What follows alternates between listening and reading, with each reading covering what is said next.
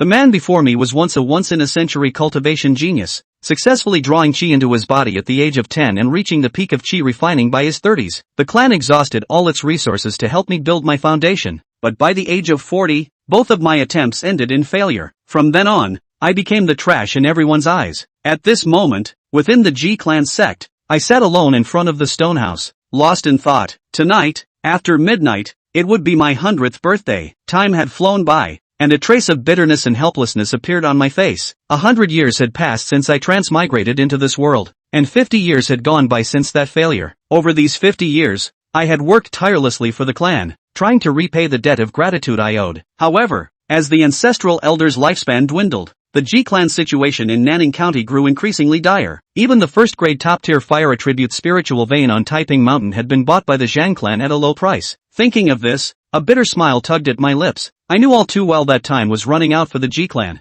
Years ago, the clan had already arranged for members to leave the mountain in batches, preserving the clan's legacy and hope. But after nearly a century of struggling in the cultivation world, I knew all too well that those who left became rogue cultivators. In this dog-eat-dog world, survival alone was a challenge, let alone rising to prominence. Yet, no matter how slim the hope, even a glimmer was better than none. Reflecting on this, a look of resolve crossed my face. Rather than continuing to cling to a pitiful existence, I might as well gamble everything. That's right, I decided to attempt foundation building once more. Though I knew full well that at my current age and with my declining vitality, striving for that sliver of a chance was practically suicidal. So what? Having lived this long, experienced the highs and lows, and witnessed the fickleness of the world, there was nothing I couldn't let go of. With this thought, I slowly stood up. At this moment, the moonlight faded behind the clouds, and midnight arrived in silence. Just then, a voice seemed to echo in my ears. Centennial achievement unlocked. Congratulations on obtaining full comprehension. In an instant,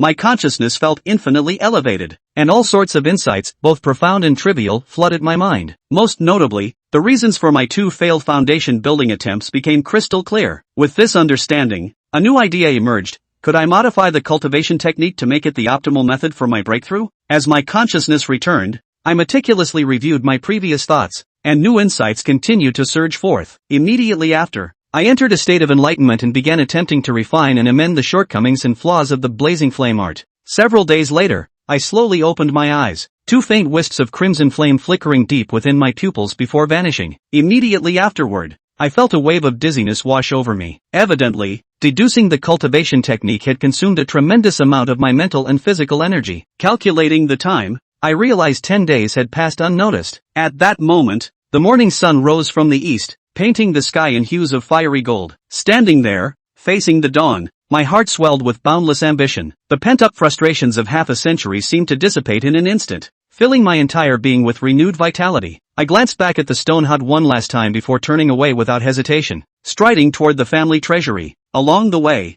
I encountered both familiar faces and unfamiliar young disciples. The younger generation regarded me neutrally, but those who knew me wore expressions of profound complexity, mingled pity, disappointment, resignation, and an indescribable undercurrent of resentment. After all, I had once kindled the clan's hopes, only to shatter them with my own hands and plunge the family into an abyss from which it still struggled to emerge. My diligent service in recent years had spared me from open scorn, yet I knew their unspoken anguish lingered. Still, I believed that in 6 months or a year, these shadows might finally fade. I exchanged no greetings as I walked, proceeding directly to the treasury gates, where an elderly man with snow-white hair stood. Hesitating briefly, I called out, "Elder brother." He was my last surviving blood relative and the sole remaining kin bound to me by the Tao. When elder brother Ji Haochuan saw me, his aged face registered clear surprise. After my 2 failed attempts at foundation establishment, I'd never again sought entry to the family vault. Yuan, he asked cautiously, "What brings you here today?" The familiar address momentarily disoriented me. It had been years since anyone called me by that childhood name. Collecting myself, I forced a faint smile. "Elder brother, I've come to request some resources." His astonishment deepened as I continued. "Yes, I wish to exchange my remaining family contribution points for a water bloom crystal and several elixirs, those that replenish spiritual energy and fortify vital essence." Though I'd rectified the flaws in the blazing sun true art and tailored it into the perfect foundation establishment method for myself, such a critical endeavor demanded ample preparation. Even with my transcendent comprehension reducing material needs, creation from nothingness remained impossible. Frowning,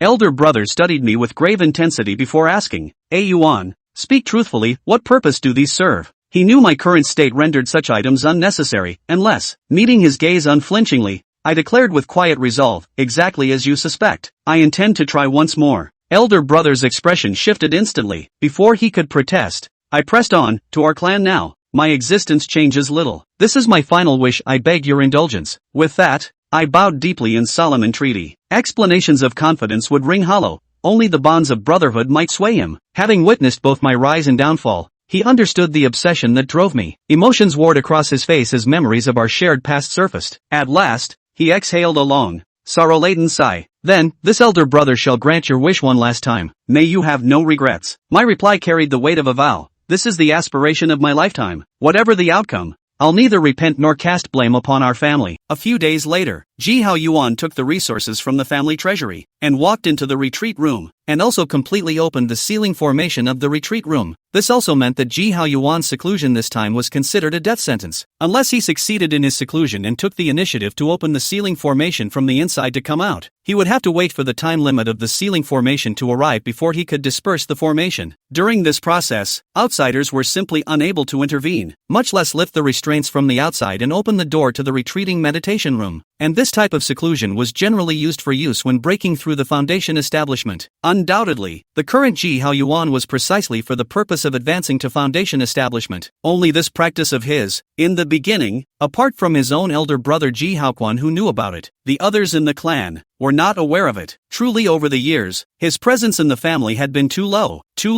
especially in the last 2 decades. Other than some of the clan elders who had been with him for a period of time, those young sons and daughters of the clan had rarely seen him. Only from some elders of his own family, he had heard some news about him in bits and pieces, knowing that within his own family, there was originally that one elder who had great hopes of succeeding in advancing to foundation establishment. That's all. Day by day, it was a month later, this day, finally, there was an elder of the clan who discovered the complete opening of the sealing formation of the closed quiet room. This made him not be able to help but be taken aback, and he hastily began to find out who, in fact, had opened the sealing formation in the retreating meditation room without making a sound, and had also put it in a state of being fully opened. It's not something to just mess around with. Soon, this matter alarmed all the family elders, including the patriarch. Everyone started poking around and finding out. It didn't take long for the crowd to roughly figure out who the person who was in the middle of a death closure at this time was. For a while, the crowd couldn't help but be a little silent. As a family elder, whether it is the older generation or relatively young, it is clear that they are already in the core circle of the family, and naturally know what the 3 words Ji Hao Yuan actually represent. Go and inform the old ancestor of this matter. In the end, it was the contemporary Ji family head, Ji Yunfan, who broke the silence. It was a man who was about 40 or 50 years old, square-faced, decisive and capable, and he has a perfect Qi refining cultivation. It was also because of him being at the helm of the Ji family all these years that it didn't lead to a complete disorganization of the hearts of the entire family, still maintaining a considerable degree of cohesion. At this moment, after he opened his mouth, he seemed to have thought of something else and couldn't help but continue. By the way, and then go to notify a 4th uncle that, well, the 5th uncle he closed the death of the matter. Never mind, Uncle 4, that goes without saying. When the words could not be said, Ji Yunfan quickly seemed to realize something and immediately shook his head. The 4th and 5th uncles he mentioned here referred to none other than Ji Haochuan and Ji Hao Yuan, as a blood brother, and Ji Haochuan was in charge of guarding the family treasury. If Ji Hao Yuan wanted to shut down, it was impossible for Ji Haochuan, who was the elder brother, to be unaware of it. If he and the others were to go over and mention this matter to him at this time, it would not have any meaning except to make Ji Haochuan feel more sad in vain. After all, the people present were clear that Ji Hao Yuan, who was 100 years old, had closed his death to seek to build his foundation, and that success rate could be described as none, and that was without the aid of the foundation building pill. As long as he fails, then what will face him is inevitably the end of sitting down. Perhaps it was in this way that the others sought his personal deliverance. After all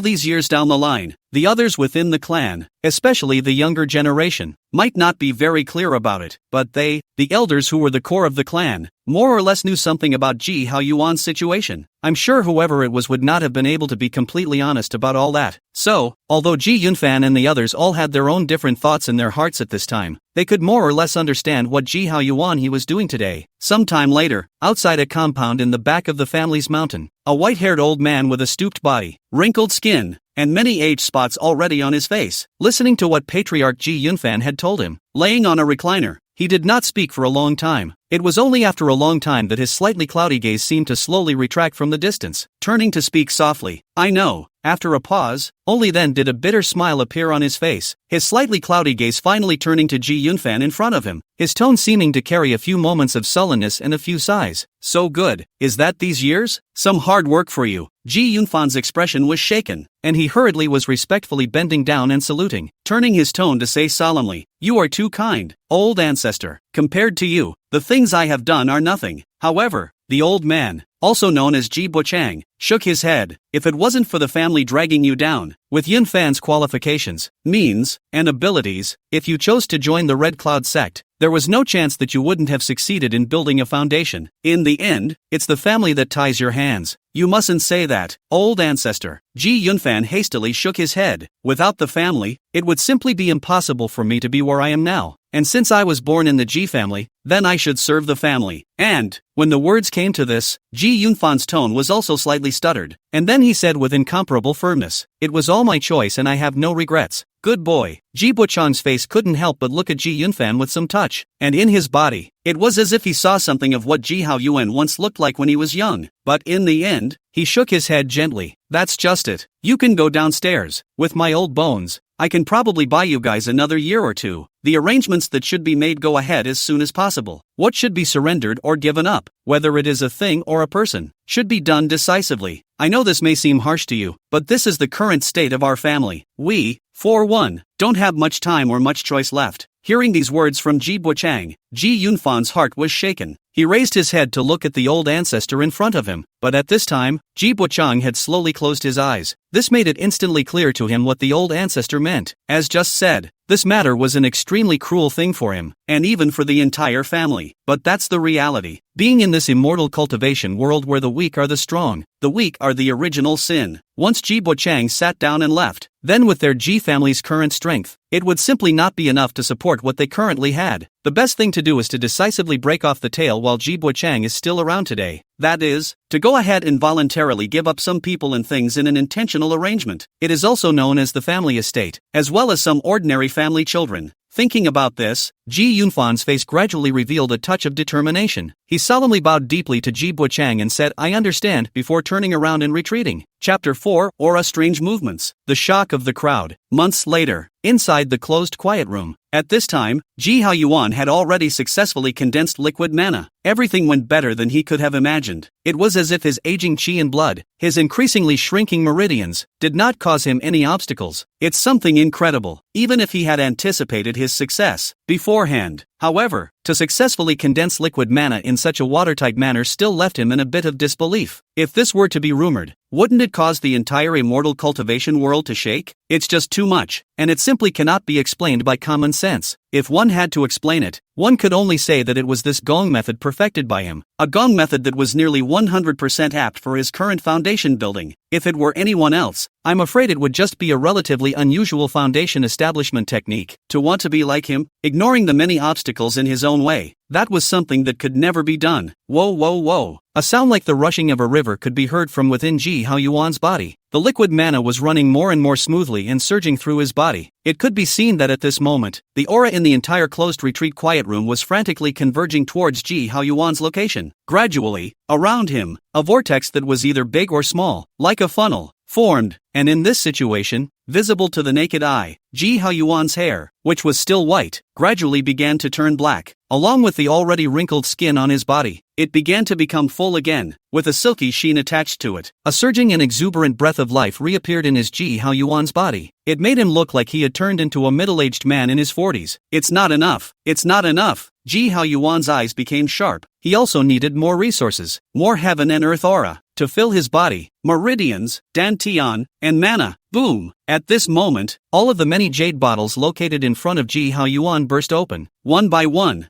Pills that either replenished mana, qi and blood, or aura, all flooded into his mouth in a single stream. At the same time, the many spirit stones that had been placed around him earlier also all exploded with a bang, turning into a stream of rich spiritual qi that madly surged towards his body. Even the spirit vein under the quiet room he was currently in was having its spirit qi extracted by him at an extremely fast speed. Soon, the entire Chinyang mountain where the Ji family was located, the aura around them all surged uncontrollably. Ji Buchang, who was located on a recliner in the back of the mountain. His eyes, which were still slightly closed, snapped open. The old body was even more openly standing up. In the eyes that were still cloudy, there were two sharp edges that hadn't been seen for a long time. His gaze was fixed on the direction where Ji Haoyuan's retreat was located, and the shock, horror, ecstasy, and nervousness in his heart almost instantly intertwined into a large net, causing his mind, which was still calm and wave-free, to violently set off channels of wild waves. Yuchi he, brush. Without any warning, Ji Bochang's figure instantly disappeared in place. In the meantime, clan chief Ji Yunfan, who was silently arranging for the clansmen to secretly evacuate, had likewise detected a strange movement in their Ji clan's Chinyang mountain aura. Soon after his gaze, he similarly looked in the direction where Ji Haoyuan's seclusion was located. The shock in his heart was even greater than that of his old ancestor Ji Bochang. Fifth uncle he, how can? Ji Yunfan simply couldn't believe that Ji Haoyuan, who was already 100 years old, was still able to induce such a momentum with this closed-door impact on Foundation establishment. This kind of vision is already not far from success.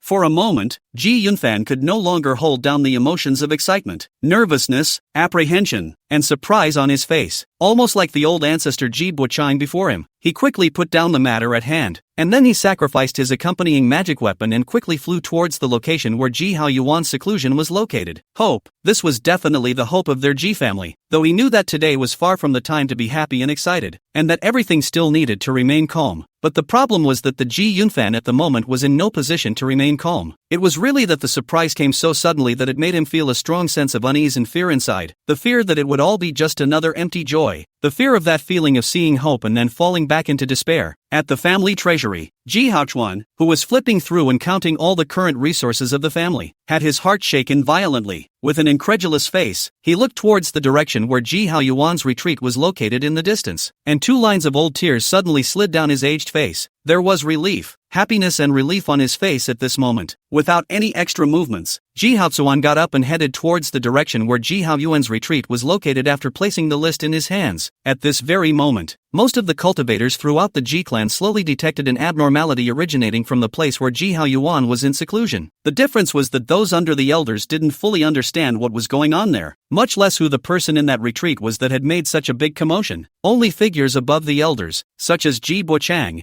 Ji Yunfan, and Ji Haochuan, knew what that was all about. Unconsciously, all of the Ji family elders, including Ji Bochang, Ji Yunfan, Ji Haochuan, and the others, had all gathered in the sky outside of Ji Haoyuan's closed-door quiet room, and all of them had a very tacit understanding that they would firmly surround the quiet room where Ji Haoyuan was in seclusion in the center, preventing anyone from approaching. And so it goes. 1 day, 2 days, 3 days, a full 3 days had passed, and the visions located outside Ji Haoyuan's closed-door quiet room did not stop. This, in turn, led to the group of Ji family elders who were guarding the law outside, all of them inevitably becoming a little worried and apprehensive. They were afraid that this hope they had just seen would be dashed again, afraid that Ji Haoyuan, who was located in that secluded quiet room, would have some kind of accident. The age of the other party, after all, was already as high as 100 years old. This act of its own has been very risky. It would be quite possible for something to go wrong in the middle. Old ancestor, uncle clan, he shouldn't be in any trouble, right? Finally, there were still some elders who couldn't hold back their inner apprehension and couldn't help but open their mouths to Ji Bochang, who was located in the middle of them. Hearing his words, everyone, including the patriarch Ji Yunfan, as well as Ji Haochuan, couldn't help but also turn their gazes towards Ji Bochang, although Ji Bochang's heart at this time was similarly filled with extreme unrest. However, on the surface, he still maintained a trace of aloofness as he looked towards the elder who had just opened his mouth to speak and said after a little bit of contemplation, "There's no need to worry. I see that your clan uncle he should have already passed the most dangerous physical body barrier and mana barrier at this point. Next he only needed to condense his divine sense and break through the final divine soul pass, and everything would be accomplished. All wait patiently." Hearing Ji Bochang's words, the hearts of the people present that were still hanging in the air couldn't help but relax a little. That's all. 7 more days passed in a row. Suddenly, the aura outside the entire closed quiet room steeply surged once again. Immediately afterward, a spiritual pressure that was completely different from that of a chi refining stage cultivator slowly emanated from the quiet room where Ji Haoyuan was in seclusion. Chapter 5: Successful Foundation Establishment at 100 years of age. Feeling this spiritual pressure, everyone's expression couldn't help but be greatly shaken. The heart was even more unstoppable, surging with a wave of ecstasy and hope. Their eyes looked unblinkingly in the direction where Ji Haoyuan's seclusion was located. fearing that they would miss a single detail. A heart was also raised in his throat. Normally, when a cultivator breaks through Foundation establishment to this point, it's basically a sure thing. But Ji Haoyuan's situation was clearly different. Already at the age of 100, there is still so much risk of failure. Even now, the moment they didn't detect that divine sense fluctuation that was unique to Qi refining stage cultivators, this heart of theirs couldn't be stabilized for a moment. Finally, when this time, almost half a day later, a hidden fluctuation of divine sense was spread out from the quiet room where Ji Haoyuan was in seclusion. It's a done deal. It's really come true. At this instant, whether it was Ji Bochang, Ji Yunfan, or Ji Haochuan and the others present, their hearts couldn't help but all become excited. The three major foundation building hurdles of mana, physical body, and divine soul were all successfully completed. This also meant that at this moment, Ji Haoyuan had already taken a real step into the foundation establishment realm. Incredible, just incredible, successful foundation building at the age of 100. This kind of thing,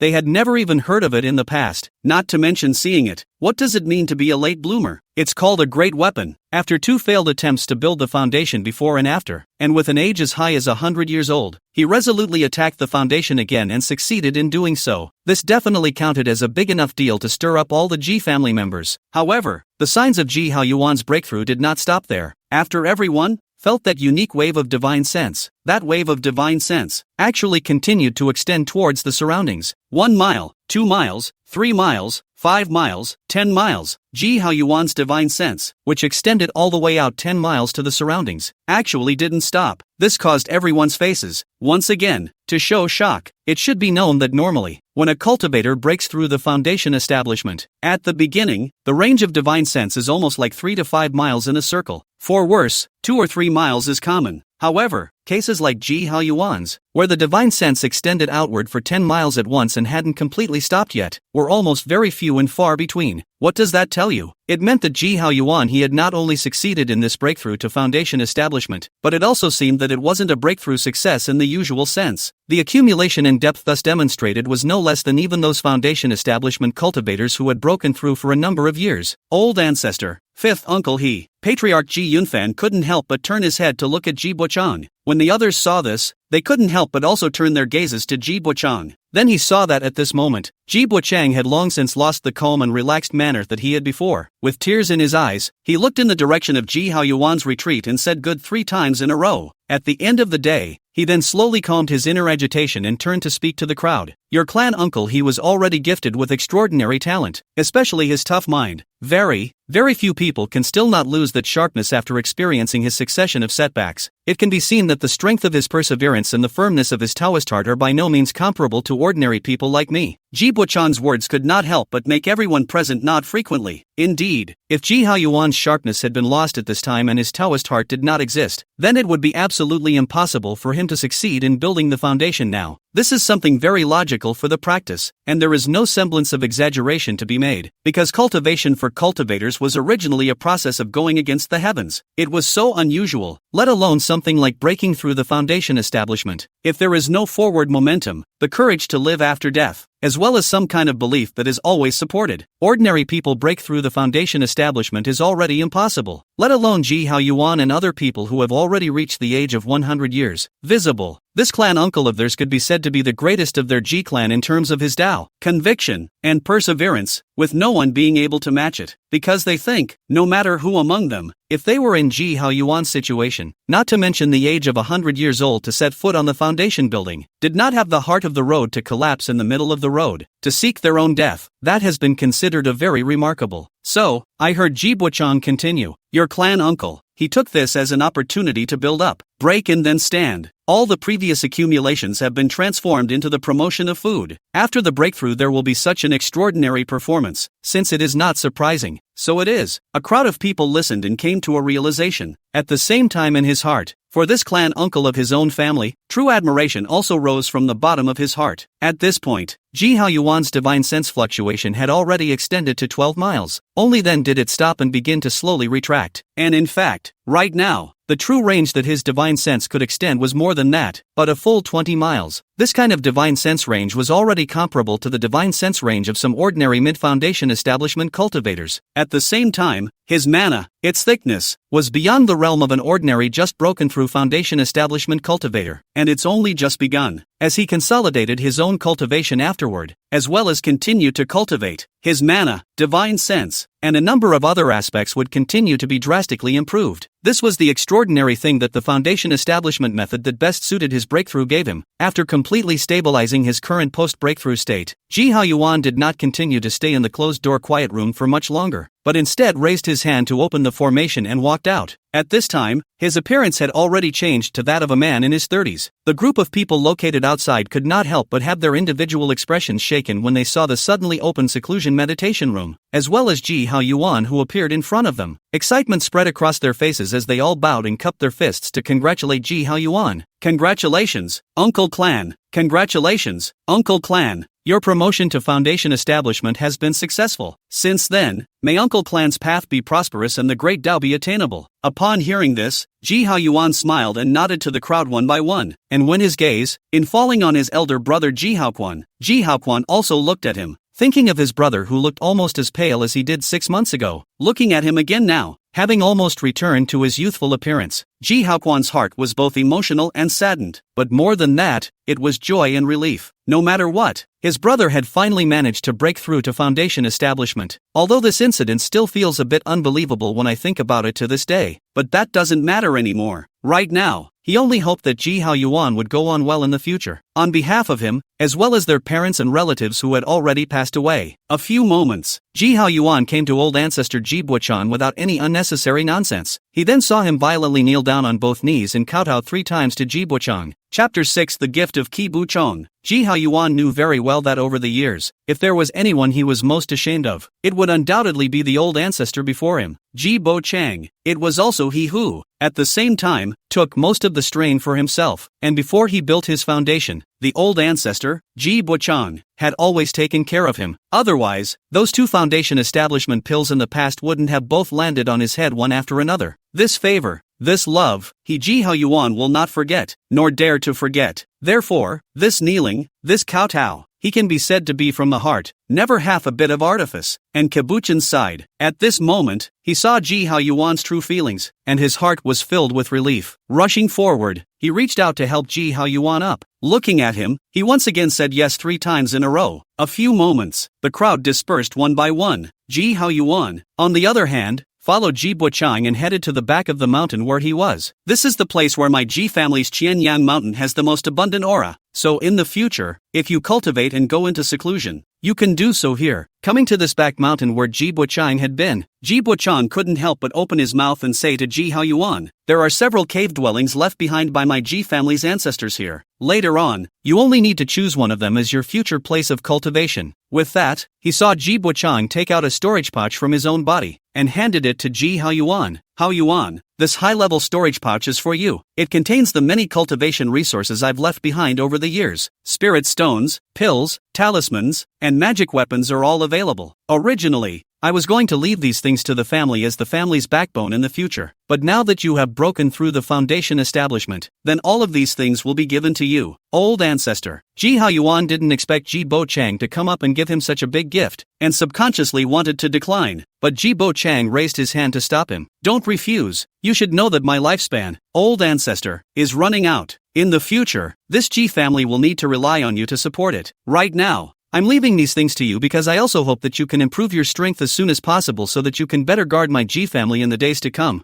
Although the words were not false, Ji Buchang came up and handed everything over to him without reservation, still making Ji Haoyuan's heart greatly moved. At that moment, he nodded to Ji Buchang with a serious expression. Don't worry, old ancestor. In the future, as long as I, Ji Haoyuan, am around for a day, I will definitely protect the integrity of my Ji family. Regardless, he had been favored quite a bit by his family since he was a child. The family never treated him poorly either. Plus he grew up in the family again. For the family, Ji Haoyuan still had very deep feelings. On this point alone, it was his duty and obligation to guard the family and even make it grow. With this in mind, Ji Haoyuan received the high-level storage bag while he took out a jade slip from his own body and handed it to Ji Buchang. Elder Ancestor, in this jade slip, there are my insights from this successful foundation building. as well as the true technique of departing flame that was perfected and modified by me. With that, he informed Ji Buochang of the matter concerning the previous omission of the true technique of departing flame. One by one, when Ji Buochang heard this, his heart was astonished for a moment, especially when he, after reading the true technique of departing fire given to him by Ji Haoyuan and comparing it with the original true technique of departing fire, he instantly realized that the original true technique of departing fire of their family really did have many problems. It made him realize immediately, why, with Ji Haoyuan's qualifications in the first place, would he have failed to build the foundation twice in a row? It was really Ji Haoyuan who had a huge problem with this technique he had practiced in the first place, and these problems are hidden in plain sight. Even he, a foundation establishment cultivator, failed to see through it. It wasn't until now, after Ji Haoyuan had perfected and modified it, that he saw the key clearly once the two were compared. Haoyuan, all these years, it's really hard for you. Ji Buochang couldn't help but be the one to look at Ji Haoyuan with a sigh on his face. At this moment even he could not help but have admiration rise in his heart for Ji Haoyuan. No one knows better than him, such as Ji Haoyuan, this kind of encounter, if replaced by ordinary people, not to mention detect the defects of their own cultivation technique, and perfect it, so as to relaunch the impact on the foundation building, and ultimately get success. I'm afraid that at the very beginning, the confidence is gone and the heart of the way is in the dust. That's really quite a heart and talent. It's never something you can have in a pool. Such a descendant, put the family in his hands, himself, what is there to be uneasy about? Sometime later, while Ji Haoyuan bid farewell to Ji Bachan and headed to a cave he had chosen for another retreat, the patriarch, Ji Yunfan, came before Ji Bachan and inquired, "Old Ancestor, now that fifth uncle has broken through to foundation establishment, should our original plan still continue? Or is it possible to suspend it for now?" "Let's suspend it for now." A hint of sharpness gradually surfaced in Ji Buochang's slightly cloudy eyes. "According to my estimation, old me, I can still buy some more time for you guys. For your fifth uncle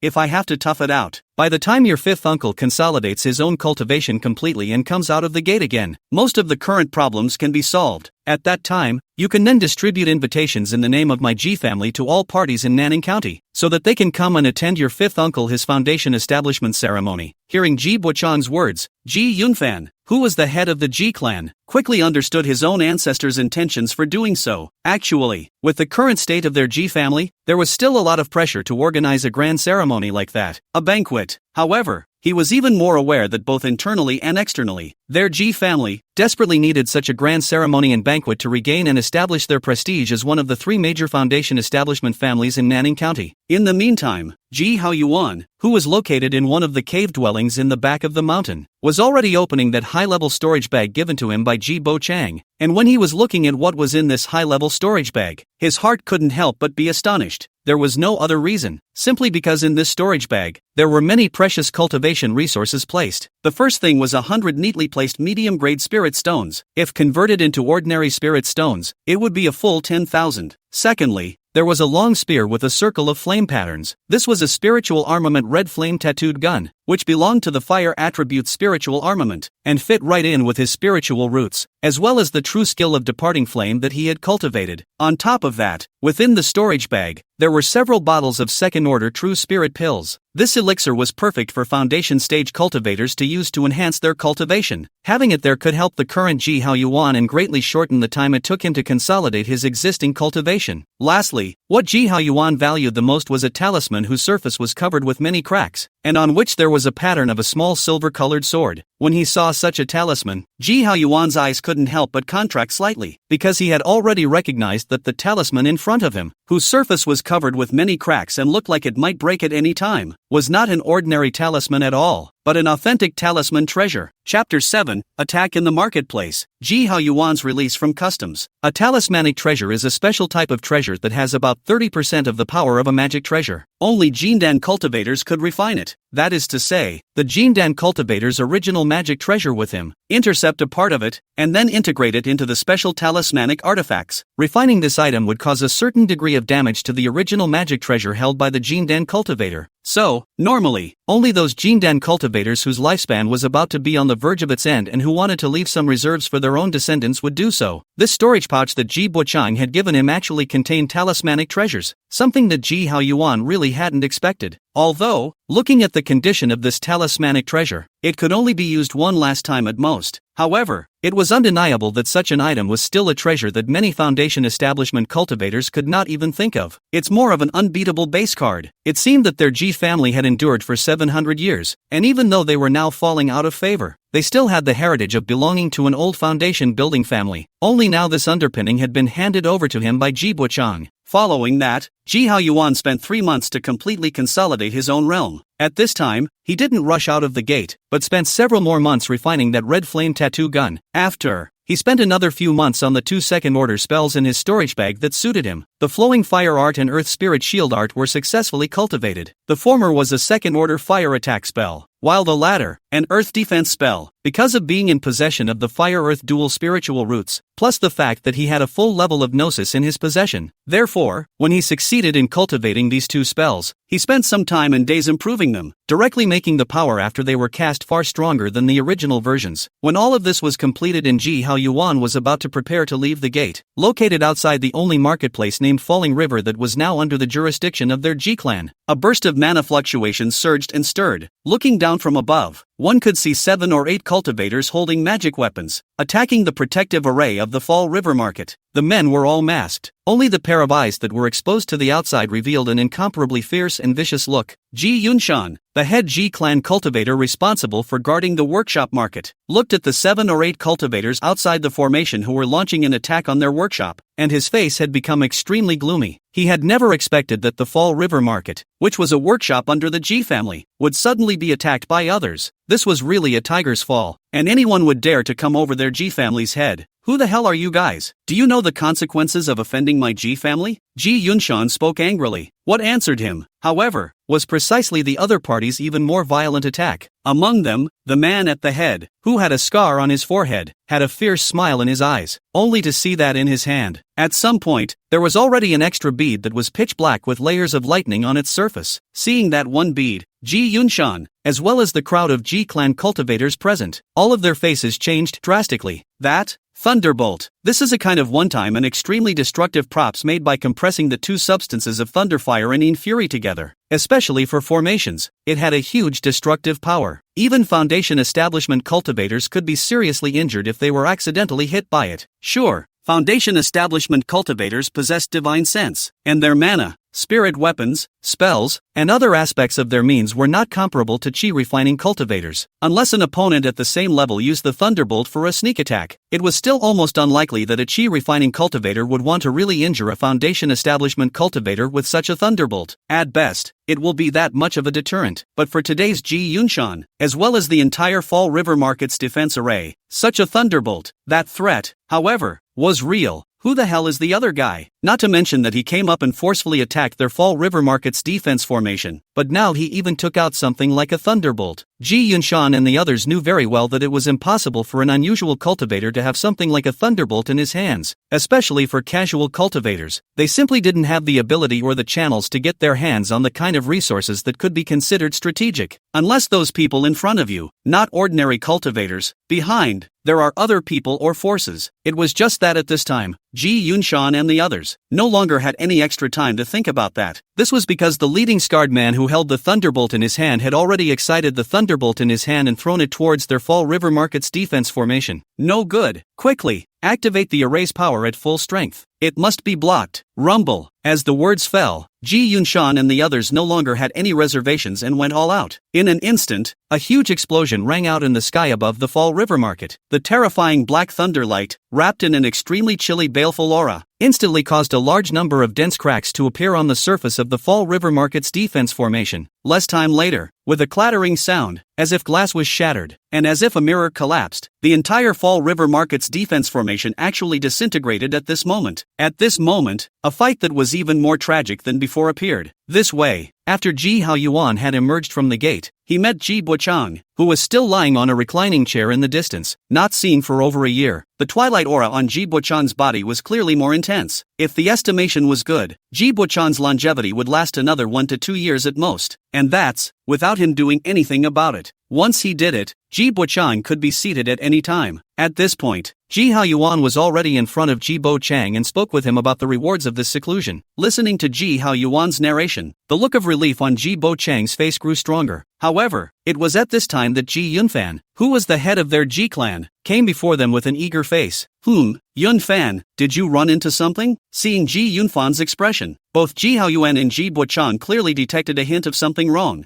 Then he saw Ji Yunfan nod, reporting back to old Ancestor. Fifth uncle, something did happen. Just now, I received a request for help message from the side of the Fall River Market, saying that the Fall River Market, at the moment, is being attacked by 7 or 8 Qi refining perfection, as well as late Qi refining cultivators, and in their hands, they still had the formation-breaking treasure Thunderbolt. Now that our Fall River Market's defense array has been broken, the situation is somewhat unpromising. What did you say? Upon hearing Ji Yunfan's words, Ji Haoyuan and Ji Bo Chang were both taken aback, their complexions changing slightly. Chapter 8, Want to escape? Can you escape? Obviously, they didn't expect that someone would dare to attack the Fall River Market under their Ji family. One must know that over these decades, their Ji family, as one of the 3 major foundation establishment families in Nanning County, although it had been going downhill year after year, there was no one that really dared to mess with them in the open. Not to mention making a direct move on their Fall River Market as they were doing now. As the saying goes, a skinny camel is bigger than a horse. Even if their Ji family was no longer as good as it used to be, even if their Ji family was already green and yellow, even if their Ji family was sunsetting, but as an oldest foundation establishment family that had been inherited for 700 years, it was still not something that could be coveted by some robber cultivators in the district. There may not be as much simplicity in this as it seems. In just a moment's time, Ji Haoyuan and Ji Bo Chang had basically gained some insight into some of the keys. Only Ji Bo Chang turned his head to look at Ji Haoyuan and said in a slightly deeper tone, Haoyuan, if my guess is correct, there should already be some people in the outside world who have heard about your breakthrough to foundation establishment. It's just that the matter seems really unbelievable to those people. This is some people who can't hold back and want to test our Ji family with this. Ji Haoyuan nodded at his words. What the old ancestor said is very true. If I really break through the foundation establishment, then I will definitely not let those people continue to act recklessly. But if I hadn't broken through the foundation establishment, and everything was merely a rumor, I might have been able to force your hand as well, old ancestor. And once you make a move, old ancestor, the price you will have to bear afterward is something I'm sure those people know very well. It's the other side's young scheme, and we can't afford not to take it. With those words, a hint of sharpness appeared in Ji Haoyuan's eyes. Since they want to test the waters so much, wanting to know if I've really broken through to foundation establishment, it would be better to simply use this matter to inform those in the open or in the shadows. Upon hearing Ji Haoyuan's words, Ji Bo Chang, however, fell into a brief moment of contemplation. A few moments, I heard him say, I don't believe that those who came to attack my workshop are really that bold to risk so much. Behind this matter, there is bound to be a backstory that you and I do not know about. To be on the safe side, in this matter, it's better for me, the old man, to step in. But old grandfather, Ji Yunfan, who hadn't spoken for a long time on the side, had a touch of worry on his face. Ji Haoyuan also nodded and said, That's right, old ancestor. In your current condition, once you step forward, you might have played right into their hands. It's better if I go, even if they do have any backhanders. With my current situation, I'm not afraid of what waves they can make. Ji Haoyuan still had complete confidence in this point. Although Ji Bo Chang was still a bit hesitant, he had to admit that what Ji Haoyuan said did have so much truth to it. Most importantly, he knew what cards were in Ji Haoyuan's hands. Even if there really was some kind of conspiracy in the midst of it, he believed that Ji Haoyuan would be able to retreat in one piece. In that case, take care of yourself then, Haoyuan. Once anything goes wrong, remember to always put your own safety first. Don't worry, old ancestor. I know. Ji Haoyuan nodded. At that moment, he stopped hesitating. After raising his hand to offer up his spirit weapon, the red flame-tattooed gun, his entire person, then directly transformed into a streak of red aura and quickly headed towards the direction where the Fall River Market was located. Fall River Place. After the defensive formation was breached, Ji Yunshan and the others located in this area quickly fell into a disadvantage. No way. In today's Fall River Market, the only person whose cultivation had reached the Qi refining perfection realm was Ji Yunshan. There were only a mere 3 members of the Ji family in the late Qi refining stage, and on the flip side, there were 3 Qi refining perfection cultivators alone. As for the other remaining 4 or 5 people, their cultivation levels were all in the late Qi refining stage, and the magic weapons and talismans in these people's hands were all of top quality and extreme quality. It was simply no less than Ji Yunshan and the others, if not more so. Together with the defensive formation being broken, both Ji Yunshan and the 3 late-stage Qi refining Ji clan cultivators had suffered some backlash in terms of their minds and mana. to a greater or lesser extent. In this situation, Ji Yunshan and the others were already considered very good if they didn't directly collapse as soon as they came up. As for the other non-Ji clan cultivators in the market, they would have already fled for their lives, so where else would they come to interfere in the battle between them? Pust! After decapitating one of the young disciples of the Ji clan, the eyes of the scarred man in the lead couldn't help but become more and more ferocious. I only heard him say in a sardonic voice, "Kill for me. Leave all the Ji family members. Not one of them." Boom! As the words fell, a large sword that was glowing with the color of a black light. It was clearly chopping down diagonally towards Ji Yunshan. The rest of the people located beside him had also struck out again. In an instant, all the Ji clan cultivators, including Ji Yunshan, all retreated again and again, seeing that Ji Yunshan and the other situation was becoming more and more perilous. Just at this moment, an ear-piercing air-breaking sound suddenly came from the distant sky. Before the people present could react, a long spear wrapped in a ring of fire violently penetrated the chest of one of the offending cultivators. Boom! It was seen that the sharpness and flames on the lance erupted at the same time. The incoming cultivator who had his chest pierced through didn't even manage to hum a single sound, and his entire body was directly burned into a pile of ashes. What? This sudden change of events immediately caused the several people in the lead, the scarred man, to be taken aback. Ji Yunshan and the others, on the other hand, were all pleasantly surprised. They turned their heads to look in the direction the lance had flown from. Then they saw that at some point, Ji Haoyuan's figure had already appeared before their eyes. It's Fifth Uncle. Fifth Uncle is here. Obviously, Ji Yunshan and the others all knew that Ji Haoyuan had already broken through the foundation establishment. This was also the reason why they still did not want to withdraw in the slightest, even though they knew that they were undefeatable.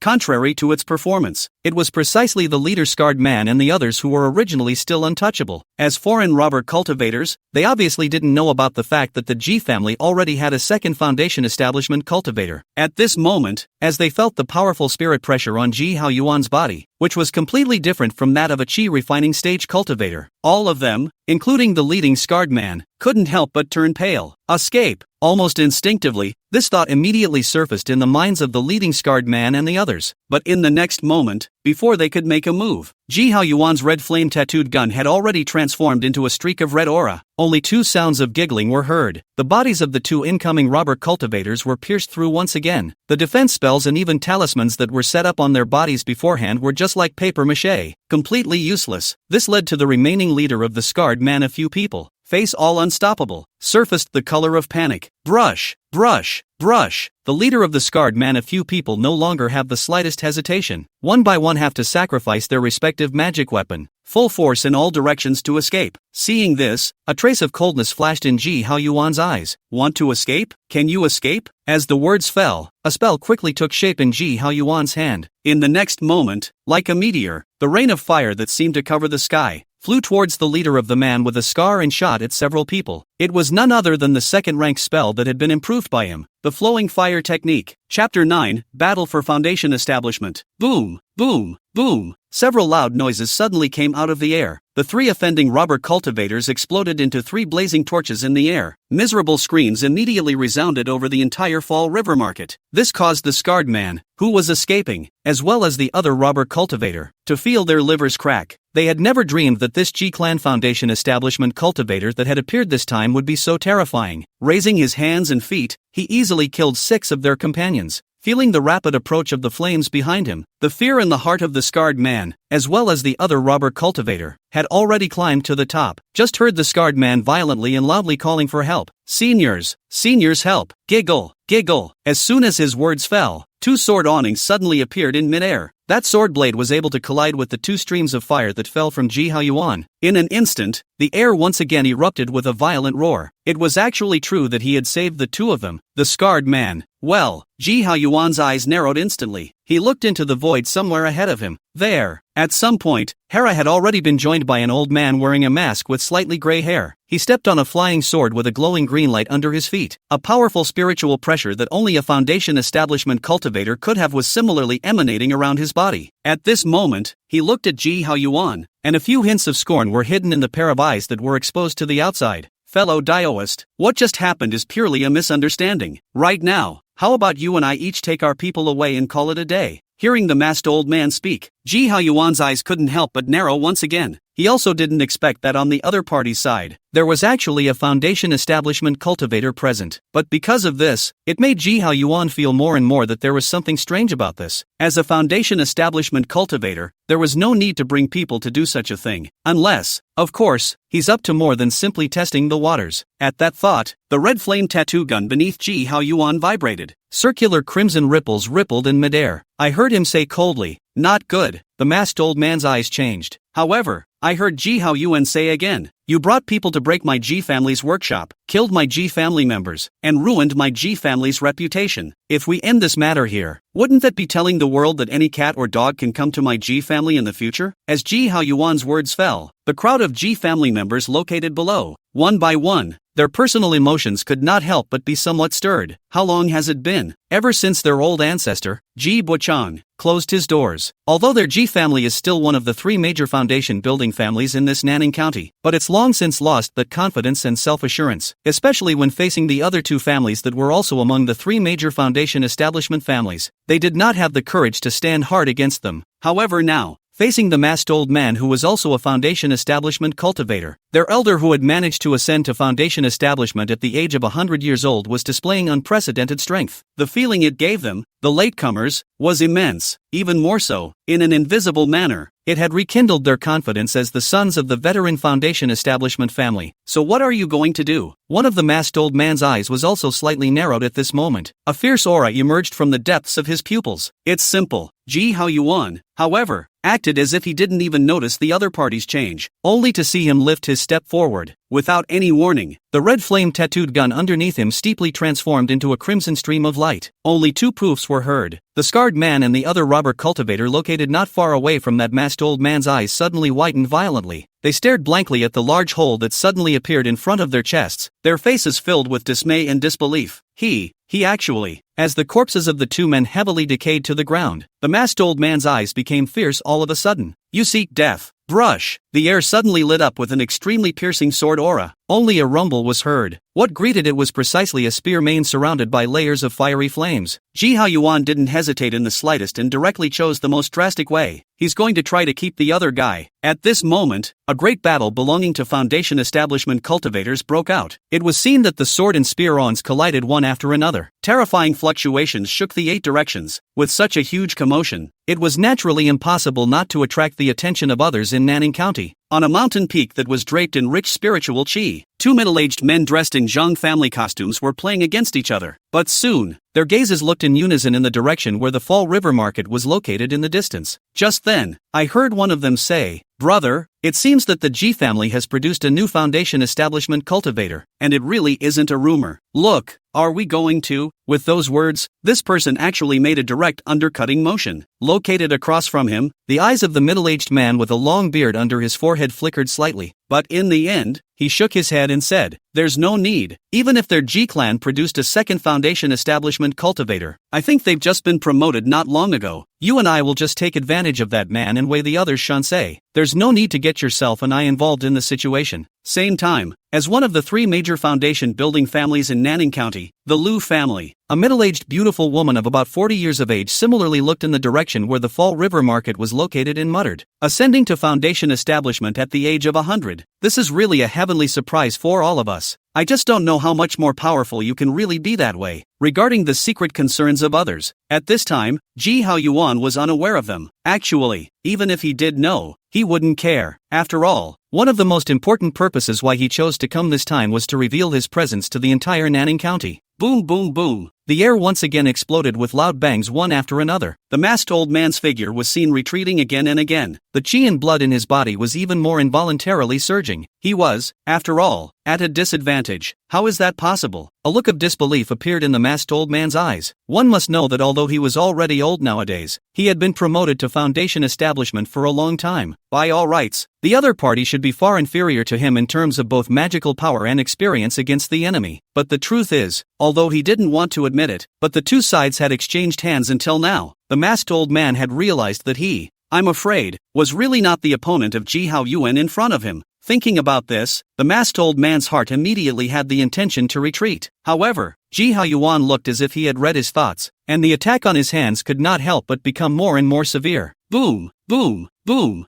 3 incomparably blazing gunshots suddenly exploded above the red flame tattoo gun. On top of each spear main, there was an unrivaled amount of mana attached to it, carrying a blazing flame, divided into 3 directions, directly blocking all possible retreat paths for the masked old man. Chapter 10: A Shot Through. Identity of the Masked Old Man.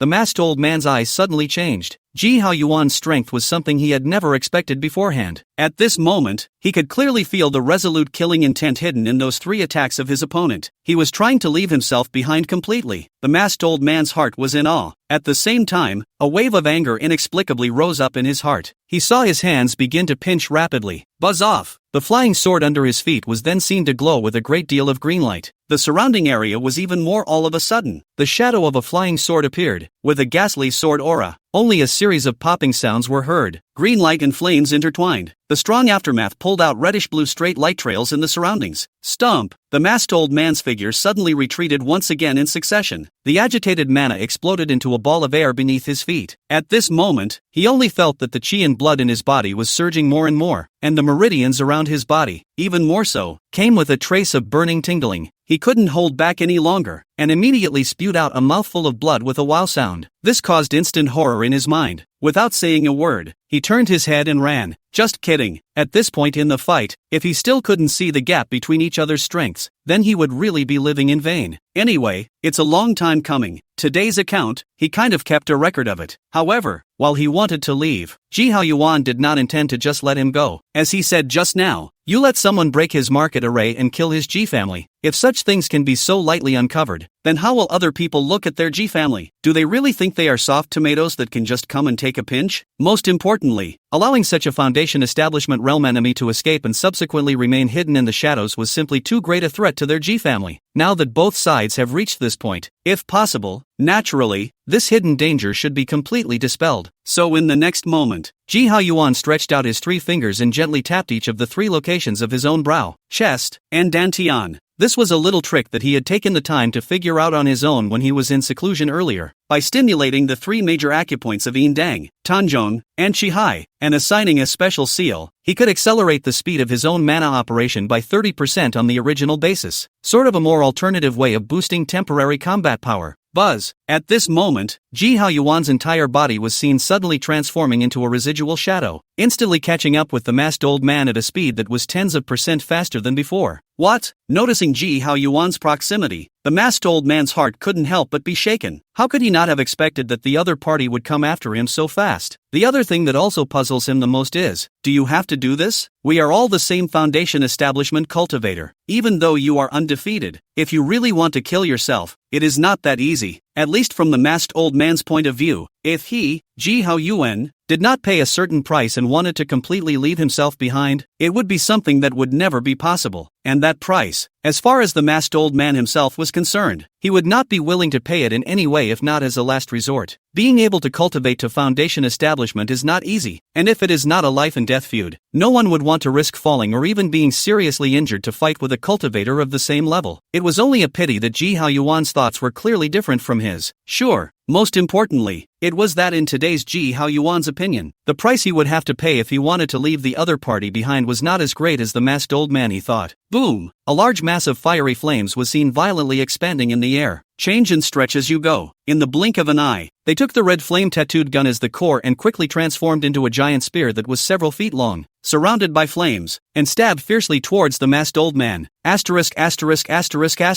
masked old man could no longer remain calm. He was seen slamming his waist storage bag. Wow! A talisman that shone with brilliant golden light appeared in front of him. It was none other than the second-order defense talisman, the Golden Shield Talisman. Want to keep me? Dream on. The masked old man's eyes became hideous. The flying sword under his feet even made a whoosh sound, pulling out a flickering green light sword trail in the air, carrying a might that seemed to want to cut down everything, and met Ji Haoyuan's red flame ripple gun. Rumble! Ji Yunshan and the others, who were located below, all felt a burst of vibrations coming from beneath their feet. They looked up into the sky, and on each of their faces, they couldn't help but show a slight look of worry. Until the light in the air gradually dispersed, everyone's eyes then snapped open wide, and a trace of shock unconsciously appeared on their faces. Just see the sky above. Ji Haoyuan was holding a red flame-tattooed gun. The head of the gun and half of the body of the gun had already gone straight through the masked old man's chest, nailing his entire person. In midair, You. The masked old man lowered his head with difficulty and looked towards the lance that had already penetrated his body. The life in his eyes was quickly extinguished. To his death, he could not have imagined that a tentative strike would actually bury his own life. Bang! Throwing the masked old man's body heavily to the ground. Only then did Ji Haoyuan's figure reappear in front of Ji Yunshan and the others. Uncle 5. Fifth uncle. Seeing Ji Haoyuan appear, Ji Yunshan and the other group of Ji family cultivators all stepped forward with respectful faces. At this moment, every one of their faces was overflowing with excitement. Successfully killing a cultivator of the same realm was something they would never have thought of before, no matter what. This was something that would be difficult to do even if it was placed on their old ancestor Ji Buchang, or even those veteran Foundation establishment cultivators. However, before them, this elder of theirs, who had just been promoted to Foundation establishment not long ago, had managed to do just that. This can only mean one thing, that was that Ji Haoyuan's strength, as well as his depths, were far beyond their, and indeed everyone's, expectations. Yun Shan, do any of you recognize this man? At this point, Ji Haoyuan had already torn off the mask from the masked old man's face, revealing a rather old face. After seeing the old man's face under the mask, the other Ji family members present were still bewildered and puzzled. However, Ji Yunshan, who was located beside Ji Haoyuan, had his eyes clenched violently and his pupils contracted slightly. Well, noticing Ji Yunshan's strange appearance to the side, Ji Haoyuan's gaze immediately turned to him. What? Yunshan, you know this person? Then he saw Ji Yunshan take a slight deep breath before he nodded with a slightly solemn expression. Reporting back to fifth uncle, if I'm not mistaken, this person's identity should be the Foundation Establishment Ancestor of the Sun family of Fuyang County. The Foundation Establishment Ancestor of the Sun family of Fuyang County? Hearing his words, Ji Haoyuan's eyes just stared. Along with the other people present, they could not help but show a look of dismay on their faces. That Fuyang County Sun family, wasn't it wiped out due to a demonic scourge decades ago? How come? Now, Chapter 11 Post-War Harvest, Ji Haoyuan's speculation. Strong doubts flooded everyone's minds. Most of the people present were old men of the Ji family, and they had basically all heard of the demonic scourge that happened in the next door Fuyang County decades ago. It was said that the demonic scourge of that time led to the tragic deaths of many cultivators in Fuyang County. Dozens of mortal cities were slaughtered. Even the Sun family, which was also a foundation building family, did not escape this calamity. The entire family, almost overnight, was wiped out. It was a good thing that the Redcloud sect realized it relatively quickly. Almost immediately, a large contingent was dispatched. Eventually, he succeeded in pacifying the demonic scourge. So here's the question. What was the matter with this Foundation Establishment Ancestor of the Sun family of Fuyang County in front of him? Or is he someone who survived that demonic disaster from back then? In that case, what did he mean by bringing people to attack the Fall River Market under their Ji family? For good reason. What the hell is the other guy doing this for? Ji Haoyuan temporarily suppressed these doubts in his heart and turned to Ji Yunshan and the others beside him. Yunshan, later on, you will take the corpses of these people and hang them outside the marketplace. Following that, I will stay here for a few days, and if there is anything during that time, you can come and find me. Upon hearing Ji Haoyuan's words, Ji Yunshan and the rest of the crowd couldn't help but be shocked in their hearts. Hanging the corpses of the scarred man and the others outside of the workshop, Ji Yunshan and the rest of them didn't feel that there was any problem. But would it be too much to hang the corpse of a Foundation Establishment cultivator outside the marketplace? As if he could tell what Ji Yunshan and the others were thinking, Ji Haoyuan couldn't help but faintly ask back. What?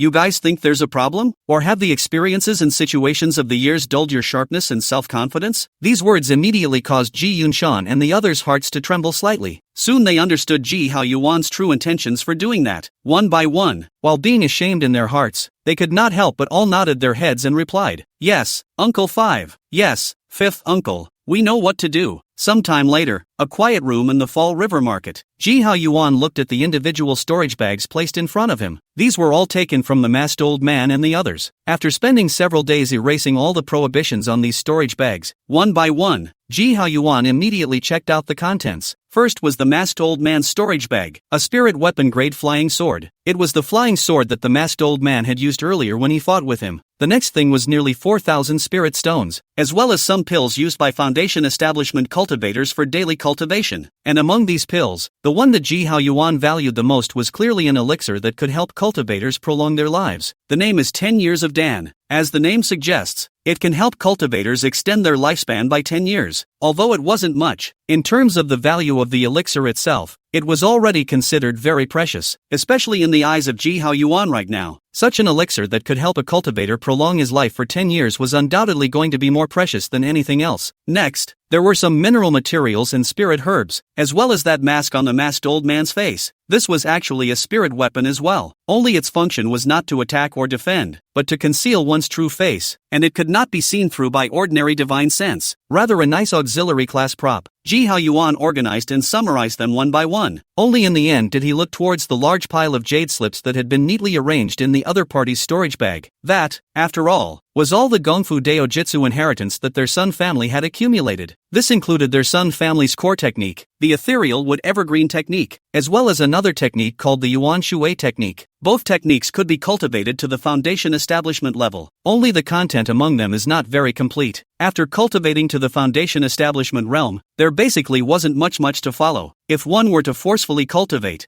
I'm afraid that cultivating to the middle stage of foundation establishment would already be the limit of these two techniques. Then came some spells, as well as jade slips on alchemy and uniforms. Ji Hao Yuan skimmed through it all roughly. From there, he found two spells that were quite useful to him at the moment. One was the second-ranked Boom Mountain Gun technique, and the second was the second-ranked Shang Yuan Sword Finger. The former could be executed in conjunction with his red flame tattoo gun, while the latter, if he did so, could be used as a backup means for his offense. Overall, the haul was pretty good, especially the 10 years Dan and those Sun family's jade inheritance. The former would allow Ji Buchang to prolong his life for another 10 years, while the latter would greatly enhance their Ji family's heritage. The only thing that was a bit regrettable was that Ji Hao Yuan didn't find any useful clues from the masked old man, as well as the other people's storage bags. Yet, this didn't mean that Ji Hao Yuan he didn't have any ideas or speculations. From the fact that the other party had brought all of their Sun family's jade inheritance with them, it was not difficult to see that the other party, in fact, had the intention to rebuild their Sun family. However, everyone knew that if one wanted to rebuild a foundation establishment family, it wasn't just a matter of having a foundation establishment cultivator. One of the main and most important points is to have their own dojo in Spirit Vein. It's also known as the family core place, such as their Ji family's Chinyang Mountain, the Zhang family's Dongming Mountain, and the Lu family's Qingning Mountain. None of that, not to mention rebuilding the clan.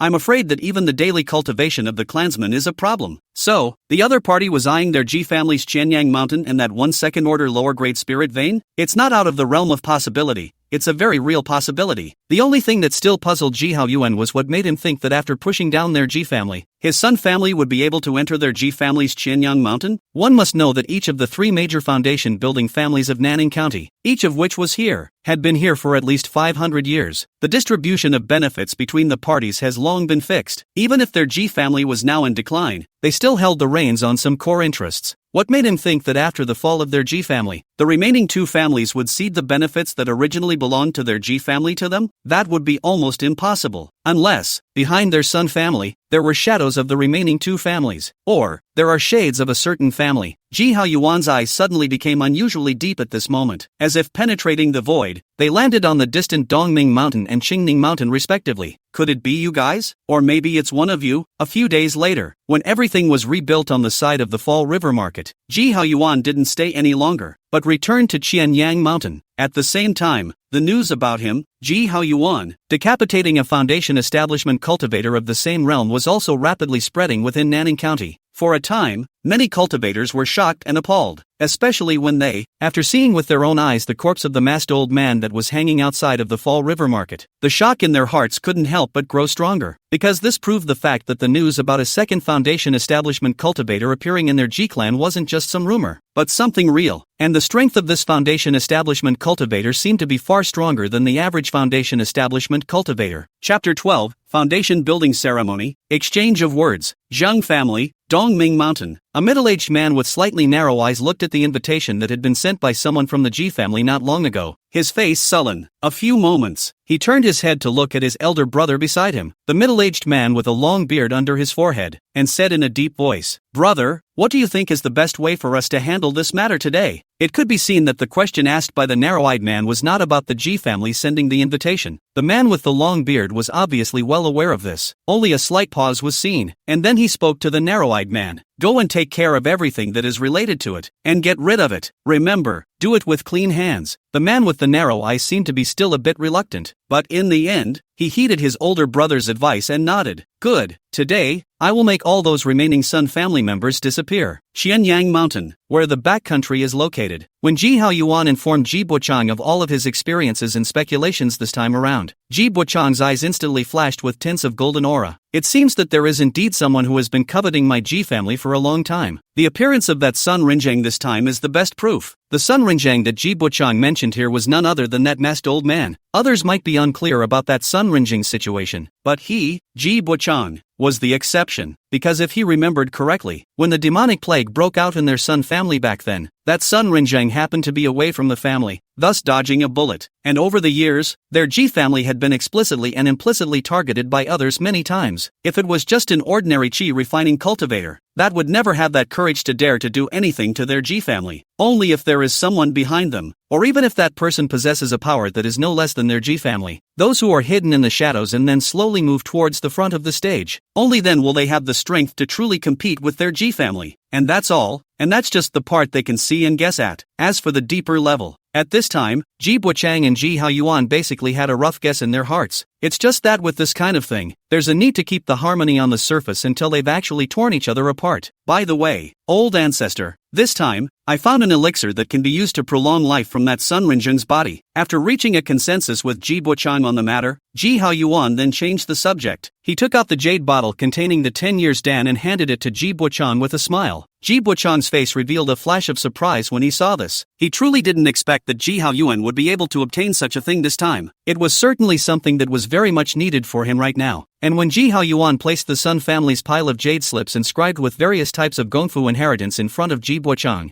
Ji Buchang was really a bit unable to calm down this time. As the oldest ancestor of the Ji family, no one would know better than him what was most important for a family to continue and develop all the time. In addition to the necessary external resources, such as spiritual veins, treasure materials, spiritual materials, etc., the most central thing that can really maintain a family's prosperity and continue to develop and grow is undoubtedly a family's core heritage. And now Ji Haoyuan, what he had taken out was precisely the most important thing for a family, or a power. This made him even happier than if he had gotten that 10 years Dan. Because with this batch of inheritance technique Jade simplified, their Ji family's future sons and daughters would undoubtedly be able to have more choices in their cultivation path. Moreover, one of the other family's core techniques, the ethereal wood longevity technique, and their Ji family's core technique, the longevity greenwood technique, clearly shared many similarities and complemented each other. This gave him many places to refer to and be inspired by. Combined with that 10-year Dan, perhaps, in the years to come, he, who was about to be seated in the ground, might even be able to go further with it. Anymore, with this to repair some of the old wounds on his body, it should still not be much of a problem. In this way, it makes it possible for him to live for a few more years and have a few chances to strike. A few months later, the foundation establishment ceremony concerning Ji Haoyuan was held on their Ji family's Chinyang mountain as scheduled. The people who came to attend the grand ceremony, aside from those cultivators who depended on their Ji family for survival, naturally, there were few cultivators from the remaining two major foundation establishment families in Nanning County. At this point, inside the Ji family's welcoming hall, Ji Haoyuan and Ji Buchang were receiving the foundation establishment ancestors from the Zhang and Lu families. They were Zhang Mingyuan of the Zhang family, the man with narrow eyes, Zhang Mingza of the Zhang family, the man with a long beard, and Lu Hongyu of the Lu family, the middle-aged, beautiful woman in her 40s. A few people exchanged words with each other, and it looked like a scene of good conversation. However, it was at this moment that Lu Hongyu, from the Lu family, suddenly turned her head to look at Ji Haoyuan and said in a rather deep tone,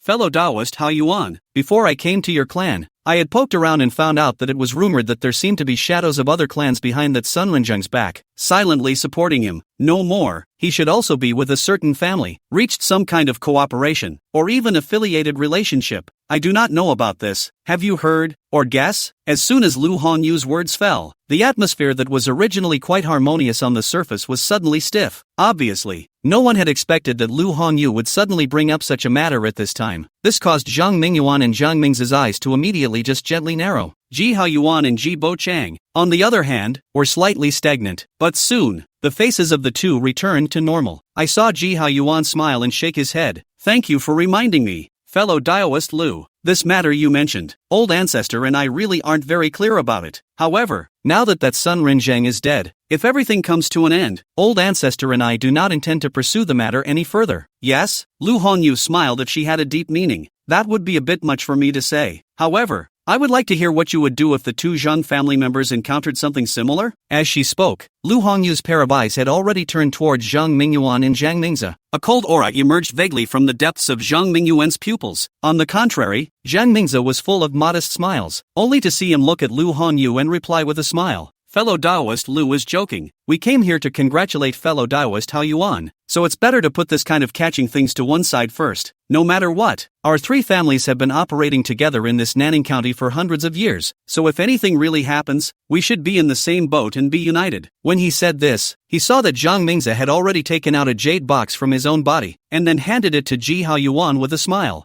Fellow Daoist Hao Yuan, before I came I had already heard that what you cultivate is a fire attribute technique, and this piece of Inferno Gold Red Iron in my hand, I think it should be of some benefit to you. This item is also considered as a token of my and my Shi brothers' gratitude to you for your promotion to Foundation establishment this time, and I hope that you, fellow Daoist Hao Yuan, will not refuse it. Chapter 13, Cold Pool Chalcedony, Heavenly Spirit Root, Zhang Clan Ancestors News. In a few words, Zhang Mingze dissolved the original somewhat stiff atmosphere between the scenes. I have to say, this man is indeed very good at humanizing himself. Even the congratulatory gift he gave was something Ji Hao Yuan would find it hard to refuse. That was something that could truly help Fire Attribute's second-order spirit weapons improve their quality. It is unusual to be able to buy one even if you want to. Visible. The Zhang brothers came here, not wanting to really have any open conflict with their Ji family. Not wanting to, at least for now, and their Ji family, likewise, needed such a buffer. So, when Zhang Mingze was taking out that Inferno Gold Red Iron, Ji Hao Yuan's side didn't reject it, but instead smiled and reached out to take it, and voiced his thanks. Seeing this, Lu Hongyu, who was on the side, didn't continue with the topic just now, but smiled in the same way, and from herself, she took out a jade bottle and handed it to Ji Hao Yuan. Fellow Daoist Hao Yuan, please bear with me if I was abrupt just now. This item, a congratulatory gift that I prepared especially for you, is a clear spirit chalcedony produced from the bottom of a cold pool, which can greatly replenish a cultivator's vitality and restore the essence that has been depleted in the past. Cold pool chalcedony? Seeing what Lu Hongyu took out, now not only Ji Hao Yuan and Ji Bo Chang, but even the Zhang brothers on the side were slightly taken aback. As Lu Hongyu had just said, the greatest function of this item was to replenish the cultivator's vitality and restore the essence that had been depleted in the past. To put it bluntly, it is the effect of increasing longevity, and it's still in the category of natural spirits. Such a spiritual object, no matter where it was placed, could be said to be quite a precious treasure. Most importantly, this kind of thing, even for her, Lu Hongyu herself, had a role to play. She sheds it out. Either that, or they really wanted to use this item to befriend Ji Hao Yuan and look favorably on his future. Either that, or she herself had already taken this item and it no longer had any effect on her. This is because whichever spirit that can increase longevity is only effective when taken for the first time. This is the law of this heaven and earth, which no one can violate. Receiving the jade bottle containing the cold pool chalcedony from Lu Hongyu, Ji Hao Yuan thanked him from the bottom of his heart. Thank you for this congratulatory gift from fellow Daoist Lu. This item is indeed very important to me. As he said that, he didn't forget to give Lu Hongyu a hug. It's good that fellow Daoist Hao Yuan doesn't blame me for my slip of the tongue just now. Lu Hongyu smiled and shook her head. Although he didn't know Lu Hongyu's intention of saying those on purpose just now. What exactly is the purpose again? But think nothing more than that. It's just that at this point, those aren't so important anymore. The fact that the other party was willing to take out that cold pool chalcedony was enough to make Ji Hao Yuan and the others stop counting those. Sometime later, the Zhang brothers were the first to leave. Seeing this, Lu Hongyu didn't intend to stay much longer. Only before she left, as if she suddenly thought of something, she turned to Ji Hao Yuan and Ji Bo Chang. You too. I've heard that among the younger generation of the Zhang family, it seems that a son with a heavenly spiritual root has emerged, and has now been sent to the Redcloud sect and worshipped under a certain Jindan realist. In addition, it seemed that the old ancestor of their family, whom they hadn't met for a long time, hadn't been seated. On the contrary, that old ancestor of their family is still likely to go even further. What? Hearing this news spoken by Lu Hongyu, in Ji Hao Yuan's and Ji Bo Chang's hearts, they were both taken aback. Over the years, their Ji family had almost put most of their energy into self-preservation, as well as seeking a way back. Therefore, it is inevitable that there is a lag in some intelligence about other aspects. I can't imagine that the Zhang family has produced such an outstanding son or daughter without saying a word. Heavenly Spirit Root. This is a proper Golden Dan seed. The only thing that made them a bit surprised was that an outstanding son like that, their Zhang family, was willing to send him to the Redcloud sect. One must know that a family's son, once he had joined the clan, then the ties between him and his family would be cut off much more invisibly. After all, after you have entered the clan, your identity, then, is no longer that of a certain family's son, but that clan's disciple. In the future, everything should be done in the interest of the sect in which it is located first, but even then, the connection between the other side and the original family wouldn't really be there at all, especially when he was in the sect and had gained a certain status and voice. Even if you did nothing and did not say anything, there would be people who would use this to curry favor with you. If one day, you really achieved Jindan, that's more than enough. He could completely recruit people from his original family into the clan, and within the clan, establish a branch of the family that was uniquely his. Moreover, the news revealed by Lu Hongyu this time was more than that. If Ji Haoyuan and the others remembered correctly, that oldest ancestor of the Zhang clan with the highest age appeared to be almost 200 years old now. As for the lifespan of a foundation establishment cultivator, it was usually around 240 years old. Throw in the depletion of vital energy from injuries sustained in the middle of the journey, as well as the depletion of longevity caused by various accidents. The approximate lifespan of a foundation establishment cultivator was basically around 220 years old. At such an advanced age, the other party is actually expected to go further. That was, indeed, not good news for their Ji family, or even the Lu family. It was because they all knew very well that old ancestor of the Zhang clan, before he fell silent, his cultivation had already reached the middle stage of foundation establishment. If he could go further this time, he would be a proper late-stage foundation establishment. If you say that between the early stage of foundation establishment and the middle stage of foundation establishment, you can still close the gap between each other's strengths through the feats, treasures, and techniques that you cultivate. However, at the late stage of foundation establishment, it would be difficult to compensate for these gaps with normal means. Even the worst of the late foundation establishment stage could, at some point, manage to crush mid-foundation establishment and early foundation establishment cultivators. Therefore, in a Jindan sect like the Redcloud sect, however, for any cultivator whose cultivation has reached the late stage of foundation establishment, the sect will give you a position with real power. And in terms of status, it will even give you the title of elder. Thinking about this, Ji Haoyuan and Ji Bo Chang already understood in their hearts why Lu Hongyu had behaved like that earlier. By the way, I heard Lu Hongyu add, a year from now, within the Mingxia marketplace, there will be a trade fair between foundation establishment cultivators. At that time, if the two of you are interested, we can go ahead and participate together. A trade fair between foundation establishment cultivators?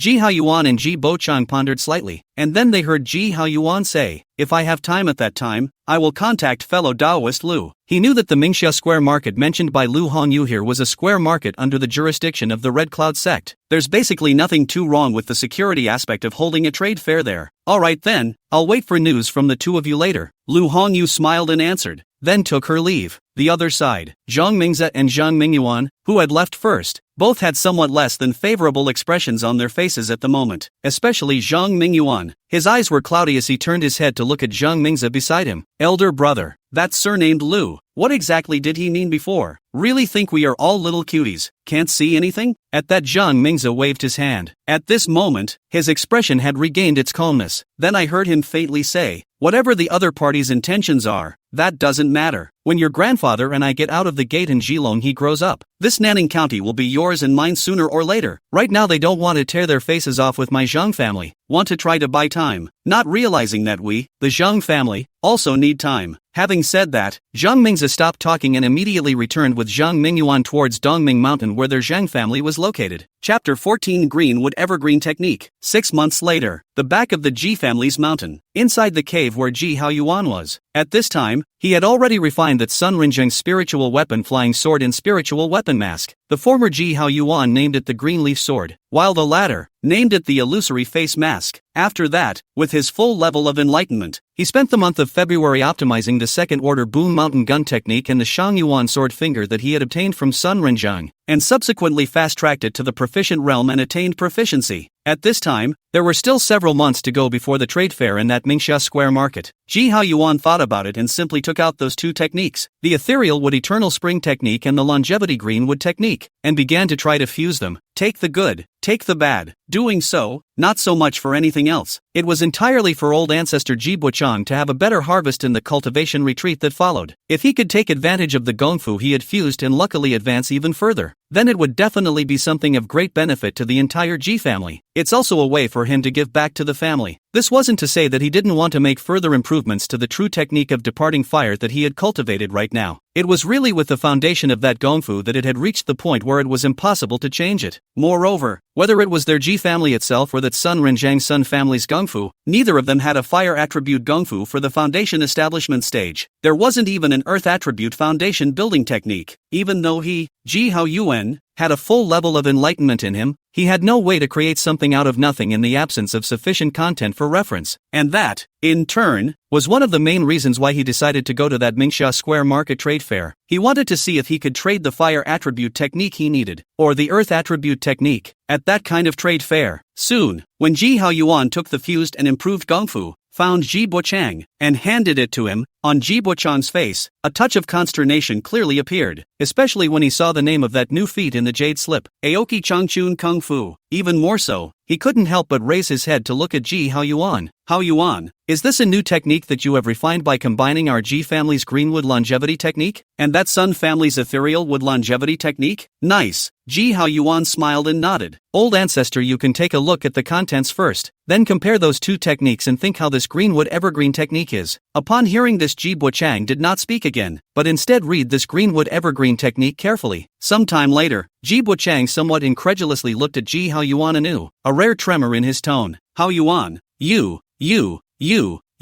what does the old ancestor think? Ji Hao Yuan asked again with a smile. Phew. It was only after seeing Ji Buchang exhale a long breath that he looked at Ji Hao Yuan with a somewhat marvelous gaze and couldn't help but exclaim in admiration. Good.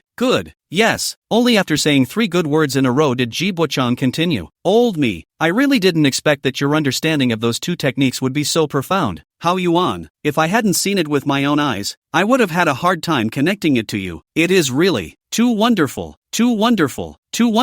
Cultivating with this method, old me, I might actually be able to go further. And there is a sentence Ji Buchang did not say. That is by Ji Hao Yuan improved out of this greenwood Changshun Gong. Vaguely seems to have half into the shadow of the Jindan Gong method. In other words, it is that this greenwood evergreen technique, theoretically, has a very small probability of being able to make a dan in this way, although the probability of success is very small. However, it was undoubtedly too much stronger compared to other foundation establishment techniques of the same level. This was simply not something that an ordinary foundation establishment family like theirs should have. Once it was rumored, if it was not done properly, it might bring certain unexpected calamities to their Ji family. Therefore, when Ji Buchang gradually calmed down, he immediately looked at Ji Hao Yuan with a very serious expression. Hao Yuan, at present, this method must not be known to a third person other than you and me. Otherwise, if it were to accidentally circulate, even just a hint of a rumor could potentially cause quite a huge problem for our Ji family. Regarding this point that Ji Buchang had said, Ji Hao Yuan, who was the one who had improved this method, was more than aware of it. Although this gongfu was actually just that in his eyes. But your own family knows what's going on, especially in the current situation where any of the relevant Jindan methods were all monopolized by the upper echelons. Once you have something that rubs up against Jindan just a little bit, it will immediately attract the close attention of the Jindan sect. It's kind of a barrier to the monastic class, if you want to break it, unless you have already achieved the corresponding cultivation level before they have time to react, or else you choose to join and then climb up little by little. Whether you can ultimately touch that level or not still depends on your own ability, luck, means, etc. Not long after Ji Buchang took the greenwood evergreen technique that Ji Hao Yuan had given him and headed to the cave he was in for his seclusion, a transmission suddenly arrived in Ji Hao Yuan's hands. The summons was sent by Lu Hongyu of the Lu family. What was said, naturally, was about that trade fair. In response, Ji Hao Yuan did not refuse. After explaining some things to the patriarch Ji Yunfan, he then left the Ji clan's Chinyang mountain to join Lu Hongyu. The two of them met, and after a brief exchange of pleasantries, they went to the Mingxia market together. En route, Lu Hongyu and Ji Hao Yuan introduced some information about this time of that trade fair. Between the words, there was no longer as full of deep meaning as when they were in their Ji family, but appeared to be quite frank. Some of the places that needed attention and avoidance were clearly stated with Ji Hao Yuan. When the two of them arrived at Mingxia Fong City, Lu Hongyu was instantly leading Ji Hao Yuan into a place called Tian Yun Lu. This place was exactly where the Foundation Establishment Cultivator Trade Fair was held this time, all the way up to the 6th floor. When the two of them walked into a place to inquire, they immediately saw that a lot of people had already gathered in this place. A quick sweep, however. Most of the people who were here had cultivation levels at the Foundation Establishment realm. Those few remaining who were not yet at the Foundation Establishment realm had followed the Foundation Establishment cultivators with them here. They were either the disciples of those people or the juniors of those people. Lu Hongyu led Ji Haoyuan, but she did bring him to recognize quite a few people present. Basically, they were all older generation existences from immortal cultivation clans from all over the world. That's all. The two waited here for about several days. Outside, a middle-aged man in a red-colored Taoist robe suddenly walked in. Upon seeing this person, the group of cultivators present could not help but all rise and politely greet him with a fist. Greetings, fellow Taoist Li Yu. The middle-aged man known as Li Yu sniffed and nodded lightly with a bland expression. My name is Li Yu of the Redcloud Sect, and I welcome all of you present here to participate in the trade fair initiated by me. I'm sure you all know the rules of the trade fair, right? If no one has any questions, then let us begin this trade fair. Chapter 15, Xianhua Jingong, Xianhua Sect. As the words fell, he saw Li Yu take out a jade bottle from his own body. The jade bottle opens. A strong fragrance of Dan immediately wafted out. All those present who smelled this Dan fragrance could not help but have their expressions shaken. It is? Without waiting for the crowd to ask, Li Yu took the initiative to speak. This is a second-stage spirit-breaking pill, which can help early Foundation Establishment cultivators to increase their chances of breaking through to the middle Foundation Establishment stage by 30%. I don't think I need to tell you how valuable it is. I want to use it to exchange it for a second-order mid-grade metallic treasure material, or a second-order mid-grade or higher metallic spirit item. As Li Yu's words fell, the people present were talking. It was undeniable that pills such as the spirit-breaking pill, which could help Foundation Establishment cultivators break through, were indeed very precious. It's mainly the unusual ones that are more difficult to obtain. But likewise, a treasure material or spirit item above the middle grade of the second rank was not something simple. It mainly depends on the needs of each fellow Taoist Li. Just then, a man in the field who looked to be around 40 years of age spoke out. I have a second-ranked mid-grade Genjin swordstone here. I wonder if I can use it to exchange that spirit-breaking pill with you. A second-ranked Gangjin swordstone? Hearing the man's words, Li Yu's expression immediately moved. I heard him say, "Can you show me first?" Sure. The man immediately handed the jade box containing the Gangjin swordstone to Li Yu. Li Yu reached out and took it, then opened it, only to see a piece of stone that was about the size of a palm, with the whole body showing an irregular shape, but the surface was flowing with a slight sharpness, appeared in front of his eyes. Sure enough, it's a second-order mid-grade Gangjin swordstone. Li Yu nodded in satisfaction. Okay, I'll trade you for this one. After saying that, Li Yu handed over the jade bottle containing the spirit-breaking pill to the man. The man took it with a look of surprise. As some people looked on, a little envy could not help but show on their faces. Obviously, that one spirit-breaking pill was also quite tempting to those present. It's just that on an occasion like this, no one is going to move anything they shouldn't. At least until we left this Mingxia Square City, everyone was safe. And with Li Yu taking the lead, the dealings of the crowd that followed were considered to be on the right track. One after another, a treasure was taken out from the crowd. Some made deals with them, others went unnoticed. At that moment, a big man with a full beard suddenly took out a jade slip from him. I only heard him say, I have a second-stage fire attribute technique here called the Xian Fire True Technique. Xianhua Jingong? Suddenly hearing the name of this technique, many of the people present couldn't help but stare. Even Li Yu, the initiator of this trade fair, sat up straight at once. Obviously, this Xian Fire True Technique was not a feat without a reputation. On the contrary, 1,000 years ago, this gong method was a famous one. It was said that it had been the town technique of the Jindan sect, the Xianhua sect. The Xianhua sect at that time was not like the current Qixia sect, where there were only a few Jindan cultivators in the sect. At that time, the Xianhua sect, the door alone Jindan perfect real person. There are no less than 5 or 6. The total number of late Jindan, mid Jindan, and early Jindan real people added up to a whopping 30 to 40. The only thing they lacked was simply a Yuaning true lord who could truly suppress everything. At that time, many sects and cultivators thought that with the Xianhua sect's heritage, it would only be a matter of time before it achieved the Yuaning level of a great sect. However, no one had ever imagined that it was such a top-notch Jindan sect that had been destroyed overnight. The whole clan up and down, from Jindan perfection real people to Qi refining stage cultivators, not a single one survived, and it was something that shocked countless people at the time. No one could imagine what kind of existence would have destroyed a top-tier Jindan sect like that in a single night, and not even one of them escaped. More than that, it didn't stir up the slightest movement. It's pretty incredible stuff. One must know that for a top-tier Jindan sect such as the Xianhua sect, even if a great Yuaning sect wanted to overthrow it, it would not be that easy. At least at the very least, It must have stirred up an immense amount of commotion. It was also for this reason that the destruction of the Xianhua sect was still a mystery that no one knew about. Some people guessed that it was a certain Yuaning, or even several Yuaning old monsters who had struck. The purpose was that they didn't want another Yuaning great sect to come out of them. There was also speculation as to whether the Xianhua sect had offended some more terrifying existence, as in the case of the Transfiguration Cultivator. But no matter how much one speculates, there is ultimately no definitive conclusion. At this moment, the crowd looked at the jade slip in the hands of the bearded man, and in the eyes of each individual, they could not help but show a blazing color. Obviously, that kind of a mountain-suppressing technique from a top-tier Jindan sect was definitely something that could arouse any person's desire, even for Li Yu, who came from the Redcloud sect. At this moment, his expression had already become very serious. However, it was at this time that the bearded man suddenly coughed twice with a somewhat awkward expression before continuing to speak. Gentlemen, don't misunderstand. Don't misunderstand. This Xin Fire True technique in my hand is not a complete Xin Fire True technique, but one that has most of its contents mutilated. As soon as his words fell, the scene of the trade fair, which originally still had a tense atmosphere, was immediately relieved. Everyone couldn't help but bellyache in their hearts. The broken Xian Huojin Gong, and also the content has most of the broken Xian Huojin Gong. Why didn't you say so earlier? They were still nervous for half a day, thinking that the long-lost Xian Huojin Gong was going to reappear again. Li Yu's expression also relaxed again. He leaned his body back gently, then looked at the bearded man and said, "Fellow Daoist Pei, is it possible to give me a brief glance at that jade slip in your hand? Don't worry, I won't take anything from you, merely trying to help identify it for everyone," though he didn't really think the other man would lie to him, or even everyone else. However, the matter would ultimately concern the once top Jindan sect's Jinshan technique, and he, as a member of the Redcloud sect, still needed to reconfirm it. Hearing Li Yu's request, the bearded man's expression was obviously a bit hesitant, but eventually, he nodded. "Good, then I'll trouble fellow Daoist Li to appraise it for me." And by the time Li Yu received the jade slip from the bearded man and took a few cursory glances at it, his already relaxed mood was finally completely relaxed. What can be said about this discipline? To say it's crippled is still an understatement, and to be accurate, it should just be a crippled piece of some content. With this there is no way to practice at all. At best,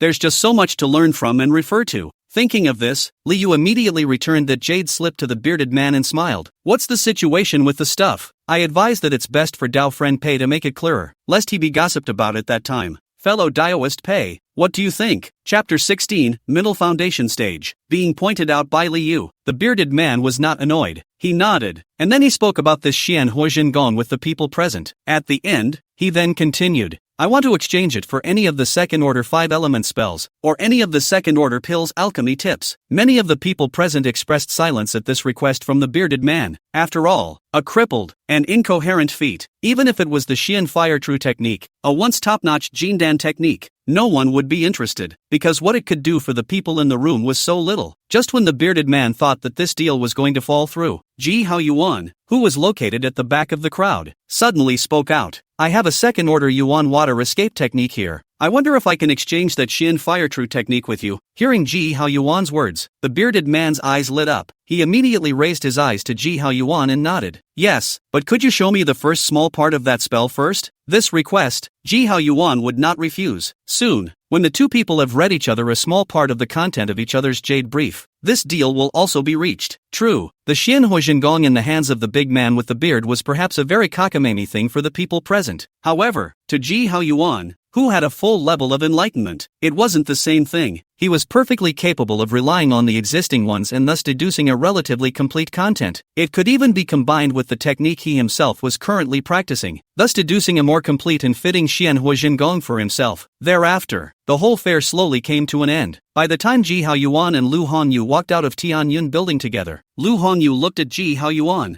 "Fellow Daoist Haoyuan, following this, do you intend to go straight back, or continue to stroll around in this Mingxia Square market?" "I'm going to go back first," Ji Haoyuan replied with a smile. This time, it could be said that his purpose of coming to this Mingxia marketplace had been accomplished. It's not that complete, but it's more or less a good haul. Now he wanted to go back and see if he could complete that Xian Fire True technique and then combine it with the Departing Flame True technique he was currently practicing to see if he could fuse it. At that time, with those resources he had at hand, his strength or cultivation might be able to take another step forward. In this situation, Ji Haoyuan really didn't have much of a mind to continue staying out. At those words, Lu Hongyu nodded. "Alright then, following that, I have some other things to do here, so I'm afraid I won't be able to go back with you." fellow Taoist Hao Yuan. No harm done. Ji Hao Yuan didn't care about that. The reason they came here together this time was simply because they were on their way. Lu Hongyu had her own things to do, and that was normal. Sometime later, Ji Hao Yuan went out of the Mingxia Square Market. After spending several days, Ji Hao Yuan then returned to the Ji family in Chinyang Mountain. Arriving at the back of the mountain, Ji Hao Yuan made sure that Ji Bochang was currently in seclusion before he too entered his own cave. After entering his cave, Ji Hao Yuan immediately took out the jade slip inscribed with the remnants of the Xian Fire True technique and read it carefully once again. Soon, all sorts of epiphanies surfaced in his mind. You read the remnants of the Xian Huojian Gong and your heart is enlightened. You read the remnants of the Xian Huojian Gong and your heart is enlightened. You read the remnants of the Xian Huojian Gong, and your heart is enlightened. And you succeed in deducing and completing most of the contents of the Xian Huojian Gong. You have obtained all the contents of the Xian Huojian Gong from qi refining to the early stage of Jindan. More than half a month later, Ji Hao Yuan slowly opened his eyes, recalling the contents of that Xian Huojian Gong in his mind. He couldn't help but sigh in his heart. This Xian Flame True technique was worthy of being the once existing Xian Flame Sect's mountain suppressing technique. The subtleties in it were truly not comparable to his current Leaving Fire True technique. Thinking of this, Ji Hao Yuan began to try to cultivate this Xian Fire True technique, and began to try and fuse his Leaving Fire True technique with it. You cultivate the Xian Fire True technique and try to fuse it with the existing technique, the Leaving Fire True technique, and your heart is enlightened. You cultivate the Xian Fire True technique and try to fuse it with the existing technique, the Leaving Fire True technique, and your heart is enlightened. You cultivate the Xian Fire True technique and try to fuse it with the existing technique, the Departure Fire True technique, and your heart is enlightened. You have successfully fused the two techniques, taking the essence and removing the dross. You have successfully created a new technique, the Xian Underworld Departure Fire technique, Xian Underworld Fire Release technique. Fused from the Fire Release True technique and most of the Xianxin Fire True techniques, the highest ceiling for cultivation, up to the middle Jindan stage. I can't imagine that a technique that can be cultivated to the middle stage of Jindan has been created by me. If this were to be spread out, it would probably cause a sensation in the entire immortal cultivation world in a matter of minutes. Ji Hao Yuan was delighted in his heart. At that moment, he didn't hesitate and directly began to turn to the Xian Diabolic Fire technique. At the same time, a whole lot of cultivation resources obtained by the original Ji Bochang, as well as from Sun Rinzheng, were also being consumed by him rapidly. About 2 years later, the aura of Ji Hao Yuan, who was located in the cave, suddenly fluctuated. Immediately afterward, a mana fluctuation that was several times stronger than before was slowly emanating from his body. Middle stage of foundation building. You've made it on your own? Ji Hao Yuan was a bit incredulous. Sure enough, with my current base, as long as I have enough resources, I can basically keep cultivating like this, and it's almost very difficult to encounter a bottleneck. It's just a pity that this cultivation has already used up most of the resources on me. If one wanted to continue to raise one's cultivation level so rapidly, then one must try to get more cultivation resources. It seems that after this time, one needs to go out again. With that in mind, Ji Hao Yuan did not rush out of the gate, but rather spent several months consolidating his existing cultivation before stepping out of his cultivation cave. Coming outside, Ji Hao Yuan realized that Ji Bochang, who was previously in seclusion just like him, had also come out of seclusion at this time. With just a single glance, Ji Hao Yuan realized that Ji Bochang was different from the past. The aura of his body became visibly internalized. He was originally still full of white hair, but among them, he had actually produced a lot of black hair. Along with the vitality in his body, it was also much enhanced. Roughly estimating, Ji Bochang's longevity had at least increased by about 20 years with this seclusion. This, however, wasn't what Ji Hao Yuan was most concerned about. What concerned him the most was still Ji Bochang's cultivation nowadays. After nearly 3 years of seclusion, Ji Bochang's cultivation level was clearly a breakthrough. Like him, they had all reached the middle stage of foundation establishment. At this moment, Ji Bochang also saw Ji Hao Yuan, and a hint of a smile immediately spread on his face as he asked, "How about it, Hao Yuan? Did you get anything out of going to that trade fair before?" Chapter 17, Cloud Iron Vein. Danyang County Han Family. Ji Hao Yuan smiled and nodded. "It's not bad, it's kind of SOSO." With that, Ji Hao Yuan then roughly told Ji Bochang about his situation at the trade fair. However, he did not mention that he had improved the Xian Huojian Gong, After all, this kind of thing of improving feats, once or twice was still justifiable. However, if a top-tier Jindan Dharma sect such as the Xian Fire True technique could be easily perfected and modified, that would be a bit too much. In doing so, it wasn't that Ji Haoyuan couldn't trust Ji Buchang, but there were some things that weren't as good as the more people knew about them. At that moment, Ji Haoyuan changed the topic and turned to Ji Buchang to congratulate him. Speaking of which, I haven't had a chance to congratulate you, old ancestor. In nearly 3 years, you, old ancestor, have advanced to the middle stage of foundation establishment. This matter is truly a cause for celebration. Seeing Ji Haoyuan mention this matter, Ji Buchang's face could not help but also show some joy. He nodded. This matter, to say the least, is also thanks to you, Haoyuan. If it weren't for that technique you gave me, it would have been nearly impossible for old me to make a breakthrough in such a short period of time. With that, the two of them began to chat about matters related to cultivation, and this chat was half a day. When the sky grew dark, clan chief Ji Yunfan, who had gotten the news of the duo's exit, came to them at once. Old ancestor, fifth uncle. Ji Yunfan immediately greeted the two. Capuchin smiled and waved his hand. Yunfan, you don't have to be polite. By the way, is there something you came to us for this time? He knew that Ji Yunfan, as the head of the Ji clan, would normally not come to their back mountain if there was nothing special going on. Upon hearing Ji Buchang's inquiry, Ji Yunfan's face immediately appeared with a look of gravity. I only heard him say, reporting back to old ancestor, fifth uncle, just a few months ago, some of us discovered a cloud iron ore vein in the area of the North Ridge Valley. What? Suddenly hearing Ji Yunfan's words, Ji Haoyuan and Ji Bochang's hearts were both slightly taken aback. Obviously they all knew very well what the cloud iron vein Ji Yunfan was talking about here actually represented. Cloud iron, a conventional material used to refine magic weapons. Logically, Ji Haoyuan and Ji Bochang, being foundation establishment cultivators, shouldn't be surprised by something like this. But the problem was that behind them, there was a huge family. The cloud iron might not be of much use to them, but it was undoubtedly of considerable value to their Ji family. The most important thing was that all cloud iron veins had the potential to produce something called cloud crystals. This thing, that's not comparable to a mere cloud iron. It was a solid second-order treasure material, a key material for refining spiritual weapons, as well as certain formations. The production of cloud crystals in a cloud iron or vein wouldn't be too much, but it still had a value that couldn't be ignored. Thinking of this, Ji Buchang immediately asked Ji Yunfan, Yunfan, what's the situation over there now? Did you have someone guard it? Set up the appropriate formations? Ji Buchang knew very well that the Northern Ridge Valley that Ji Yunfan had just mentioned was a place between their Nanning County and Danyang County. It neither belongs to their Nanning County territory nor that of Danyang County. It can be described as a crossroads between the two counties. In this case, if there is anything to be found, then they have to do it as soon as possible. Once other people noticed, it was inevitable that a lot of things would happen. However, when Ji Yunfan listened to Ji Buchang's inquiry, his face, which was still calm, immediately became somewhat gloomy. Ji Haoyuan and Ji Bochang are both good observers. As soon as they saw Ji Yunfan's reaction, their hearts sank slightly for no reason, instinctively sensing a hint of misfortune. Sure enough, I heard Ji Yunfan say, reporting back to the old ancestor, fifth uncle, the first time we discovered that cloud iron vein, we had already sent additional manpower to station there. At the same time, he also asked the third elder him to bring people forward to set up the relevant formations. But, alas, we are still a step too late in our movements. When the words came to this, Ji Yunfan couldn't help but take a slight deep breath before continuing. The people from the Han family of Danyang County have also discovered that one cloud iron vein. There was some conflict between our two families over this. There are some casualties in each so far. Danyang County Han family? Upon hearing this name,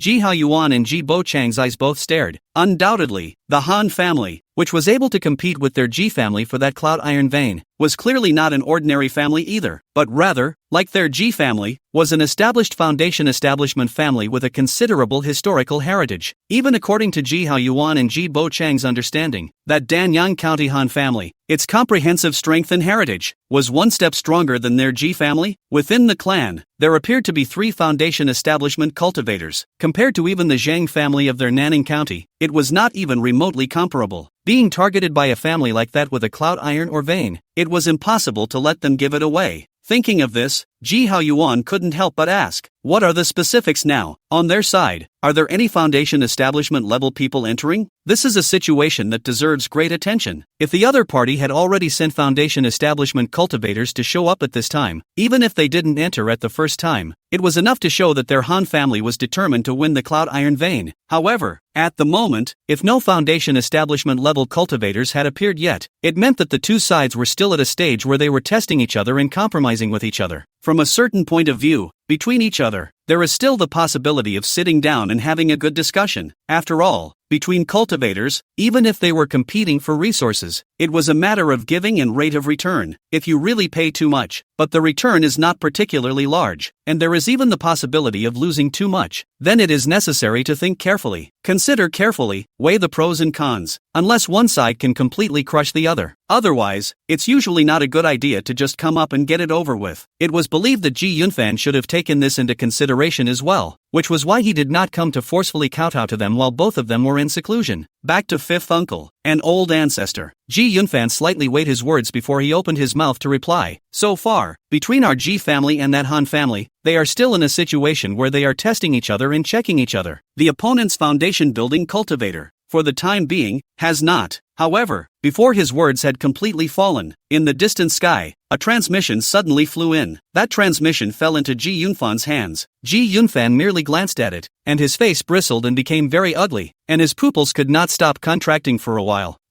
Was there an accident? Ji Haoyuan and Ji Bochang obviously both sensed something as well, and their expressions similarly took on a hint of gravity. Chapter 18, Han Family Foundation Building. Ji Yunfan took a deep breath, then looked at Ji Haoyuan and Ji Bochang and said, Old ancestor, fifth uncle, just now, on the side of the Han family in Danyang County, a foundation establishment cultivator appeared. With that, he handed over the transmission in his hand to the two of them. By the time Ji Haoyuan and Ji Bochang finished reading the contents of the transmission, the expressions on their faces had already taken on a touch of solemnity. The Han family's intention to send out foundation establishment cultivators at this time was already obvious. This was to fully compete with them for that Cloud Iron Vein, even going so far as to start a war with their Ji family. Perhaps, in the eyes of their Han family, they hadn't given much thought to their Ji family. After all, the two families are separated by a county. Regarding the true situation of their Ji family, the Han family's side may not have heard anything, or if you heard something, you didn't really take it to heart. In the end, the strength of the Han family was right there. It made sense that they didn't take the Ji family too seriously. Old ancestor, fifth uncle, what should we do next? Ji Yunfan looked at the two. I heard Ji Haoyuan say, since they, the Han family, have already sent out foundation establishment cultivators, then we, the Ji family, can't be without a sign since. Saying that, Ji Haoyuan looked at Ji Bochang and said, Old ancestor, let me go in this matter. I would like to go and meet that Han family cultivator to see where they got the courage to be so unconcerned with our Ji family. Originally, according to Ji Bochang's thoughts, this matter was something he wanted to personally intervene in, but Ji Haoyuan obviously didn't think so. Right now, although Ji Bochang's lifespan has increased, and his cultivation has also broken through the middle stage of foundation establishment, however, the vitality he had drained away during those years had not been fully replenished. Once Ji Bochang really did strike out with someone again, his 20 years of lifespan, which had just been restored, might have shrunk again. This is really a bit of a bad deal. Might as well let him go forward. I'm afraid to say anything else. With the depth of his current cultivation technique, as well as the various spells that he himself had mastered, even if it was really against a cultivator in the late stage of foundation establishment, he was confident that he would have the power to fight. Not to mention, that Han family, it was unknown if there were any late-stage foundation establishment cultivators. Even if they did, they would certainly not come this time. Ji Bochang was obviously still a bit hesitant about Ji Haoyuan's proposal. In his eyes, today's Ji Haoyuan was both the future hope and the future pillar of their Ji family. Even if something happened to him, Ji Bochang, Ji Haoyuan absolutely could not have anything happen to him. However, before Ji Bochang could even open his mouth, Ji Haoyuan was already speaking to Ji Yunfan. Give me the exact location of that Cloud Iron Vein, and without delay, I'll head over there. This, Ji Yunfan subconsciously looked at Ji Bochang. Then he saw a bitter smile spread across Ji Bochang's face, and then he said to Ji Yunfan with a straight face, just do what your fifth uncle wants, including in the future, but whenever your fifth uncle says something, there is no need to come back to consult me. Your fifth uncle's will is the will of my entire Ji family. Needless to say, this is the official handover of power and discourse. From this moment onwards, Ji Haoyuan's decision was the decision of their entire Ji family, and no one could be allowed to go against it or refute it. The same was true for all of them, including him, Qi Bu-chong. Yes, Ji Yunfan immediately agreed respectfully. At that moment, without the slightest hesitation, he immediately told Ji Haoyuan the exact location of that cloud iron vein. Ji Haoyuan nodded as he listened. At that moment, he didn't hesitate in the slightest, and after finally greeting Ji Buchang and Ji Yunfan, he sacrificed his red flame-tattooed gun, and his entire body instantly transformed into a streak of crimson streaming light, and swiftly disappeared into the sky above the Ji family's Chinyang mountain. Same time, North Ridge Valley, where the cloud iron vein is located. The several Ji family elders led by third elder Ji Yunfeng were like enemies. There was no other reason, simply because at this time, across from them, there was a Foundation establishment cultivator standing condescendingly. This person was dressed in a brown shirt, tall and thin, with 6 sharp blades glittering with ebony light under his feet, exuding an unrivaled sharpness. It made Ji Yunfeng and the rest of the Ji clan cultivators all feel a great pressure. It was none other than the Foundation establishment ancestor of the Han family from Danyang County, Han Pongshan. At this moment, his eyes were indifferent, and he looked at Ji Yunfeng's group of people with a completely overlooking stance, his tone emotionless. Have I not made my words clear enough just now? We, the Han family of Danyang County, will take this cloud iron vein. Now, I'll give you 10 breaths of time to take your people and get out of here right now. Otherwise, all consequences will be your own. These words, which Han Pengshan had said without the slightest bit of politeness, immediately caused Ji Yunfeng and the other group of Ji family cultivators to be shocked and angry. At the same time, he felt a pang of suffocation in his heart. The other party has made it clear that they are not going to reason with you in any way, that they are going to use their power to oppress people. No matter how much eloquence you have and how many tricks you use, they are simply useless. But, despite this, third elder Ji Yunfeng, who was the one leading the group this time, still straightened his body and looked up at Han Pengshan in the air. Senior Han, I'm afraid there's something wrong with your behavior, isn't there? This cloud iron or vein was first discovered by my Ji family. Even if you guys want to come and get a piece of the pie, it shouldn't be that way. In all reason. Well, upon hearing Ji Yunfeng's words, the eyes of Han Pengshan, who was located in the air, immediately narrowed. A ray of sharpness openly swept through his eyes. Then I heard him say nonchalantly, "You're teaching me something? Who are you? You're not qualified to speak here, are you? Do you really think that I'm so good-tempered that I don't dare to make a move against you?" As the words fell, without any warning, the 6 ebony sharp blades at Han Pengshan's feet steeply flashed a deep dark color. The strong spiritual pressure that belonged uniquely to Foundation establishment cultivators also radiated violently from Han Pengshan. Only a few whooshes were heard. The 6 razor-sharp blades wrapped in strong mana immediately shot toward Ji Yunfeng and the others. Ji Yunfeng and the others instantly changed their faces when they saw this. They never expected that the other party would actually choose to make a move at the drop of a hat. And looking at its stance, it was obvious that it had come with a few killing intentions. Quick, activate the formation with all your might. Without saying a word, Ji Yunfeng immediately offered up several formation flags. Within moments, a semicircle of light rose around them. It was a temporary formation they had laid here earlier. However, how could a mere first-order temporary formation possibly withstand the attack of a Foundation establishment cultivator? In just a moment's time, the semicircle of light in front of Ji Yunfeng and the others rapidly dimmed. In the next moment, the entire formation was shattered into pieces of light and dissipated with a crash. But, in that instant, several Ji clan cultivators, including Ji Yunfeng, suffered the backlash of the formation being broken, and a mouthful of blood sprayed out of their mouths. Chapter 19, A Fierce Offense. Seeing this, the coldness in Han Pengshan's eyes did not diminish. The spirit pressure at the Foundation establishment level increased instead of decreasing. Whoosh, whoosh, whoosh. Several air-breaking sounds were once again heard in the air. The 6 razor-sharp blades of black light instantly transformed into 6 dark streams of light, cutting diagonally towards Ji Yunfeng and the others in a situation of crossing each other. In his understanding, today's Ji family was still the same Ji family that had long since fallen. Even though there were some rumors earlier that someone from their family had managed to build a foundation at the age of 100, but Han Pengshan still didn't take it to heart. Even if this information is true, so what? How much strength could a fellow who had barely succeeded in building his foundation at the age of 100 have? Did they really dare to go against their Han family, or even turn their backs on them? Based on these thoughts, Han Pengshan didn't intend to show any mercy at all. He just wanted to teach the Ji family a deep lesson. Let those people from the Ji family know that what they, the Han family, have their eyes on. Even if your G family found it first, you must immediately give it up. Brush, brush, brush. Seeing that the 6 sharp blades with the color of dark light were about to fall onto Ji Yunfeng and the others, the distant sky suddenly flashed with an extremely fiery gun aura. Boom! That spear main was wrapped in an unrivaled and powerful might. In just an instant, it appeared in his Han Pingshan's eyes. The exuberant and blazing killing chance was even more firmly locked onto his entire person. What? Han Pingshan's heart was suddenly shaken. The pupils were all involuntarily constricted for a while. He had never expected such a turn of events to occur at this point in time. No matter what, the incoming person's aura was so strong, so powerful, and so fierce in its killing intent that his spiritual senses frantically warned him at this instant. It was certain that at this moment, if he didn't withdraw his attack on Ji Yunfeng and the others and turn to defending himself with the help of those 6 ebony sharp blades, he would definitely end up in a very miserable state. Thinking about this, Han Pingshan no longer dared to be the slightest bit careless. Mindfulness. The 6 ebony blades that were originally still shooting towards Ji Yunfeng and the others suddenly turned in a different direction, meeting the terrifying gunshots with a more ferocious stance. Boom! At this moment, the gunwale collided with the ebony sharp blade, and the air suddenly exploded into a huge black and red vortex. But in just an instant, the light belonging to the 6 ebony sharp blades was defeated in succession. The red-colored gun main seemed to have transformed into a fiery serpent, opening a huge snake's kiss and biting hard towards the front. There was a click. The black light transformed by the 6 sharp blades was suddenly engulfed. Han Pingshan, who was located in the air, was even more shaken. Under the damage of the mind, the throat was sweet, wow sound. A mouthful of blood was immediately spat out. He was horrified, even looked up. Then he saw Ji Haoyuan holding a red flame-tattooed gun, his eyes cold. Before he could open his mouth or react next, Ji Haoyuan had already raised his hand to point a finger at him. Buzz! A silver-white sword chi suddenly appeared in the air. That sword energy is sharp and quick to kill. Hiddenly, it seems to carry a few points of power to shock the mind. It was precisely the second-order spell that originated from that Sun family, the Shang Yuan sword finger. Now that it was being executed by Ji Haoyuan, it immediately gave the illusion that it was inescapable. Obviously, his attainments in this technique had already reached the point of pure perfection. Just a poof. The defensive spell that Han Pingshan had hastily offered was instantly shot through and through, if it wasn't for the fact that he was wearing a second-order lower-grade defensive inner armor. With that one hit alone, he was afraid his life would be in danger. At this moment, Han Pingshan no longer had the condescension of being a Han Family Foundation establishment cultivator. While the whole person was in a sorry state, a trace of fear was uncontrollably spreading in his heart. Who the hell is this? Why is he so strong? Obviously, at this point in time, he still hadn't connected Ji Haoyuan with the Ji family. It was really because the Ji family he remembered was too downtrodden. Dog! Han Pingshan was about to open his mouth, but unexpectedly, right at this moment, Ji Haoyuan actually raised his hand once again, pointing a finger straight out toward him once again. Han Pingshan was once again horrified in his heart. Without much time to think, he reached out and slapped his hand on his storage bag. Buzz off! A palm-sized round shield suddenly appeared in front of him. With that, the round shield violently grew in size. In the blink of an eye, it was already protecting Han Pingshan's entire person. It was none other than a second-order lower-grade defense spiritual artifact.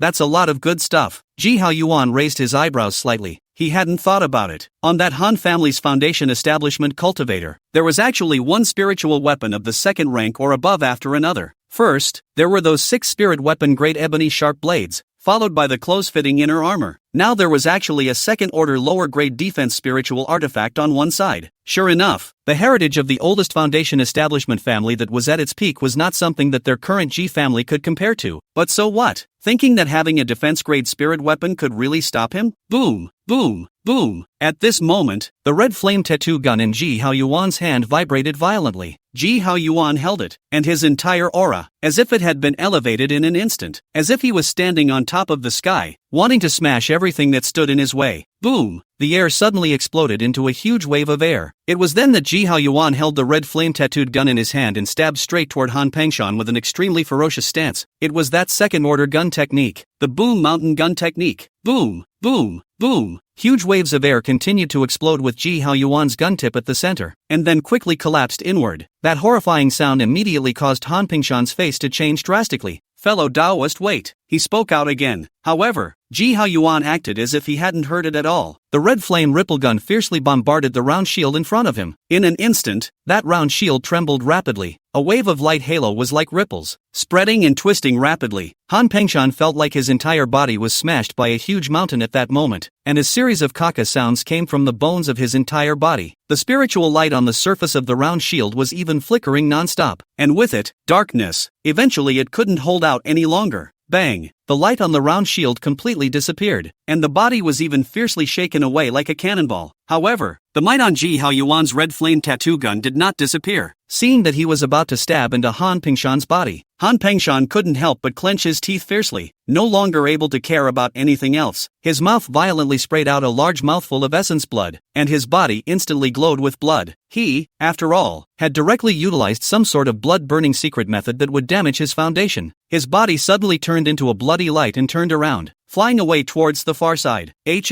How can it be that cheap to just leave? Ji Haoyuan snorted coldly through his nose. The tip of the gun turned in his hand. Only a tearing sound was heard. The majority of that Han Pengshan's arm, as well as the storage pouch he wore with him, had actually been ripped off by Ji Haoyuan. Chapter 20, Comprehending the Basics of Formation. Han family shocks. Ah! A miserable scream came from Han Pengshan in the distance. The entire person, however, was already in this instant, flying far away, disappearing without a trace in the blink of an eye. Seeing this, Ji Haoyuan did not go after him. He knew that things were almost just right at this point. If that Han Pengshan is really left here forever, then I'm afraid that a war of extermination will break out between their Ji family and that Han family. Although this is now the case, between the two families, there is bound to be a grudge, especially between him and that Han Pengshan. But as long as Han Pengshan isn't dead, the most extreme kind of situation won't happen. After all, just the strength he had just displayed was enough to explain a lot. The Han family, if they really want to fight against their Ji family, then they have to consider whether it's cost-effective or not. This was also the main reason why he showed that strong stance the moment he came up. Uncle V, Ji Yunfeng and the others finally gathered around at this time. A trace of shock remained on their faces. Clearly, Ji Haoyuan's performance just now had not only comprehensively shocked that Han Pengshan, but had also caused Ji Yunfeng and the others to be both shocked and excited in their hearts. Earlier, they had heard that Ji Haoyuan had just broken through to Foundation Establishment and had wrestled and killed a Foundation Establishment cultivator of the Sun family from the Fuyang County next door. It would have been a bit beyond them to imagine what it would have been like, now that they had seen with their own eyes. The scene where that Han family's Foundation Establishment had been beaten by Ji Haoyuan without the ability to fight back, and eventually escaped in a sorry state with serious injuries. Their hearts couldn't mention how relieved and excited they were. With their own elders being so powerful, who else would dare to underestimate their Ji family in the future?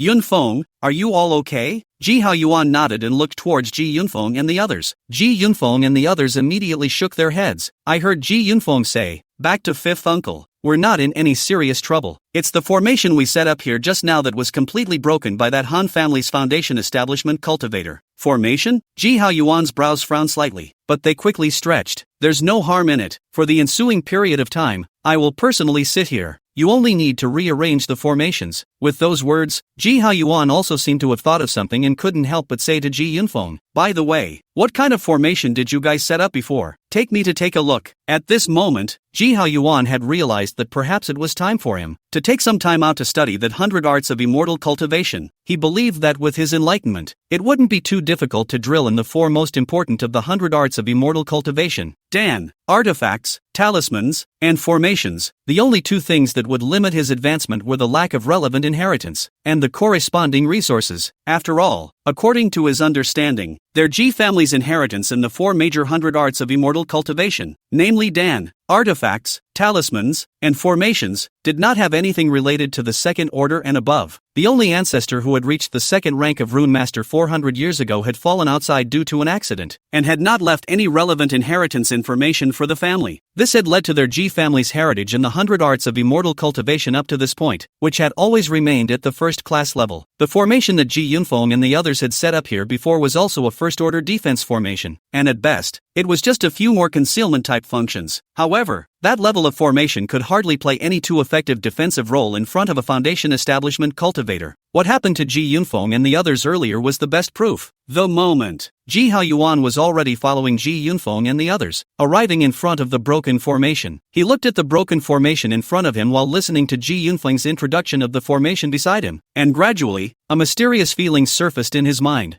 For a moment, he seemed to have entered some kind of epiphany. You observe what is in front of you and your heart is enlightened. You observe what is in front of you and your heart is enlightened. You observe all the things in front of you, and your heart is enlightened, and you comprehend the foundation of the formation. Congratulations, you have successfully initiated the formation. Current formation attainment. First order lower grade. At this moment, the many basic types of things regarding formations were instantly understood and mastered by Ji Haoyuan. That's how counterintuitive a full level of gnosis can be. Just by observing the broken formation in front of him, as well as listening to Ji Yunfeng's introduction from the side, it allowed him to directly become a first-order lower-grade formation master. Although it was only the lowest grade of formation master, this was clearly just the beginning. It was only necessary to wait for Ji Haoyuan to finish reading all of the clan's inheritance regarding formations. With his array attainments, not to say that he would immediately be promoted to the second rank, but to reach the top of the first rank, he thought that he wouldn't have any problems. Thinking of this, he immediately summoned the clan. On the one hand, it was to inform Ji Buochang and the others of the previous situation on their side. On the other hand, it was for people to pass on the clan's legacy about the 100 arts of cultivating immortality, especially the relevant legacies of Dan, artifacts, talismans, and formations. Make a copy of all of them and bring them over to him. Once this was done, Ji Haoyuan had Ji Yunfeng and the others begin repairing the formation. As the only first-order upper-grade formation master in the Ji family currently, Ji Yunfeng still didn't have much of a problem repairing the now broken formation when he had enough materials. As for Ji Haoyuan himself, he came inside a cave that had been temporarily set up and began to crack that Han Pingshan's storage bag. And just at the same time,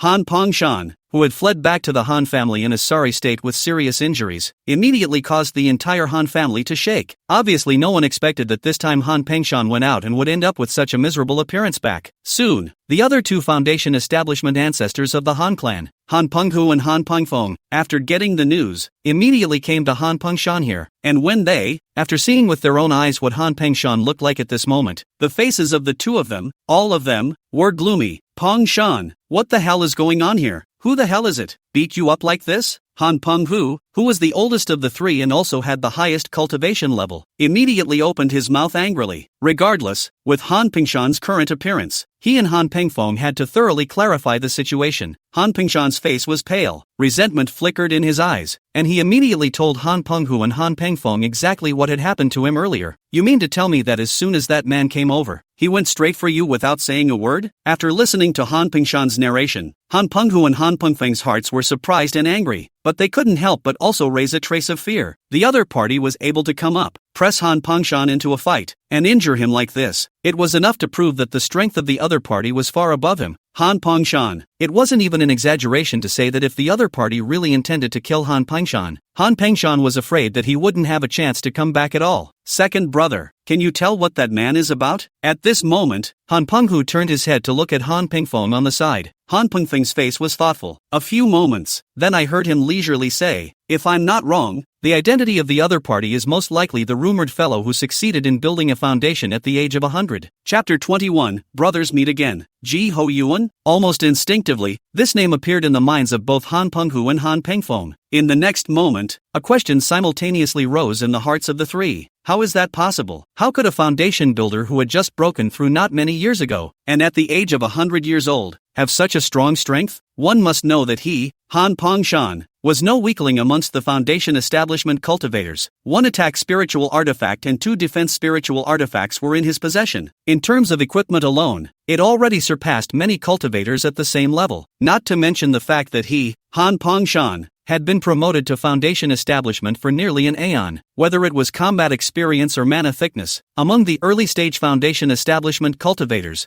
they were all considered to be not bad, but it was this kind of him. When facing Ji Haoyuan, it was as if he was facing an old mid-foundation establishment cultivator, and he had absolutely no room to resist. If it wasn't for the fact that he still had the entire Han family standing behind him, and that he, Ji Haoyuan, more or less had to be concerned about his own family, he, Han Pongshan, would really have a hard time coming back today. Thinking of this, the emotions in the hearts of several people gradually calmed down, turning their faces to all become incomparably grave. A few moments, I heard Han Pongshan say with some reluctance, "Big brother, then what are we going to do next? Can't we just forget about it? That cloud iron vein, could it be that it was just given away to them?" Hearing Han Pongshan's words, Han Penghu immediately shook his head with a grim expression. Of course it won't just go away. He beat you up like this. This is something that, even if I agree to let it go, you won't agree. right? When the words came to this, Han Penghu gave a slight beat, and then he said in an icy tone, "It's just that again, with our Han family's current situation. Within a short period of time, we really have no power to find that Ji family's trouble anymore, and it's even more difficult to compete with them for that Cloud Iron Vein. After all, as you all know, the fight between us and that Feng family is not yet over. If he were to go to war with the Ji family at this time, he would inevitably suffer another big loss. But it wasn't that easy for their Ji family to take over that Cloud Iron Vein so peacefully.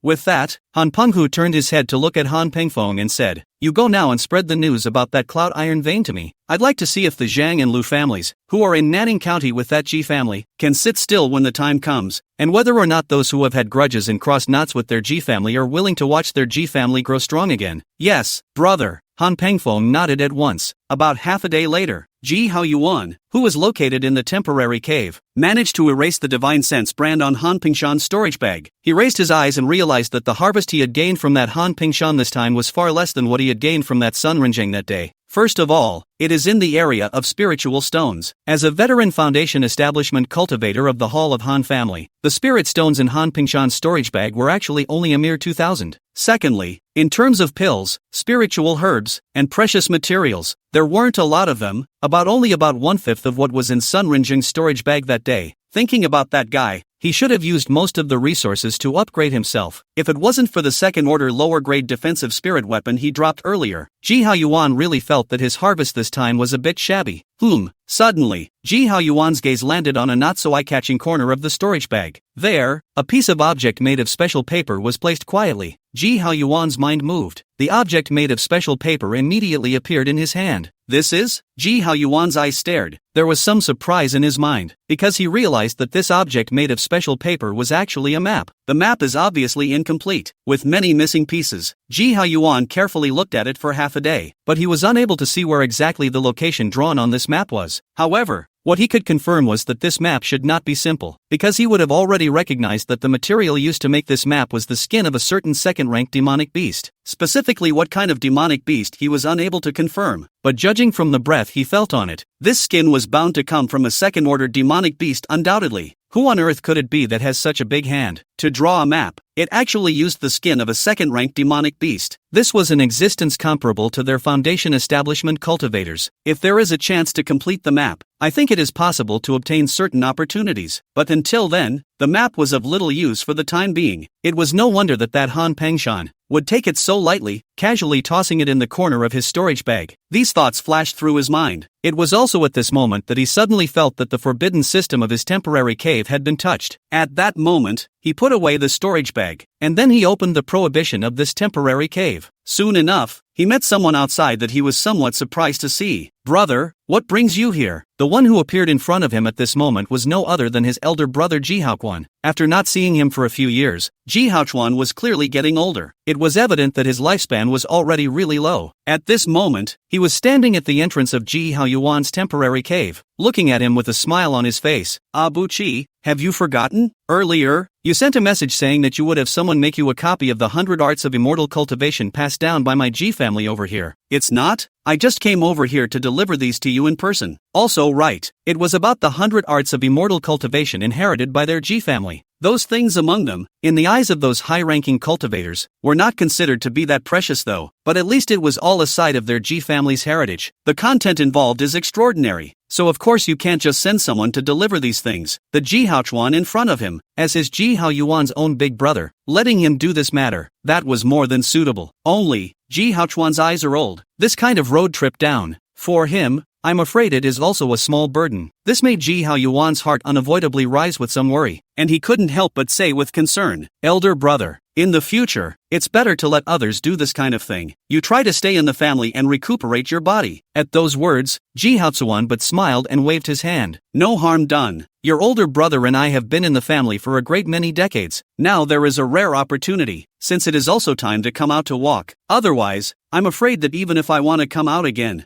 I won't have the chance. Ji Haochuan said these words very easily, even with a few hints of flirtation. However, it sounded in Ji Haoyuan's ears, but it made his heart sour for no reason. After thinking about it, Ji Haoyuan couldn't help but say to Ji Haochuan, "Elder brother, give me some more time, and I'll go back to the major marketplaces, and even the Qixia Immortal City under the Qixia Sect to see if there are any more spirit items that can increase longevity. If I do, I will try to go and get it for you." Chapter 22 First Order Upper Grade Formation Master, Weapon Refiner. When he heard Ji Haoyuan's words, Ji Haochuan immediately shook his head. "But don't. I have already told you before that this thing called man, he is fixed. Now that I can see you build your foundation and lead my Ji family to slowly become stronger, I am already very satisfied. As for being able to live another 10 or 8 years, brother, I really don't care at all." From his words, it was easy to hear that Ji Haochuan actually had no more pursuits on the immortal path. Otherwise, something like the so-called fixation would not have come out of his mouth. One must know that the cultivators were originally going against the heavens to wrestle with that threat of impossible possibility. If everything is according to a fixed number, according to the track of destiny, then there is no need to practice. Sure, that's not to say that Ji Haochuan's idea is necessarily wrong. Unbeknownst to him,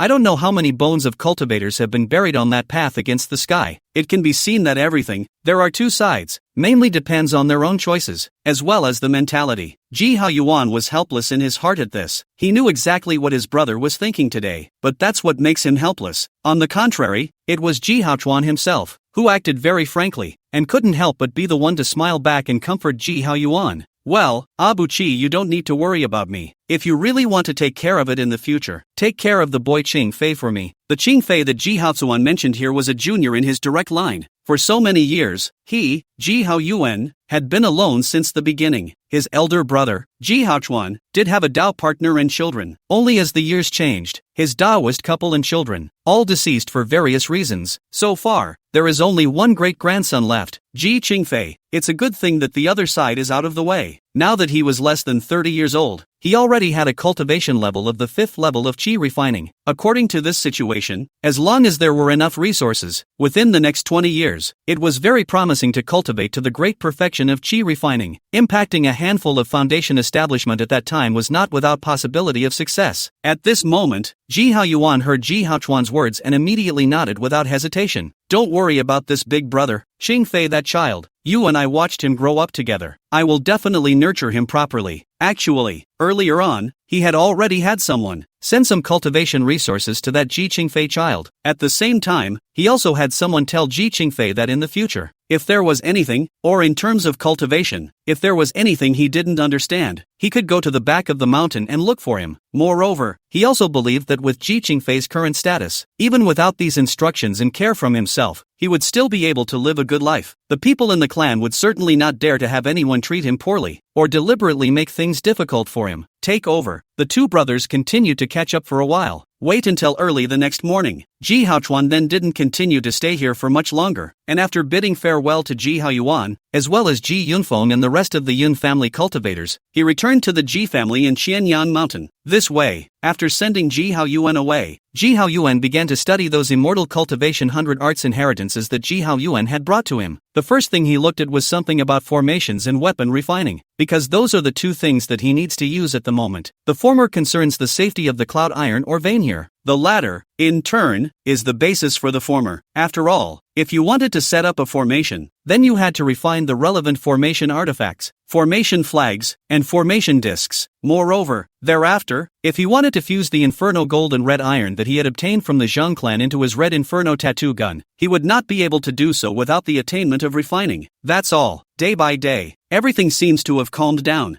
Ji Haoyuan buried his head in formation refining, and his gains increased with each passing day. You have gained a great deal from your participation in the way of formation refining. You have gained a great deal from your participation in the way of formation refining. Your participation in the way of formation alchemy has made great gains, and your way of formation alchemy has been drastically improved. You became a first-order mid-grade array master, and you became a first-order lower-grade refiner. Soon, the new prompt refreshes again. You have once again gained a huge boost from your participation in the way of formation refining. You became a first-order upper-grade array master, and you became a first-order upper-grade refiner. Just a few months. Ji Haoyuan then almost finished the path that some formation masters and refiners had never finished in their entire lives. Sure, in this process, Ji Haoyuan he had consumed a lot of resources. After all, no matter whether it was formation or refining, it was something that actually required hands-on practice. It's not possible for you to be aware of everything and skilled in everything just by looking there. It was just that after reaching this point, it wouldn't be that easy for Ji Haoyuan to make any further improvements. Not in that condition, at least not for a short time. It wasn't that his full level of enlightenment wasn't powerful enough, but it was because there weren't that many second-order materials that needed to be used for practice. It's hard for a clever woman to cook without rice, and after all these months, Ji Yunfeng and the others, too, had already repaired the previously broken formation. Only, when Ji Haoyuan came out from the temporary cave he was in and examined that repaired formation, he was able to gain some new insights and saw at a glance that there were some drawbacks and flaws that existed in this formation. At that moment, he was directly on his own. Some improvements were made to the formation in front of him. At once, these Ji clan cultivators, led by Ji Yunfeng, all exuded a look of surprise, especially Ji Yunfeng, as the only cultivator of the Ji family who currently possessed first-order upper-grade formation attainments. He could tell at a glance that this formation, which had been improved by Ji Haoyuan, was a step up from before, both in terms of concealment and in terms of defense. It wasn't even an exaggeration to say that as long as there were enough spirit stones, even if one was facing a foundation establishment cultivator, one would be able to withstand a few hits. It's quite a thing. At least Ji Yunfeng had never heard of any first-order formation that possessed the power to resist when facing a foundation establishment cultivator, though that resistance wasn't very strong. But being able to resist is being able to resist. Even if it was just to fend off a few attacks, that would be something unheard of for him before. Just, when did this fifth uncle of his also know about formations? I've never heard of it before. It couldn't possibly be the ability he possessed from reading those formation and weapon refining jade slips during this time. That's a bit of a stretch. He thought that he had been studying the formation method for nearly an aeon of time before he had achieved what he had today. His fifth uncle, even if he was no longer gifted, he shouldn't be that demonic. At least he, Ji Yunfeng, couldn't believe it in any way. It must have been that he had attained the appropriate attainments even before that. In response, Ji Haoyuan clearly had no intention of explaining either. Another few months later, when Ji Haoyuan successfully integrated the Inferno Gold Red Iron into his Red Flame Tattooed gun, causing the grade of the Red Flame Tattooed gun to be upgraded from a second-order lower grade to a second-order middle grade, a summons suddenly flew in from afar. By the time Ji Haoyuan received that transmission and saw its contents, his eyebrows were immediately raised slightly. Chapter 23, Feng Family Foundation Establishment, E2 Shen Fruit. Because this transmission was not sent to him by the family, or Ji Bochang. Instead, it's Lu Hongyu from the Lu family. In the transmission, Lu Hongyu told Ji Haoyuan that on her side, she had currently discovered a chance and asked Ji Haoyuan if he was interested. If so, head to the entrance of the Autumn Forest mountain range in the northern part of their Nanning County in 3 days. At that time, she would discuss this matter in detail with Ji Haoyuan. This caused Ji Haoyuan's eyes to narrow just slightly. Although he and Lu Hongyu, or rather between their Ji family and the Lu family, right now there was already a tacit agreement to reach some sort of union as a way to jointly deal with the growing Zheng family. But again, in some ways, between the two sides, there is still an unspoken rivalry. Is she really that kind? You have a chance, and you think to ask him to join you? At least think about it differently. This thing, if he were to change Ji Haoyuan, is certainly not going to do so, unless there's a reason why it had to be done. Thinking about this, Ji Haoyuan had basically guessed some of the reasons. At that moment, he put away this transmission and turned to Ji Yunfeng and the others who were here, instructing them on a few things. Afterwards, he did not continue to stay here for much longer, and with the red flame tattooed gun, he headed towards the so-called Autumn Forest mountain range. Yes, Ji Haoyuan decided to go over and take a look, since the other side of the situation so lightly said that there are opportunities to share with him. If he is still hesitant,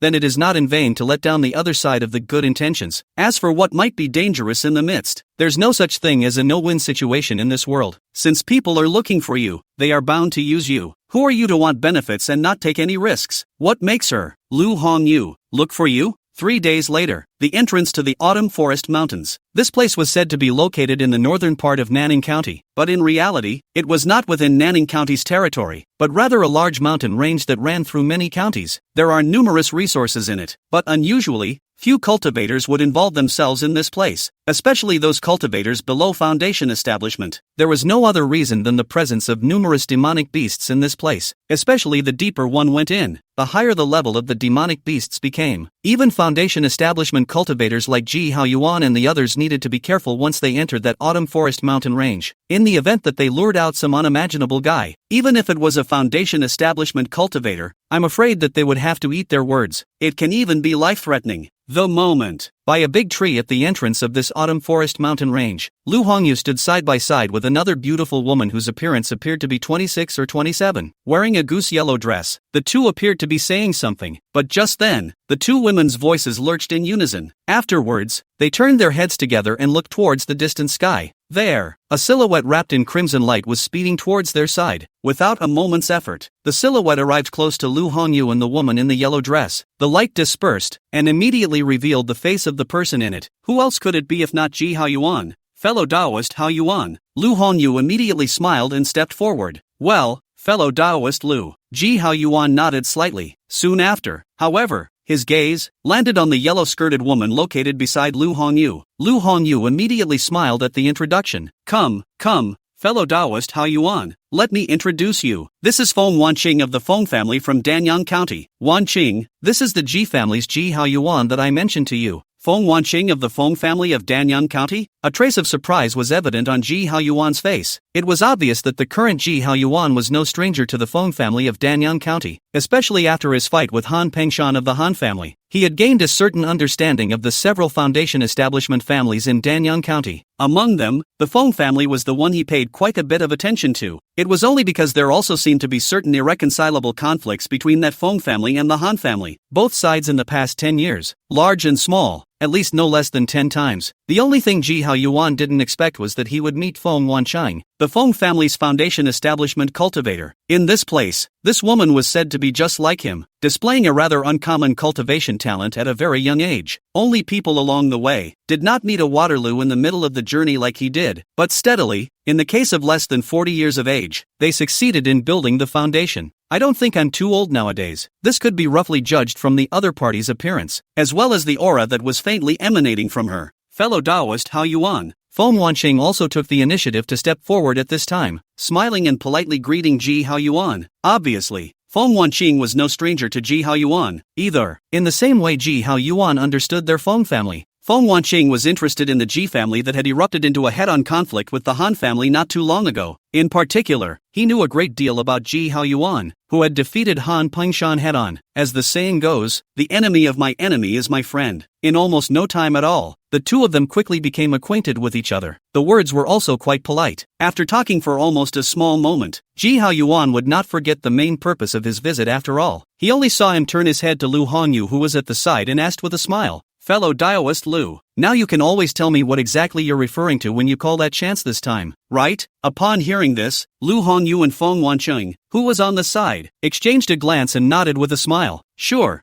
I wonder if fellow Taoist Haoyuan has heard of the earthen Xian fruit. E2 Xian fruit? Ji Haoyuan raised his eyebrows slightly. Regarding the earthen Xian fruit, Ji Haoyuan certainly knew about it. This was a rather rare second-order earth spirit. Nonetheless, it is one of the main auxiliary materials for refining the Foundation establishment pill, and it was also a treasure that could enhance the affinity of the earth element, especially for cultivators who possessed an earth spirit root, or who majored in earth system techniques. It was a rare treasure. There are even rumors that when you are cultivating a certain earth system spell and are slow to get started, if you can take an earthen Xian fruit at this time, it will allow you to get started with that earth system spell. Sure, the so-called earth spells here referred to the earth spells of the second rank. At this moment, Lu Hongyu suddenly mentioned the earthen Xiangua. Could it be that her so-called chance this time was that thing? If that was the case, it would indeed be quite a temptation for him. Ji Haoyuan, after all, he possessed the dual spiritual roots of fire and earth. If he could truly obtain that earthen Xian fruit, it would definitely be of great use to the enhancement of his mana. As if she could see Ji Haoyuan's thoughts, she saw Lu Hongyu nodding with a smile and said, "I'm sure you've already guessed it. Fellow Taoist Haoyuan? Not bad. That chance I spoke of earlier was referring to that earthen Xian fruit." Chapter 24 Kuan Spirit Demon Python. Xian fruit ripening. Speaking at this point, Lu Hongyu raised her eyes to look down at Ji Haoyuan and saw that there was no color on his face before she continued. As far as I know, that earthen arcane fruit, which is now growing on the edge of a cliff in that autumn forest mountain range, should not be less than 5 in number. The only troublesome thing was that in the vicinity of that earthen Xian fruit, there seemed to be a Koanling demon python coiled around it. If we want to obtain that earthen Xian fruit, we have to take care of that Koan spirit demon python before we can do so.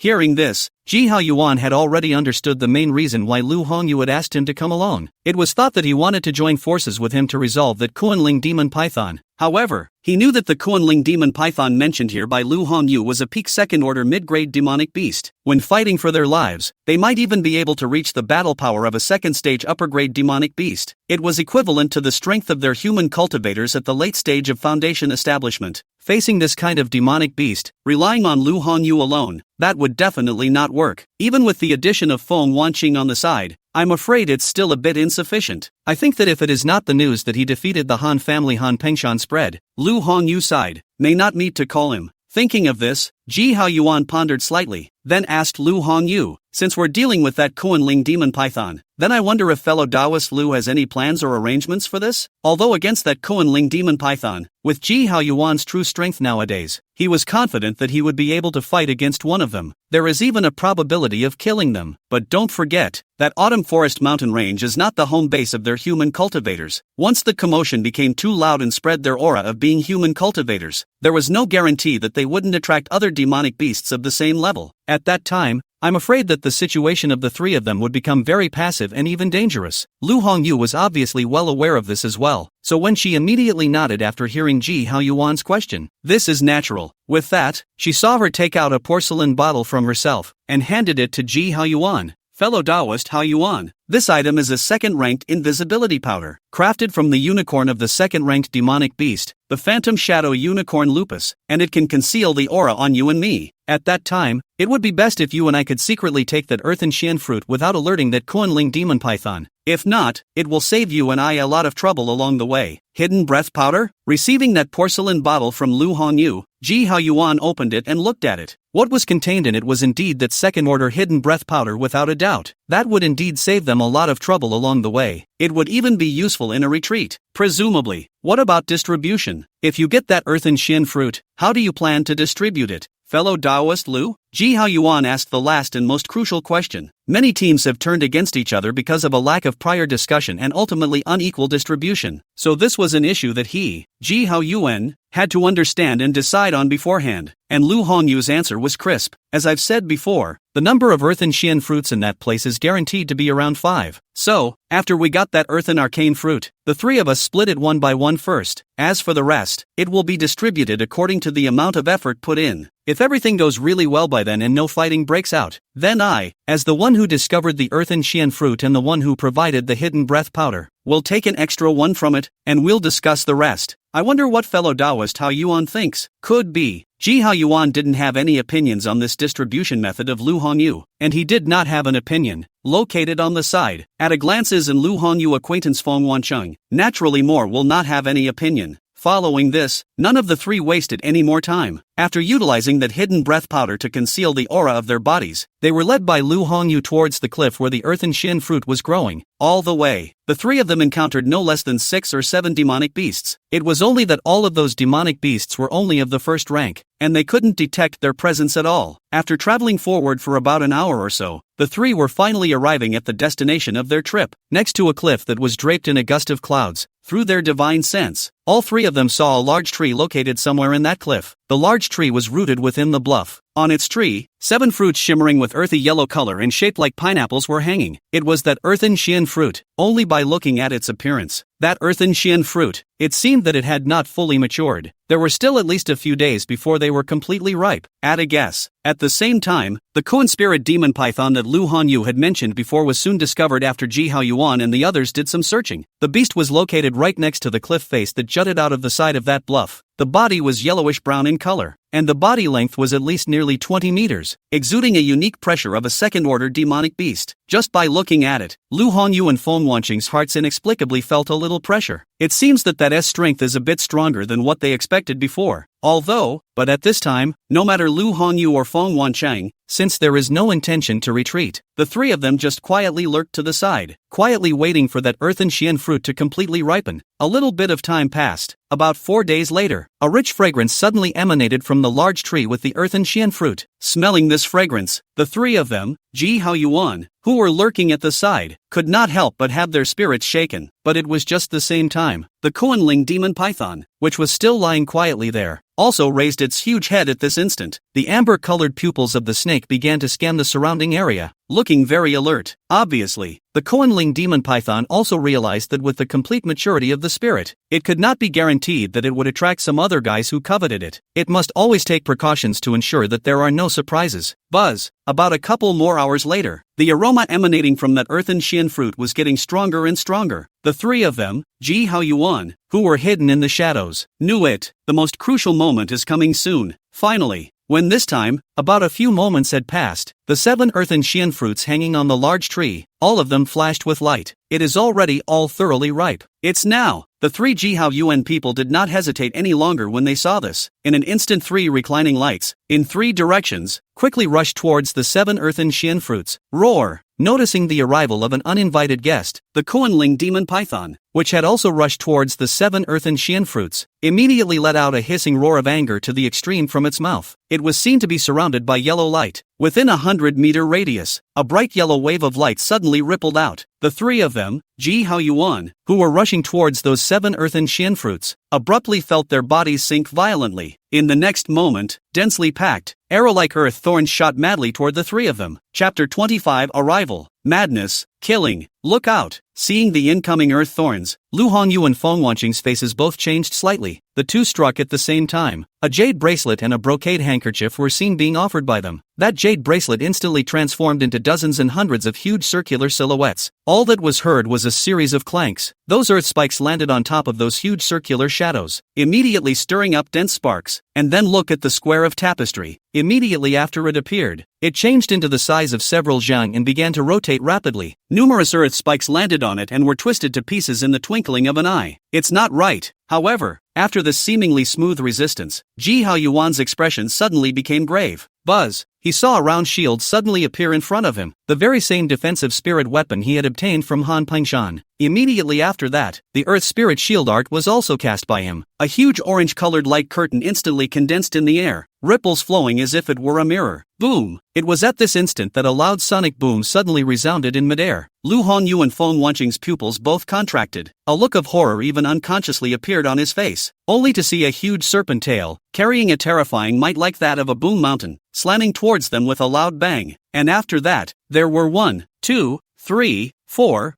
yellow light flames no less than that huge snake tail, shooting toward them. Rumble. In a flash, the ground shook. Large swaths of rocks were seen splashing in all directions. The terrifying sound force scared all the demonic beasts within a 10-mile radius of the surroundings to the point of trembling. And at its center, the orange light illumination that Ji Hao Yuan had condensed with his Earth Spirit Shield technique was the first to shatter. Immediately after that, the defensive spirit artifact round shield in front of him trembled rapidly. There were signs of weakness. Ji Hao Yuan just wanted to increase his mana output. Suddenly, he seemed to sense something, and a hint of a different color flashed in the depths of his eyes. The middle stage foundation establishment mana that he had just used was instantly withdrawn by him. There was a thud. His entire person, directly, flew backwards viciously toward the back, crashing into a mountain and rock in the twinkling of an eye. Lu Hongyu and Feng Wanqing, who were located on the other side, took advantage of this opportunity and quickly dodged. In a flash, he reached the 7 earthen Xian fruits. In any case, let's get the harvest from this trip first. Brush. Soon, the two struck out together. In the blink of an eye, he took all 7 earthen Xian fruits from that tree. Whoa! And the moment the two women removed the 7 earthen earth Xian fruits from that tree, the large tree that had borne 7 earthen earth Xian fruits began to wither in an instant. In just a split second, it turned into powder and disappeared completely. Roar! Seeing the treasure he had guarded for a long time being taken away, the Coanling demon python was truly frantic this time. Its huge serpentine body fully unfolded. In a pair of amber-colored snake pupils, an icy cold to the extreme killing intent was transmitted. Whoa! The huge body of the snake instantly pulled out a trail of residual shadows in the air. Just as Lu Hongyu and Feng Wanqing had offered up their respective spirit weapons, yellow light flames that looked like a landslide were shot at them one after another. Boom boom boom. The two women's figures were suddenly shaken. The terrifying power directly caused the light on their spirit weapons to flicker continuously. It was about to go out. Right at this moment, the Coanling demon python suddenly opened its huge snake's kiss. A circle of earth-colored light spread out with a brush. The heaviness that he had felt before came back, only this time is different from the last. At the same time they felt that heaviness, the mana in their bodies, as if it had been filled with lead, actually became heavy at once. How's this? The two women's faces changed drastically. Brush! Before they could react, The huge snake tail of the Kunling demon python suddenly brought up a wave of air in the air and slapped down fiercely towards them. No good. The two men's faces instantly turned white. If this was hit, even if it didn't kill him,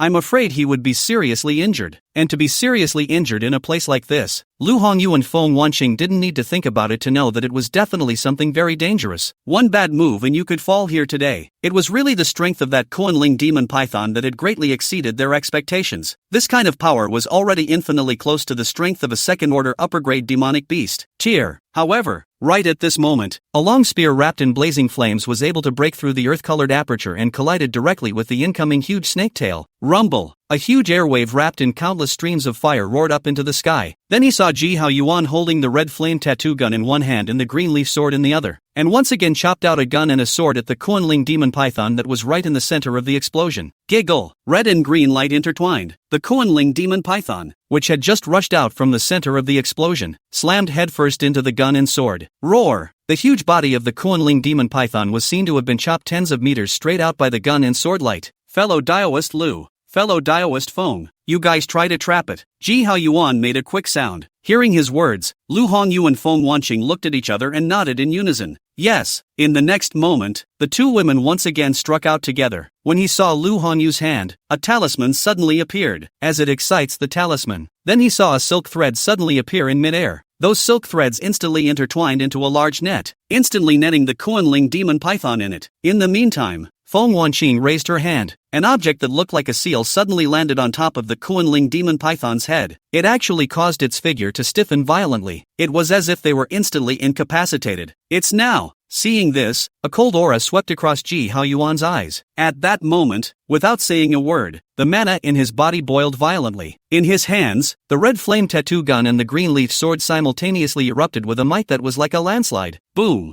Then he saw his whole body go straight up. A circle of twisted swirls spread out from the tip of the gun and the tip of the sword. Roar! As if sensing the approaching danger, the Kunling demon python that was trapped by the seal and the large net immediately struggled frantically. The light on his body flashed rapidly. Boom! Boom! Boom! A sound as if a twine was being tautly snapped was heard one after another. Lu Hongyu and Feng Wanqing's foreheads were currently covered in layers of fine sweat, obviously under great pressure as well. It was good that Ji Hao Yuan was faster. Just as that Kunling demon python was about to break free from that large net and seal, the red flame ripple gun and the green leaf sword carrying the boom mountain gun technique had already arrived in front of its head. Giggle! Without any obstruction, the red flame tattoo gun and the green leaf sword pierced straight into the eyes of the Kunling demon python, followed by a surge of mana that erupted. There was a loud boom. The Kunling demon python's huge head instantly exploded into pieces like a rotten watermelon. Chapter 26, Devil Cultivator. Underworld Fury Formation. Success! Lu Hongyu and Feng Wanqing both showed a touch of joy on their faces. A heart that was still taut was also slightly lowered. It was really because the pressure brought to them by that Kunling demon python just now was too great. It was also thanks to the fact that it was the three of them who had joined forces this time. Otherwise, it was really hard to say what the final outcome of this operation would be. In the hearts of the two women, they were slightly relieved when Ji Hao Yuan, who was located next to the corpse of the Kunling demon python, suddenly raised a hint of sharpness in his eyes. In an instant, the red flame tattoo gun and green leaf sword in his hands instantly transformed into two streaks of light, and then shot over in the direction where Lu Hongyu and Feng Wanqing were. Fellow Daoist Hao Yuan, you. Suddenly seeing Ji Hao Yuan's actions, Lu Hongyu and Feng Wanqing's complexion both changed drastically. They never expected that Ji Hao Yuan would strike at them at this time. Soon,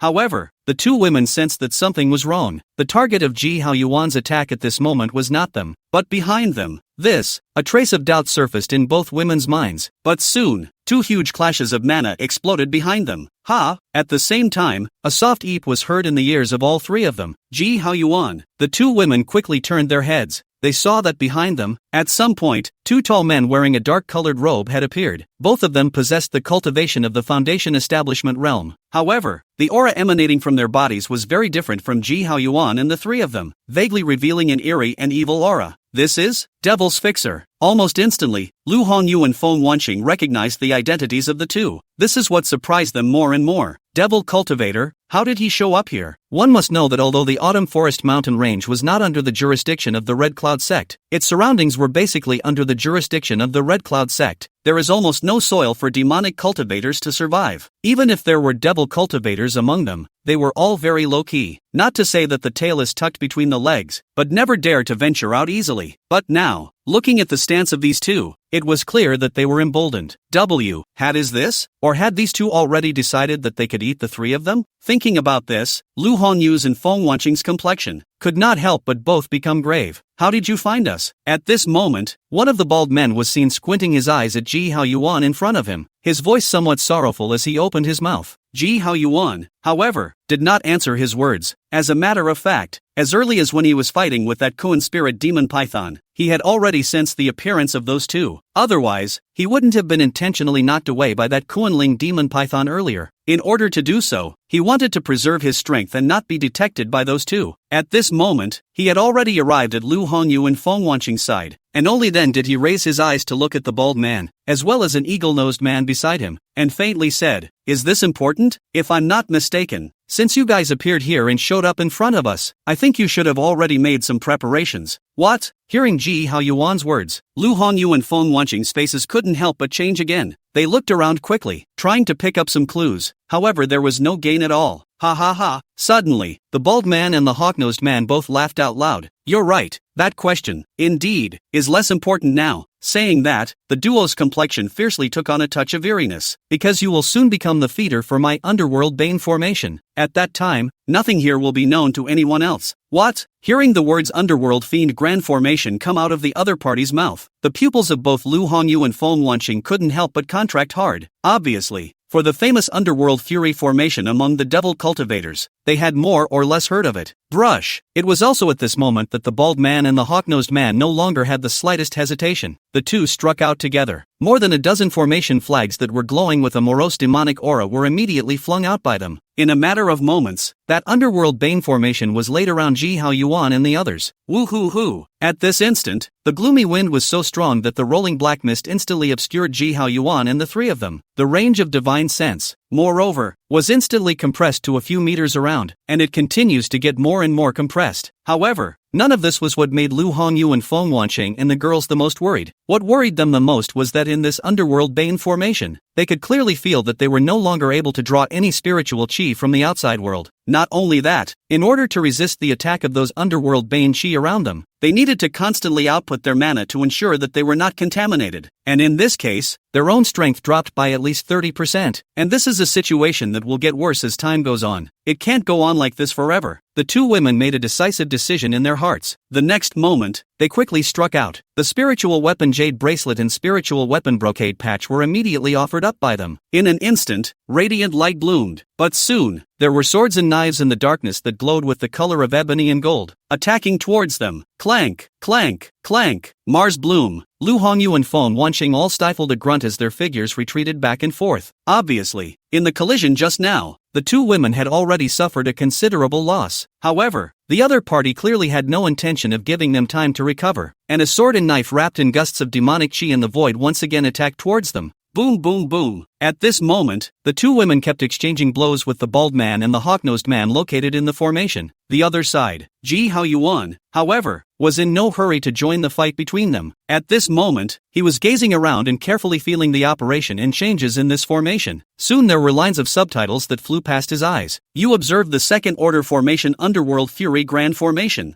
Feel its operation and changes, and have a realization in your heart. You observe the second order formation underworld fury grand formation. Feel its operation and changes, and have a realization in your heart. You observe the second order formation underworld fury grand formation. Feel its operation and changes, and successfully search out the flaws and breaks of this formation. Your attainments in formation are enhanced." The corner of Ji Haoyuan's mouth slowly curved up in an arc. I have to say, now these two guys really gave himself a big gift. Through his observation and comprehension of this underworld fiendish grand formation, his attainments in the way of formations had obviously increased drastically. Right now, he was already just a step away from that so-called second-order formation master. Following that, he only needed to get his hands on some second-order formation materials to break through his formation realm in one fell swoop. But there's no rush now. It's better to get the immediate trouble out of the way first. Once he thought about this, Ji Haoyuan's gaze suddenly looked in a certain direction of the formation. Chapter 27, Formation Break. Kill. There. exactly where this formation is weak. Ji Haoyuan casually flung out a few formation flags. Then he raised his hand and struck out with several spells. In an instant, the Grand Formation, which was originally still overflowing with demonic aura, immediately shook and trembled. Lu Hongyu and Feng Wancheng, who were struggling to fight with the bald man and the hawk-nosed man, immediately felt that the influence of those surrounding baleful auras on them was diminishing at a rapid pace. Vaguely, there were even wisps of aura that filtered in from the outside world. It gave them a jolt in their spirits for no reason. In contrast, the bald man and the hawk-hook-nosed man, who were still calm and confident, changed their expressions drastically. What's going on? The duo quickly turned their heads and soon noticed Ji Haoyuan not far away. It's you! The faces of the two instantly became incredibly ugly. This is something they never expected before. Of the three, someone was actually proficient in the way of formations, and it's not just a general proficiency. Stop it! Stop it! Seeing Ji Haoyuan casually flinging out several array flags again and lifting his hand to strike several spells, the bald man and the eagle-nosed man could no longer remain calm. They were about to make a move against Ji Haoyuan, but unexpectedly, right at this moment, Lu Hongyu and Feng Wancheng, who had been suppressed by the two of them before, were the ones who pestered them at this moment. What are you two doing? But don't forget, your opponents have always been us. As the words fell, the attack on the two women's hands actually became incomparably more severe all of a sudden. Obviously they also knew that whether or not Ji Haoyuan could break the formation this time was the key to whether or not they could win. Asterisk asterisk asterisk asterisk. The bald man and the hawk-nosed man were furious in their hearts. The expression also became hideous all of a sudden. Only, next to that, before they could make any further movements, the entire underworld fiend grand formation shook violently. Ka-chow ka-chow ka-chow. At the same time, a crisp cracking sound clearly reached the ears of everyone present. No good. The bald man and the hawk-nosed man's expression suddenly changed drastically. Whoa! The next moment, it was as if the blocks were collapsing. Those rolling demonic chi and baleful chi that were still located around them originally rose up in an instant. Several array panels and array devices used to set up this array were shattered into pieces of powder. The light from the outside world was seen to reappear in front of the crowd. The original feeling of being cut off from the aura and always having to be on guard against the invasion of the demonic flame fury had even disappeared. You. Seeing this, the bald man and the hawk-nosed man almost subconsciously backed away. Whoosh! Suddenly, an incomparably sharp sword chi shot towards them. It was followed by 2, 3, 5, 10. In a short moment, 10 sword chi that carried a sword chi that seemed to be able to cut down everything was already blocking all the retreat paths of the two men. It was the Shang Yuan sword finger that originated from Ji Haoyuan. It could be seen that this spell, too, had been cultivated by Ji Haoyuan to an extremely profound level. All that was heard was a series of poofs. The long knives and flying swords of the bald man and the hawk-nosed man's spiritual weapons trembled incessantly in the air. Along with their figures, they retreated and retreated. Buzz! At the same time, Lu Hongyu and Feng Wancheng, who were located on the other side of the room, would not miss this opportunity to beat up a falling dog. The two women likewise struck out in unison. Numerous circular shadows suddenly appeared in the air, as well as a brocade handkerchief glittering with colorful light, spinning and then cutting towards the bald man and the hawk-hook-nosed man. Go! Seeing this situation, the two men no longer had any intention of staying on. The recluse light under his feet rose at first. However, just as they flew out a few meters, it was as if they had crashed headfirst into some invisible air shield. Not only did it shock them backward, even their bodies suddenly felt a heaviness. This is formation. The two were really panicking a bit in their hearts now. How could they not expect that in just such a short period of time, Ji Haoyuan had actually given them such a hand without saying a word? Speaking up, and it's thanks to them. If it wasn't for the second order underworld fiend grand formation in their hands, it might have taken some time for Ji Haoyuan to take that crucial step in the Tao of formation. Even though the current him didn't have any materials at hand that could be used to set up a second order formation, with his comprehension, in a short period of time, he still didn't have any problems laying down a restriction that could be used to temporarily stop the two from escaping. Do you guys really want to fish to death? The bald man and the hawk-nosed man shouted sternly. However, what answered them was precisely another attack from the Ji Haoyuan trio. Boom boom boom. The air suddenly exploded with bursts of light and flames. The bodies of the bald man and the hawk-nosed man were seen flying backwards diagonally. Before they landed on the ground, the two of them sprayed out a mouthful of blood in unison. Apparently it had been seriously injured. Whoa! It was at this moment that Ji Haoyuan's red flame tattoo gun suddenly transformed into a flaming python, opening its bloody mouth before the two of them could react. There was a click. It was directly the bodies of the two men, which were stopped and bitten into two pieces in unison. Ah! The miserable screams of the duo were heard in the air, but this miserable scream didn't last long. A flash of green-colored swordlight had already swept past their necks. In a flash, two heads flew high. This caused Lu Hongyu and Feng Wanqing, who were planning to help, to have a flash of shock in their eyes. Obviously, the strength and means that Ji Haoyuan had displayed today had been greatly out of their expectations. It wasn't even an exaggeration to say that if it wasn't for him, Ji Haoyuan, the two of them would most likely have fallen here. Waiting for Ji Haoyuan's side to put away the two of them's storage bags, Lu Hongyu and Feng Wanqing then greeted them.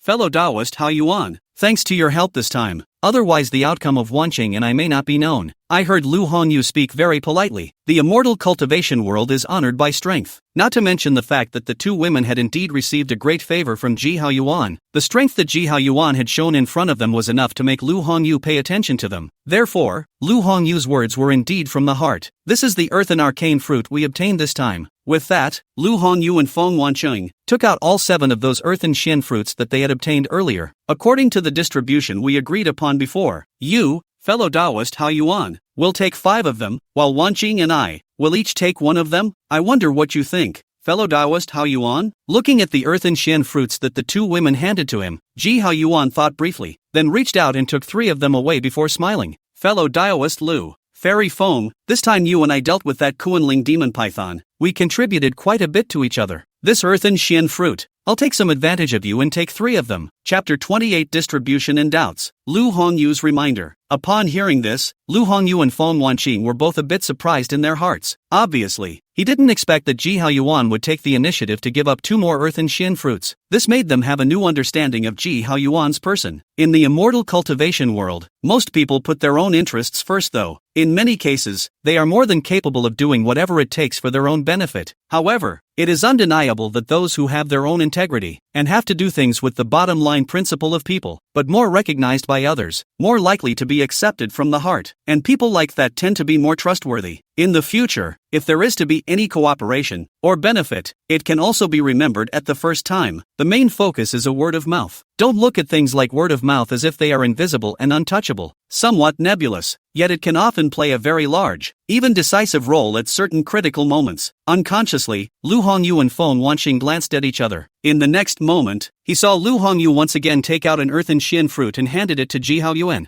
Fellow Taoist Haoyuan, no matter what, this time I was able to obtain this earthen arcane fruit, all thanks to you. If not for you, Wanqing and I, not to mention obtaining this earthen arcane fruit, I'm afraid that whether we can survive from this turn of events is a question. So, take 1 more of these earthen Xian fruits. As for the rest, we don't want any of it. The implication is that the corpse of the Kuanling demon python, as well as the things on the bodies of those 2 devil cultivators, they will not want half of it. This is definitely something that is a bit of a disadvantage for them. Let's not talk about what was on those 2 demonic cultivators. Let's say the corpse of that Kuanling demon python. Just now, when they were fighting against it, to be honest, Lu Hongyu and Feng Wanqing had also contributed a lot. If they hadn't stepped in to hold them back, it wouldn't have been easy for him, Ji Haoyuan, to kill them if he didn't want to expose all of his strength. Thinking of this, Ji Haoyuan, after reaching out to receive that earthen Xian fruit, pondered slightly and then said to the 2 women, Fellow Taoist Lu, Fairy Feng, truth be told, that Kuanling demon python's corpse does have quite a bit of use for me right now. But the reason why we were able to kill it this time, the 2 of you also really contributed a lot. It would be inconsistent with my state of mind if I were to take it all in peace. Let's put it this way, these 2 spirit artifacts, 1 for each of you, will be considered as compensation for this time. I hope you 2 will not refuse. After saying that, Ji Haoyuan took out the spiritual weapon long knife and spiritual weapon flying sword that he had obtained from the 2 demonic cultivators and handed them over to Lu Hongyu and Feng Wanqing. Regardless, 2 spirit weapons used by Foundation Establishment stage cultivators, that value wasn't low. Ji Haoyuan used this as compensation for the 2 girls, which was quite reasonable. When the 2 women saw this, they didn't insist this time. After uttering words of thanks to Ji Haoyuan, they all received the 2 spirit weapons. Taking over, none of the 3 stayed here much longer. On the way back, whether it was Ji Haoyuan, Lu Hongyu, or Feng Wanqing, a trace of doubt rose in their hearts. That was the 2 demonic cultivators from before. How did they appear in this autumn forest mountain range? It was reasonable to say that the demonic cultivators' range of activities was quite a long distance from the range under their Redcloud sect. Under normal circumstances, there shouldn't be any demonic cultivators appearing. Moreover, viewing their outbursts just now, the two were clearly of an origin with an orthodox devil cultivator inheritance, and were not the kind of wild loose devil cultivators. This was not hard to see from that underworld fiend grand formation that they had just put up. An ordinary wild and loose demonic cultivator of origin wouldn't have that kind of means and depth. So, I am afraid there is a big problem with this, but whatever the problem, this was not something they were going to publicize to the public. Nothing else, too much risk, in case the demonic cultivator side really did something to their side. Once they spoke to the outside world, there was no guarantee that they wouldn't be targeted by those demonic cultivators. Moreover, the Redcloud sect, which was their upper sect, would never think about the safety and danger of their outside foundation building families. On the contrary, it may even be used as bait by the other side. This has been preceded several times before. The most recent one was the Sun family of Fuyang County. As a Jindan sect, how could the Redcloud sect's awareness of its enemies really be that slow, preferring to wait until the entire Sun family had been wiped out before they just happened to show up? Is there another reason for this? Although the people did not say anything on their lips, in their hearts, they more or less had their own judgment. At this point, the three of them, Ji Haoyuan, were already out of the autumn forest mountain range. Just as they were about to separate from each other, Feng Wanqing couldn't help but turn her head to look at Ji Haoyuan and smile. Fellow Taoist Haoyuan, if you have leisure time in the future, you can come to my Feng family as a guest. I am always welcome. It was evident that Feng Wanqing's words came from her heart. I don't want to break contact with Ji Haoyuan over this. For this reason, she was directly handing over one of her summoning jade talismans to Ji Haoyuan. Ji Haoyuan was not going to refuse this. After this incident, between the two, there was a friendship, and he also quite recognized Feng Wanqing's character. So this would be a nod from him. While handing over his summoning jade talisman to Feng Wanqing, he then smiled. Good, as long as I have the leisure to do so in the future, I will pay a visit. Well, then it's a deal.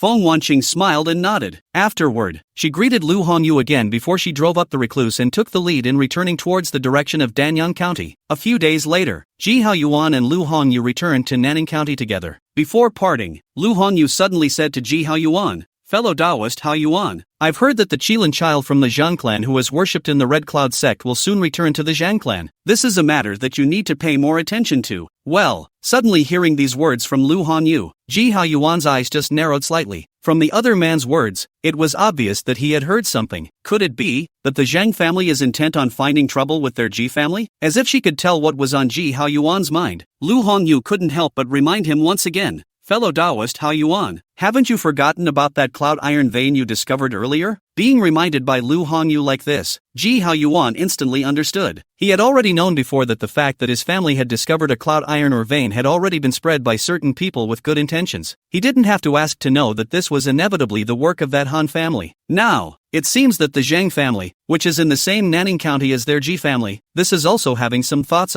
At this thought, Ji Haoyuan's eyes immediately became somewhat deeper. He nodded at Lu Hongyu and smiled in thanks. Thank you for reminding me of this matter, fellow Taoist Lu. At that time, if that Zhang clan really comes, I will know how to deal with it. Good. Lu Hongyu smiled and nodded. If there really is something, you can always summon me, fellow Taoist Haoyuan. After saying that, Lu Hongyu did not stay any longer. The two immediately returned in the direction where their respective clans were. Chapter 29, Fusing Techniques Again. Back to the Qi family. Ji Haoyuan immediately found Ji Bo Chang and told him about this trip to the Autumn Forest mountain range. In it, the situation concerning the two demonic cultivators was highlighted. This made Ji Bo Chang's expression quickly become grave. According to your encounters this time, if our guesses are good, I'm afraid that the number of demonic cultivators hiding around us today is already quite a lot. I just don't know what, exactly, their purpose is. Old Ancestor, do you think their target will it be? Ji Haoyuan suddenly was locking eyes with Ji Bo Chang. Both men apparently thought of a possibility. That was that the real target of those demonic cultivators this time was the Redcloud sect above them. If that was the case, then there was no way to say that this frontier, led by the Redcloud sect, would most likely see an upheaval, and it's going to be a sizable upheaval. Old Ancestor, turn around and inform Yun Fan and the others of this matter. A short while later, Ji Haoyuan spoke. Regardless of what others do, at least within our Ji clan's territory, we will never allow the existence of demonic cultivators. Otherwise, it won't do any good either for our Ji family itself or if we are informed by the Redcloud sect side afterward. At those words, Ji Bo Chang nodded. Obviously he was also well aware of what kind of threat there would be to their Ji family if there were truly demonic cultivators hiding within their territory. territory. I'll inform them of this later and have them pay close attention to the movements of the demonic cultivators. Once anything is discovered, it must be dealt with at the first opportunity. With that, the two went on to discuss a few more things. Sometime later, Ji Haoyuan arrived inside his cave. Soon he took out the 2 storage bags belonging to the demonic cultivators. It took about half a day. Ji Haoyuan managed to erase the branding on the storage bag, which belonged to those 2 demonic cultivators. I don't know if it was intentional or something else, but Ji Haoyuan didn't find out the specific identities of the duo from their storage bags. Instead, he saw quite a few cultivation resources from it. First of all, there are 5,000 to 6,000 spirit stones. Next, there were some materials for formations. There was even no shortage of second-ranked formation materials among them. This made Ji Haoyuan have to think more. These 2 guys? What were these 2 guys doing with so many formation materials in their storage bags? Murphy. Ji Haoyuan's eyes contracted slightly. 2 words popped into his mind at the moment. Breaking formation. If that was really the case, then it could not be helped that the scheming of those demonic cultivators this time was not small. Things, it seems, are going to be more serious than we thought. Temporarily suppressing these thoughts, Ji Haoyuan continued to check out the contents of the storage bag. Most of the items were related to demonic cultivators. It was of no great use either to him or to Ji Buchang. The only thing that was needed by all cultivators was some universal minerals. Spirit medicines, basically.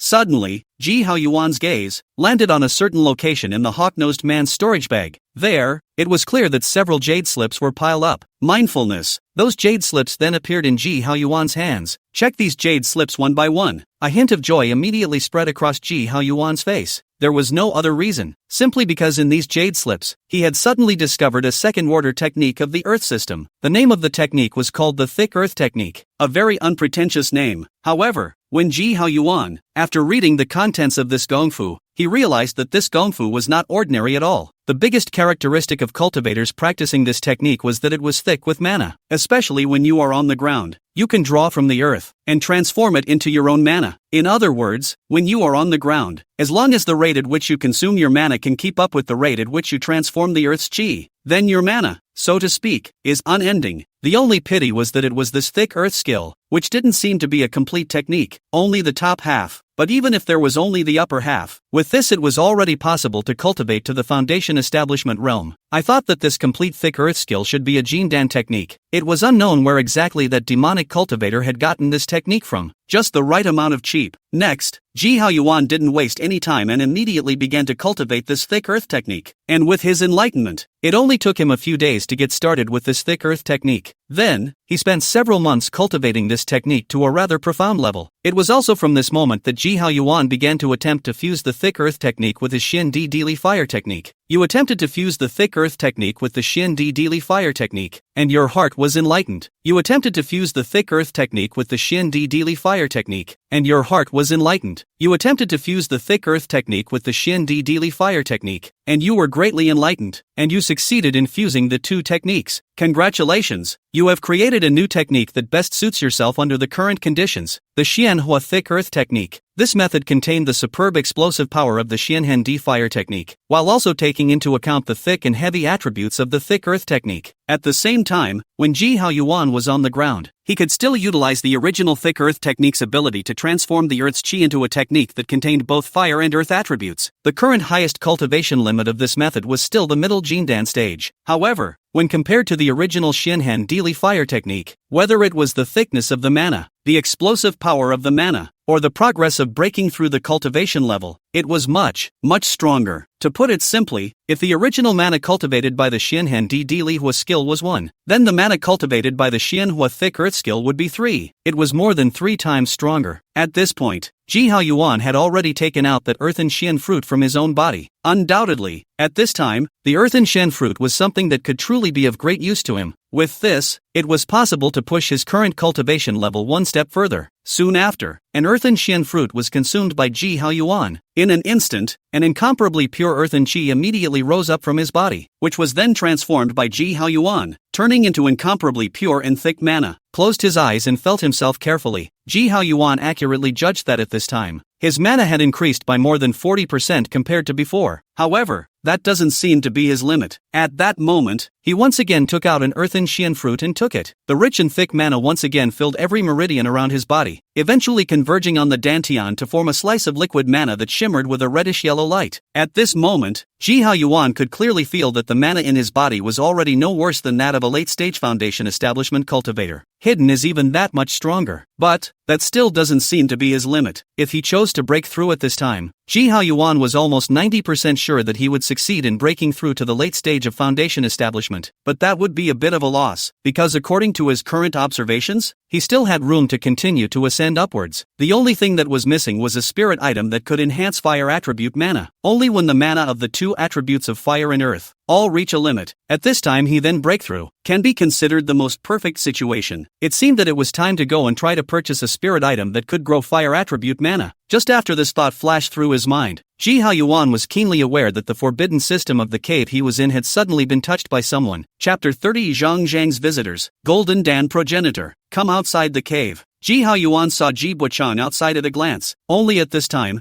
Ji Buchang's face was not very good. This made Ji Haoyuan immediately realize that something should have happened. Hoi Yuan. Ji Buchang immediately greeted Ji Haoyuan and then said with a somewhat ugly expression, "Just a short while ago, news came from the Zhang family's side that they were coming to visit our Ji family." Well, upon hearing this news, Ji Haoyuan's eyes immediately narrowed. Did they say what it was they came to our Qi family for? And who are they, the Zhang family, to come over? Is it Zhang Mingza? Or is it that Zhang Mingyuan? It's that Zhang Mingyuan, Ji Buchang replied in a deep voice. However, this time, the one who's coming to our Ji family, besides that Zhang Mingyuan, there's also that heavenly spirit root son of their family who is worshipped in the Redcloud sect, Zhang Jilong, Chang Qilong. Ji Haoyuan's eyes suddenly condensed. Nice, Cabuchin nodded. Haoyuan, you also know that their Zhang family doesn't come early, doesn't come late, and comes at the exact time when that Zhang Jilong returns to their Zhang family, and brings the other party along with him. The purpose in the midst of this is simply not too obvious. They are, for that one cloud iron vein we found. That's pretty much it. Ji Haoyuan's eyes flashed, and he already had a plan in mind. Whoosh! At the same time, a transmission message flew into this back mountain where they were. Ji Buchang immediately raised his hand to receive that transmission. After just one look, his expression changed slightly, and he immediately raised his eyes to Ji Haoyuan. Haoyuan, they're already here. With that, he handed that transmission to Ji Haoyuan. Ji Haoyuan reached out to take a look and sneered. It's still a bit of a rush. Fine, since they want to play, then old Ancestor will just play with them. Do you really think that a junior who isn't even a Foundation establishment yet can hold us with this? As he spoke, Ji Haoyuan was already traveling towards their Ji family's meeting hall. When Ji Haoyuan and Ji Bochang, together, came to their Ji family's meeting hall, they found that in this meeting hall, there were already several people sitting. The patriarch, Ji Yunfan, was accompanying those few people. Zhang Mingyuan of the Zhang family was listed. But what really made Ji Haoyuan and Ji Bochang pay attention was the two people located beside that Zhang Mingyuan. Both of them were wearing the red-colored Dao robes that were unique to the Redcloud sect. One is young and one is old. The younger one, with an upright figure and handsome features, was at the 7th level of Qi refining. I think it should be the Zhang family's heavenly spirit root son who has joined the Redcloud sect, Zhang Jilong. As for the one beside him, a middle-aged cultivator from the same Redcloud sect, he possessed the cultivation of the Foundation Establishment realm. If Ji Haoyuan and the others had guessed correctly, the other party should be the one in charge of Zhang Jilong's protection for this outing. After all, when a Jindan seed went out, it was impossible for the Redcloud sect to have no protection at all. Wouldn't it be a great loss if something happened? At this moment, the other party had obviously all seen Ji Haoyuan and Ji Bochang who had entered. It was Zhang Mingyuan who laughed and took the lead in opening his mouth to Ji Haoyuan and Ji Bochang. Fellow Taoist Haoyuan, fellow Taoist Ji, this time we came here uninvited, so I hope you two won't take offense. Upon hearing this, Ji Bochang immediately returned politely. What are you saying, fellow Taoist Mingyuan? You and I are the same Nanning County Foundation building family, and it is only right that we should interact with each other. Only these two beside you are. This is clearly a knowing question on his part. The meaning is also obvious. Your Zhang family and my Ji family are both Foundation building families in this Nanning County. It's normal to come and go with each other, but isn't it a bit uncouth of you to bring two unrelated people here without authorization? Although Zhang Mingyuan heard the strings in Ji Bochang's words, he obviously did not care. Then he saw him laugh and continued to speak to himself. Come, fellow Taoist Ji. I'll introduce both you and fellow Taoist Haoyuan. this is Zhang Zhilong from our Zhang clan, who has currently joined the Redcloud sect and become a personal disciple of Senior Yan Huazhenjin. Yan Huazhenjin? Hearing this name, Ji Haoyuan and Ji Bo Chang's hearts couldn't help but be moved. If they remembered correctly, Yan Huazhenjin could be said to be the oldest Jindan cultivator of the Redcloud sect. I can't imagine that Zhang Zhilong actually worshipped under that Yan Huazhenjin's door. As for this, I heard Zhang Mingyuan continue, and it's the deacon of the Redcloud sect, Daoist Zhou Haifeng, who has come here to ensure the safety of my family. Zhilong him as well. So it's senior disciple of Elder Yan Hua, and Deacon Zhou. It's a pleasure to meet you. Kabuchin greeted the two men politely. In response, Zhang Zhilong's reaction was flat. Being a Jindan protege and having the qualification of Heavenly Spirit Root himself, Zhang Zhilong did have the right to be proud of himself as well, especially since he had entered the Redcloud sect. He had been surrounded by people who wanted to please and cater to him almost exclusively. He had long ago become somewhat numb and used to it. Rather, it was that Zhou Haifeng, who was quite polite to Ji Bochang's greeting, smiled and nodded at his words. Fellow Daoist Ji, we have actually come here with an unkind request. Well, Ji Haoyuan and Ji Bo Chang immediately glanced at each other. Almost unanimously, a thought rose in his mind. It's coming. Sure enough, I heard that Zhou Haifeng continue. I heard that your family seemed to have discovered a cloud iron or vein before. I wonder if this is indeed the case. At those words, Ji Haoyuan didn't say anything. Ji Bochang, on the other hand, furrowed his brows slightly and looked at Zhou Haifeng. I won't hide it from Deacon Zhou. My Ji family did, by a fluke, discover a cloud iron vein before. It's just that I don't know if Deacon Zhou has any instruction for asking about this. The instruction is not to be taken seriously. Zhou Haifeng snorted and then smiled. It's nothing really, it's just that my family, senior brother Zhilong, wants to secure some resources for his family's future development. It just so happens that your family has found a cloud iron vein like that. That's why I was thinking,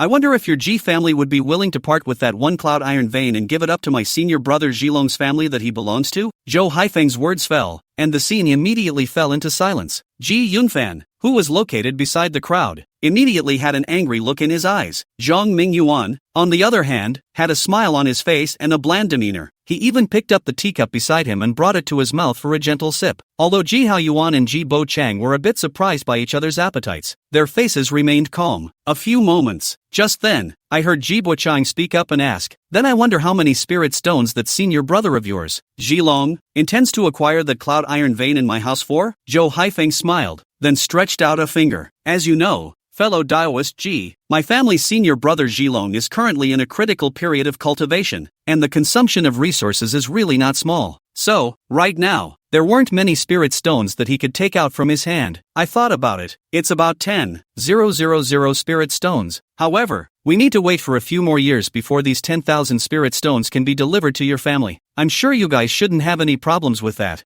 Fellow Daoist Ji, Chapter 31, Ruthless Ji Haoyuan, Ji Bakan gives steps. Hearing the price Zhou Haifeng quoted, Ji Haoyuan and Ji Bo Chang both laughed in anger in their hearts. 10,000 spirit stones. How dare he say that? One must know that cloud iron vein, nowadays, could earn their Ji family more than 10,000 spirit stones per year. And what's even more hilarious is that for this 10,000 spirit stones, it's actually going to be delayed until a few years later. What's the difference between that and open robbery? Seeing Ji Bochang's delay in speaking, the smile on Zhou Haifeng's face faded away. He just looked at Ji Bochang, and his tone slowly cooled down. What? Fellow Daoist Ji, is there something wrong with this? Sorry. Finally, Ji Haoyuan, who had never spoken, spoke. I only heard him say, nowadays, this cloud iron vein, we don't have the idea of selling it to the public for the time being, so I'm sorry. What did you say? Zhou Haifeng turned to Ji Haoyuan at once, the cold light in his eyes biting. Even Zhang Zhilong, who had likewise not opened his mouth since the beginning, turned his gaze toward him. What if I have to buy it? Zhang Zhilong's words immediately made Ji Haoyuan laugh. His gaze suddenly turned to the side, to Zhang Mingyuan, who was sipping tea in an old-fashioned manner, and said, Fellow Daoist Jan, regarding our fight with the Han family of Danyang County for that cloud iron vein, this little friend Zhilong, is he still unclear? Seeing Ji Haoyuan suddenly bring up this matter, Zhang Mingyuan, who was originally still in a relaxed state, his face instantly stiffened. This caused both Zhang Zhilong and Zhou Haifeng on the side to reveal a hint of doubt. Obviously, the two were unaware of the matter concerning the Ji family and the Han family's competition for the cloud iron vein. To be precise,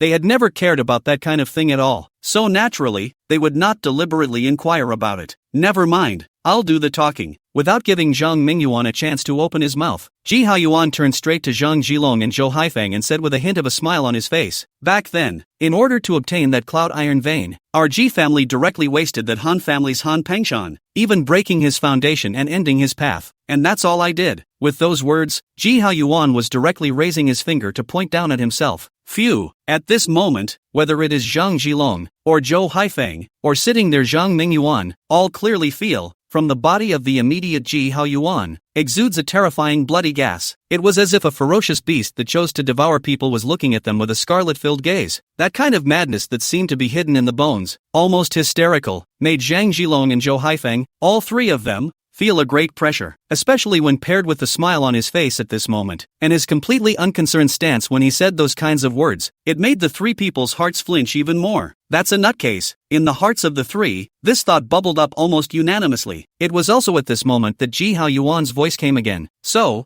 three fellow Taoists, you are aware that that cloud iron vein is an incomparably important source of spirit stones for my Ji clan. And even more so, it is the resource support for my Ji clan for the next few years or even decades. I still hope that the three of you will be generous and not extinguish this hope of my Ji family." Although the words were said politely, anyone could hear the coldness in Ji Haoyuan's words. At least that's how it felt to Zhang Zhilong and Zhou Haifeng and the others. If anyone wanted to touch their Ji family's cloud iron vein, then he, Ji Haoyuan, would have to play with whoever it was. In the face of such a ruthless man, if Zhou Haifeng said that they were not at all afraid in their hearts, it was certainly impossible. But fear is not so bad. As deacons of a Jindan sect, as well as Jindan real person's personal heirlooms, Zhou Haifeng and Zhang Zhilong had their own backbone that belonged to them. Only, if they really wanted them to engage in a deadly fight with such a person for the sake of the Zhang family, they wouldn't do that. Zhang Zhilong was like this, and Zhou Haifeng was even more so. Just when the atmosphere between the field is stiff, vaguely some crossbows, Ji Buochang suddenly is smiling to break the silence. "Little friend Zhilong, and fellow Daoist Zhou, you mustn't mind this latecomer of mine. That's what he is, not much of a talker. Come,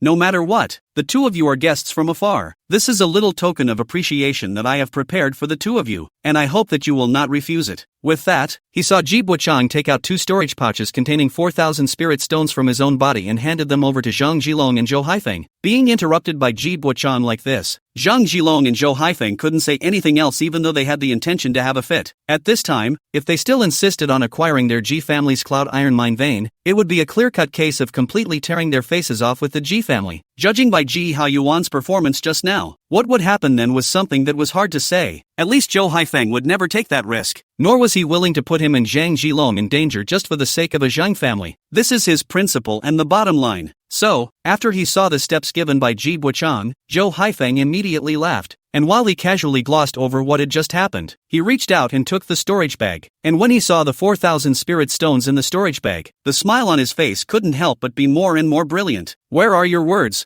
fellow Daoist Ji? Just now it was just some misunderstanding. As the saying goes, buying and selling is not a matter of benevolence. This time it is us who have disturbed your family. If there is nothing else to follow, then we will take our leave at this time." Zhang Zhilong on the side wanted to say something else, but Zhou Haifeng would clearly not intend to make any more twists and turns this time. After giving Ji Buochang and Ji Haoyuan a hug, he led Zhang Zhilong straight away, leaving the Ji family's Chinyang mountain under the personal guidance of Ji Buochang and Ji Haoyuan. Zhang Mingyuan would have followed them this time. Only after all three of them had flown some distance away did Zhou Haifeng turn his head to look at Zhang Mingyuan and said with a somewhat leathery smile, "Brother Mingyuan, your Zhang family is really good at calculating. Regarding the conflict between that Ji family and the Han family, I'm sure Brother Mingyuan wouldn't have been unaware of it before, right?" That's actually a bit of an understatement. As a foundation establishment deacon of the Redcloud sect, Zhou Haifeng could give the Zhang family some convenience for Zhang Zhilong's sake, and could even stand up for your Zhang family as well. But you should never, ever withhold some important key information. Isn't that using them as a gun or something? He, Zhou Haifeng, had lived for so many years. What had he not seen before? Almost as soon as Ji Haoyuan said those words, he already knew what was going on. That was the main reason why he was willing to take that step given by Ji Buochang. Of course, there was no lack of scorn for Ji Haoyuan and the others. After all, no matter what,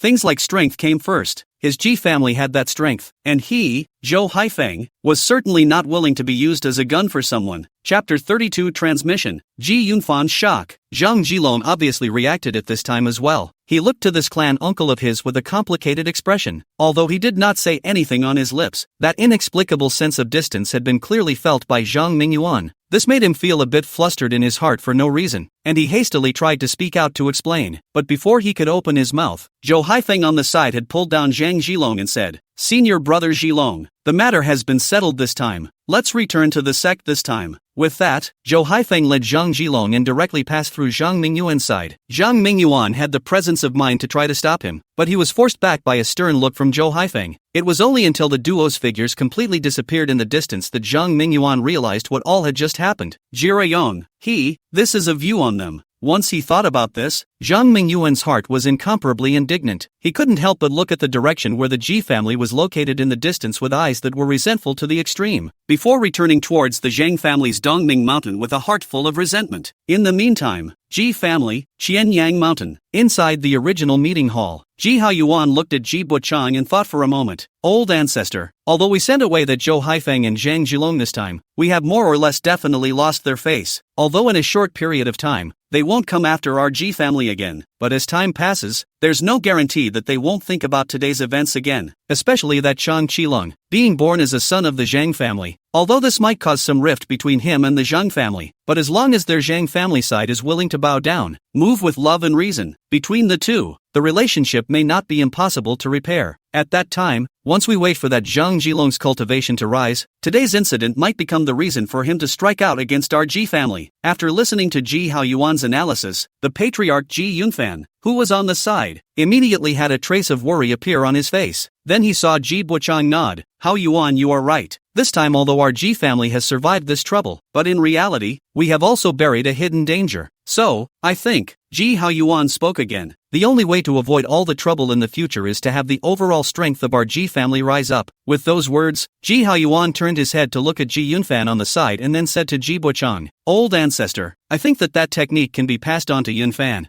Ji Haoyuan's words immediately caused Ji Yunfan to be stunned. He somewhat failed to understand what exactly Ji Haoyuan was referring to when he spoke of feats here. Ji Buchang also didn't expect that Ji Haoyuan would say such a proposal, but after he thought it over carefully, he nodded at that moment. "Good. However, Yunfan, you will need to make a hard demon oath when the time comes to ensure that you do not pass on that technique to anyone other than you. And, in the future, this method can only be passed on to the matriarch for cultivation for the time being. What do you think, Howabuchi?" "I think it's okay." Ji Haoyuan nodded in agreement. He knew very well the reason why Ji Buchang was so cautious. It was really that greenwood evergreen technique, which had already involved the Jindan level. Theoretically speaking, cultivating the greenwood evergreen technique, there was that 0.5% chance that one could use this technique to conjure the Dan. And no matter what, once it involves the Jiadan, then even the smallest thing will become a very big thing. By then, I'm afraid that those who miss their Ji family will not be the Zhang family. A small player like Zhang Zhilong, I'm afraid that even the Redcloud sect's Jindan real person would be startled. As for why it was only passed on to the patriarch and not to other elders and other senior people, the reason is also simple. That's a lot of people. Once more people know about anything, then the risk of leaks increases greatly. Moreover, among the elders, there is no guarantee that there will not be selfishness. In the event that someone secretly passed on the gongfu to his own descendants, that would be a really big problem. And the patriarch, the heart of a family. But for anyone who holds this position, the first thing is to put the interests of the family first in everything, and to be absolutely loyal to the family, to an extent that is even above one's immediate family. Passing on the merit law to such a person, there was basically no need to consider the risk of him voluntarily leaking secrets or anything like that. If one day, there was really something that even the family patriarch betrayed the family, then this family, basically, would have no hope. The moment Ji Yunfan made a vow not to leak out the Greenwood Evergreen technique as requested by Ji Buchang, only then did Ji Buchang look at Ji Haoyuan and said, "Haoyuan, since this method was created and improved by you, it is up to you, then, to pass it on to Yunfan." Hearing that Ji Haoyuan didn't refuse, he was well aware of this good intention of Ji Buchang. At that moment, he saw him point a finger at Ji Yunfan. All the information about that Greenwood Evergreen technique flooded into Ji Yunfan's mind in an instant. When Ji Yunfan finished reading all of the contents in his mind, a look of shock as well as disbelief immediately appeared on his face. This gongfu, no wonder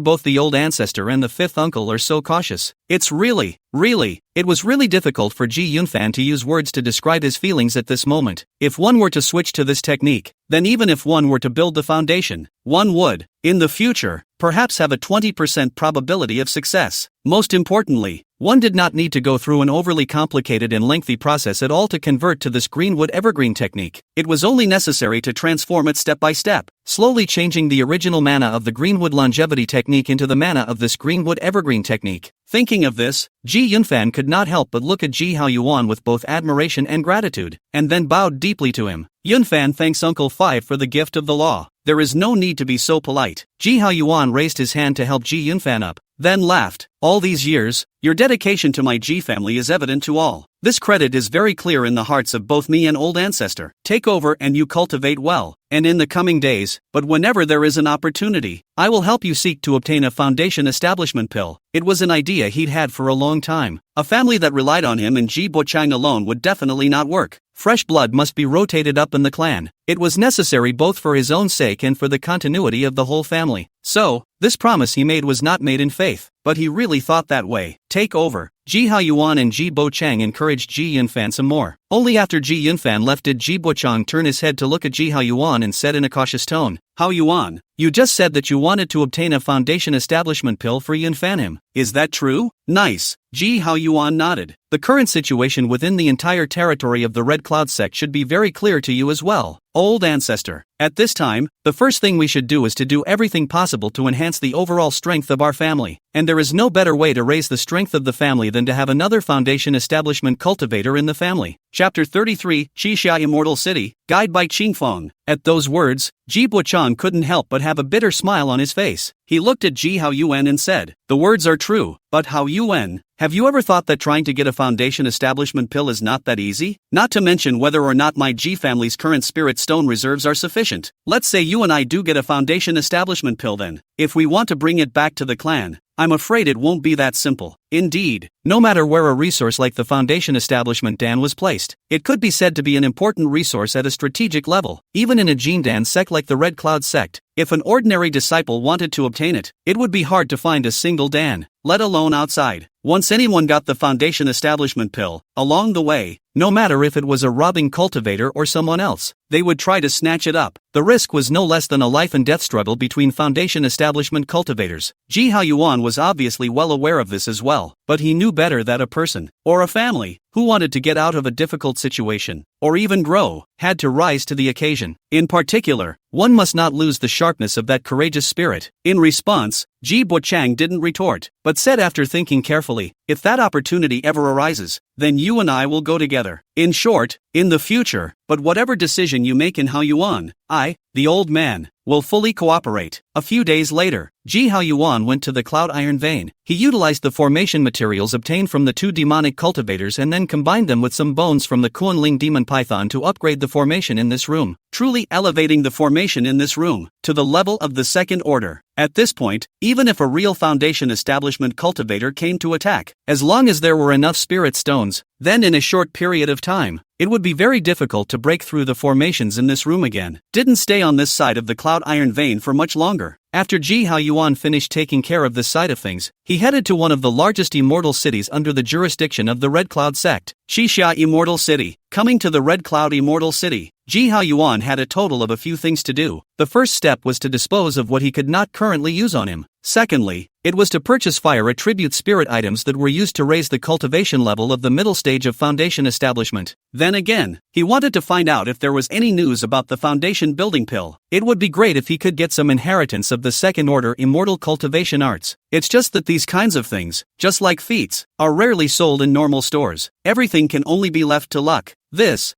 senior, just after arriving at the Qixia Immortal City, behind Ji Haoyuan, a somewhat cautious voice was heard. He turned his head and saw that it was a young female cultivator wearing an aquamarine dress with a beautiful appearance and a graceful figure. The female cultivator was around 20 years old, with a cultivation level of the third level of Qi refining. This made him instantly a little puzzled. I don't understand what such a guy, who was known to be a low-ranked casual cultivator at a glance, was doing by calling out to himself, as if she could see Ji Haoyuan's doubts, or perhaps she was afraid of upsetting a foundation establishment senior like Ji Haoyuan. The young female cultivator immediately opened her mouth after seeing Ji Haoyuan turn her head. May I ask, senior, is this your first time coming to this Qixia Immortal City? Is a guide needed? Wizard? Ji Haoyuan subconsciously looked at it. It was found that among the people coming and going around, there were quite a few people like the young female cultivator. Most of them traveled between those cultivators who had just entered the city. However, most of them were aimed at cultivators in the middle stage of chi refining, or the late stage of chi refining, as the young female cultivator did. She was really the only one who came up and called out to such a foundation establishment cultivator as him. That, senpai. The young female cultivator hurriedly continued to speak. I'm quite familiar with all aspects of this Chixia immortal city, and the price for me to be a guide isn't too high. Just 3. No, just 2 spirit stones will do. What's your name? Ji Haoyuan didn't answer her words right away, but inquired. My name is Bai Qingfeng. Senior, you can just call me Qingfeng. The young woman rushed to answer. Bai Qingfeng? Ji Haoyuan nodded, and then he saw him take 3 spirit stones from himself and throw them to the other party. Okay, then to take over. You will be my guide. Okay.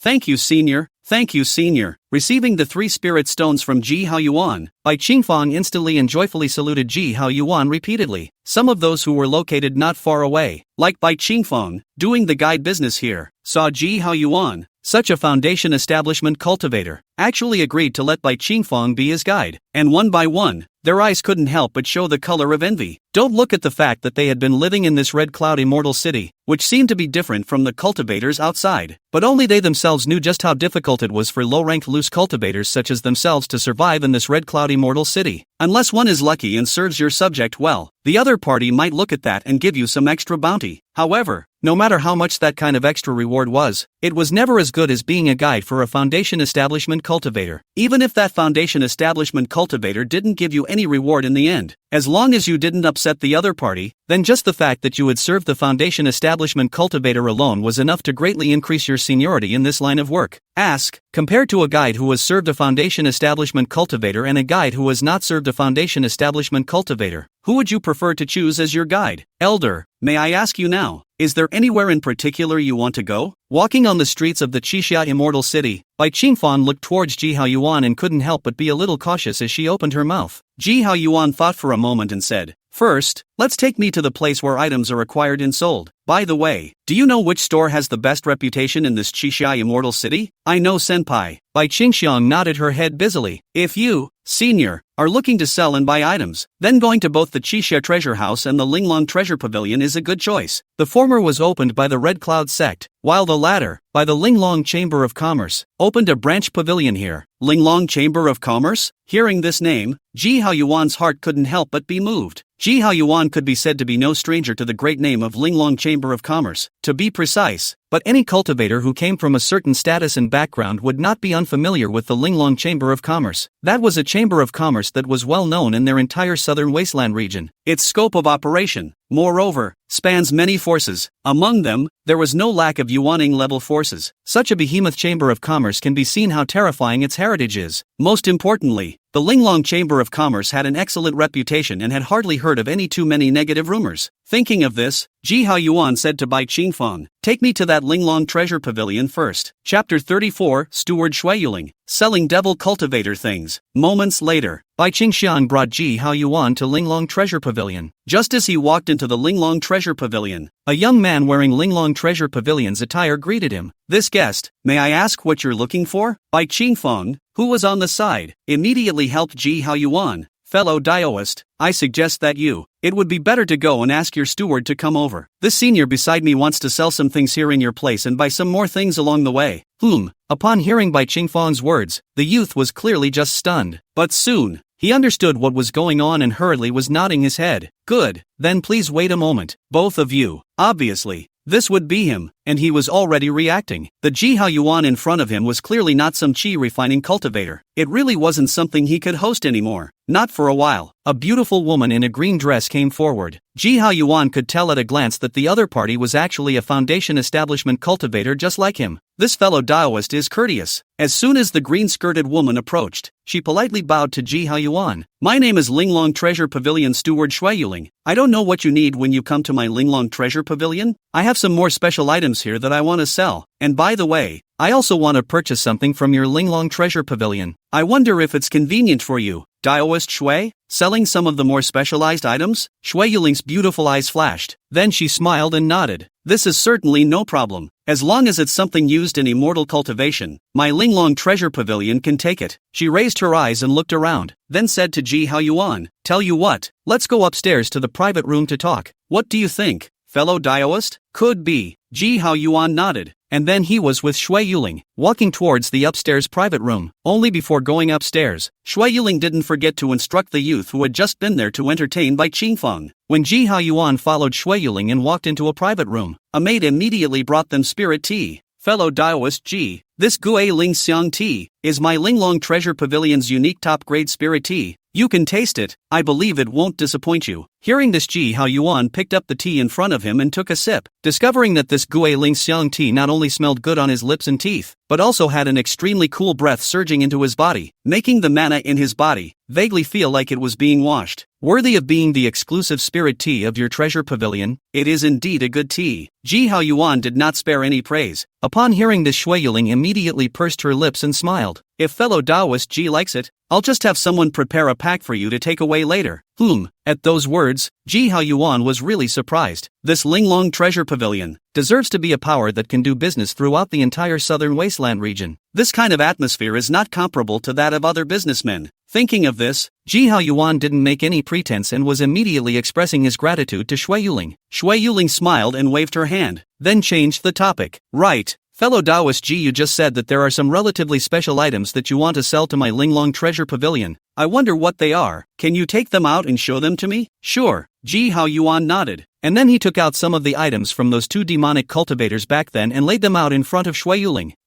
These are? Shui Yuling's beautiful eyes stared slightly. In the next moment, she began to scrutinize these things that Ji Haoyuan had taken out. This is the Devil's Fury Stone, the Blood River Crystal, and the Een Fury Dust Sand. There's also this demonic spiritual weapon, the Soul Detainer. When the inventory reached this point, Shui Yuling couldn't help but look up at Ji Haoyuan. Fellow Daoist Ji, are you robbing a devil cultivator? How come all these things? All of them are items used by devil cultivators? Although the words were said, Shui Yuling's face, however, did not have any different color. Obviously, for the items used by these devilish cultivators, the Linglong Treasure Pavilion also collected them. As for their origins, Shui Yuling had just asked so casually and wouldn't really look deeper. After all, the first rule of their Linglong Chamber of Commerce's purpose was to abide by their reputation and ensure that all information about their guests would not be leaked. This was the real reason why Ji Haoyuan had chosen to come here. After all, it is about the devil cultivators things. If it is taken to other places, it will inevitably not attract others' attention. At that time, in case the top of the Redcloud Sect learned something and came over to him to inquire, it was inevitable that there wouldn't be any twists and turns as a result. That's quite a pain in the ass, too. So, Ji Haoyuan, who would be here, also did not respond to Shui Yuling's question, but instead smiled and asked for the price. How about it? According to fellow Daoist Shui's opinion, for these items, roughly how many spirit stones is your treasure pavilion willing to acquire them for? Shui Yuling thought for a moment and said, fellow Daoist Ji, most of these devil cultivator things of yours are materials, minerals, and the like. There were only two pieces that belonged to true devil Dao spiritual weapons, but they were all relatively ordinary. Tell you what, I'll go with the normal market purchase price. With all of these things added up, I'll give you a total of 4,000 spirit stones. What do you think? 4,000 spirit stones? Ji Haoyuan nodded. No problem. The price, in fact, was already beyond his mental expectations. In his mind, these devil cultivator things that he could not use at all, if he could sell them for 1 or 2,000 spirit stones, that would be a profit. Now that Shui Yuling was willing to purchase it for 4,000 spirit stones, it was clear that she hadn't deliberately lowered the price with him. That's another benefit of coming to Lingering Treasures. There would be no intentional undercutting of the prices of these items just because they were demonic cultivators' items. It was thought that if he had gone to that Qixia treasure house, he would never have gotten this kind of harvest. Perhaps, there will be a lot more unnecessary trouble. After both parties had put this deal together, Shui Yuling couldn't help but look at Ji Haoyuan once again and ask, fellow Daoist Ji, following on, I wonder if you have any other items you want to sell here with us? Hearing this, Ji Haoyuan thought slightly. Then from his own body, he took out a large piece of frozen snake meat and asked with a smile,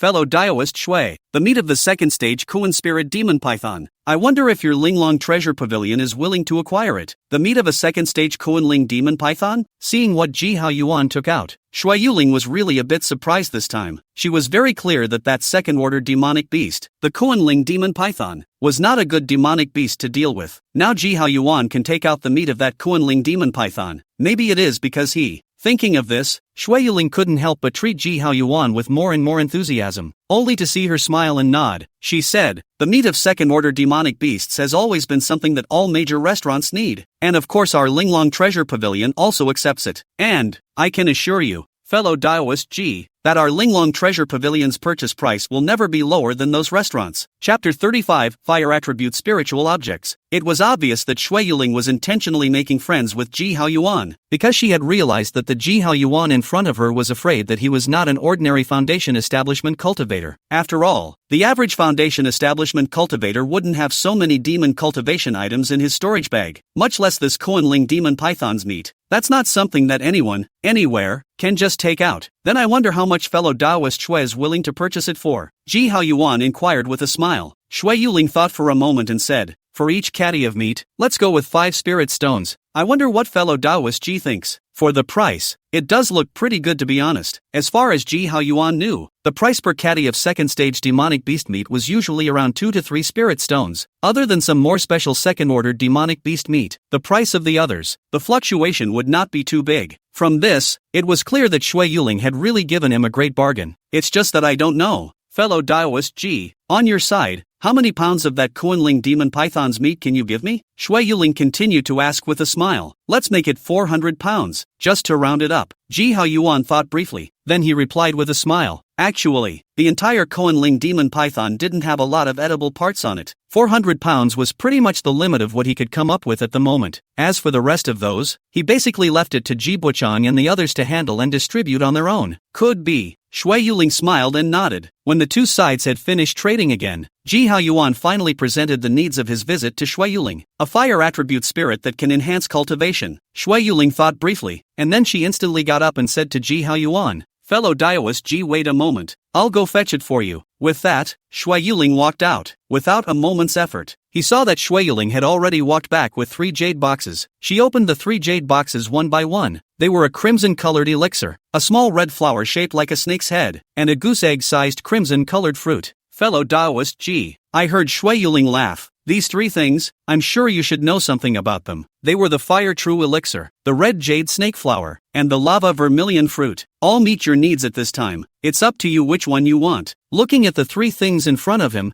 Ji Haoyuan couldn't help but also fall into deep thought. First of all, that Fire True Dan could be said to be the most common second-order fire attribute spirit item. However, any cultivator who majored in fire attribute techniques would be able to enhance their cultivation to a certain degree by taking it. Only the effectiveness of such spirits is limited. One may not be enough if you take it. The next is that Red Jade Snake Flower. This peanut grows in the nest of a second-stage fire attribute snake demonic beast, bathing in the scent of the corresponding demonic beast all year round. Taking this spirit item, although the effect would be relatively good, it would inevitably be affected by some of these demonic beast scents. Sure, not too much of a problem for the strong-minded. As for that last one, the Lava Vermilion Fruit, it was warmed by the lava in the ground. Just by looking at the environment in which it grew, it felt that there should be a lot of violent power in it as well. However, the truth is that this type of spirit is considered to be the mildest of all such spirits, and its effect, too, was the best of the 3 spirit items. The only drawback, perhaps, was that the price of this Lava Vermilion Fruit should be the most expensive of the 3 spirit items. However, right now was a critical period for thickening his own cultivation base, so as long as the conditions permitted, Ji Haoyuan naturally wanted to choose the best. Thinking about this, Ji Haoyuan immediately said to Shui Yuling, "Fellow Daoist Shui, let's have this Lava Vermilion Fruit. I wonder what its price is." "Lava Juju?" Shui Yuling smiled.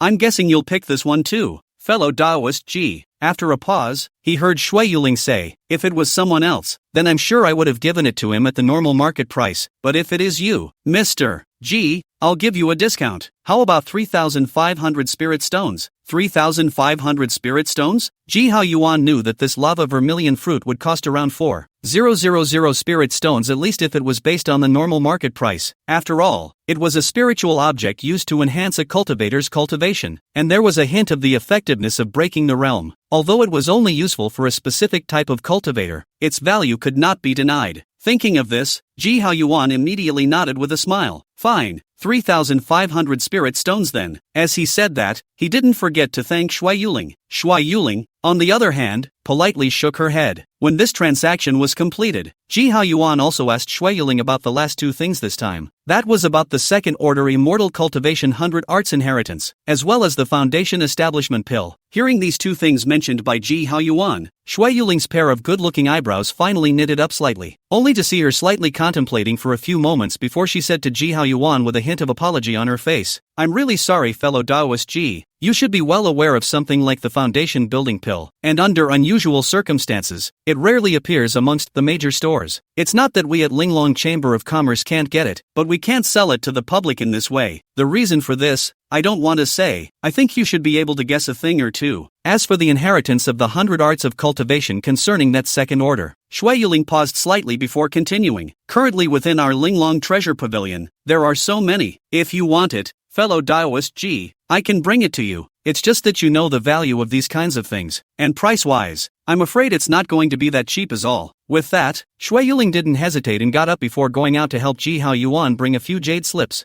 "Fellow Taoist Ji, take a look. These are the 100 arts of immortal cultivation legacies above the second rank that my Linglong Treasure Pavilion currently possesses." Receiving those jade slips from Shui Yuling's hands, Ji Haoyuan roughly browsed through them. It was discovered that most of the inheritances of the 100 arts of immortal cultivation recorded in these jade sketches were more fragmented. There is no essential correlation between each other. That is to say, it is only for the refining of a certain type of item, such as the method of refining the second-order spirit weapon Bibo sword. All it tells you is what materials you need, what techniques you need to use, and what conditions. However, the specific principles of refining this spirit weapon, as well as more related knowledge that needed to be mastered, were not mentioned in these jade sketches. It was almost difficult for refiners who had not yet reached this level to follow what was written inside and refine the relevant spirit weapons. However, this wasn't too much of a problem for Ji Haoyuan. Now all he needed was just a knocker to break into the second stage. There are many things that he could have extrapolated while practicing to come up with what he wanted for himself. Thinking of this, he immediately said to Shui Yuling,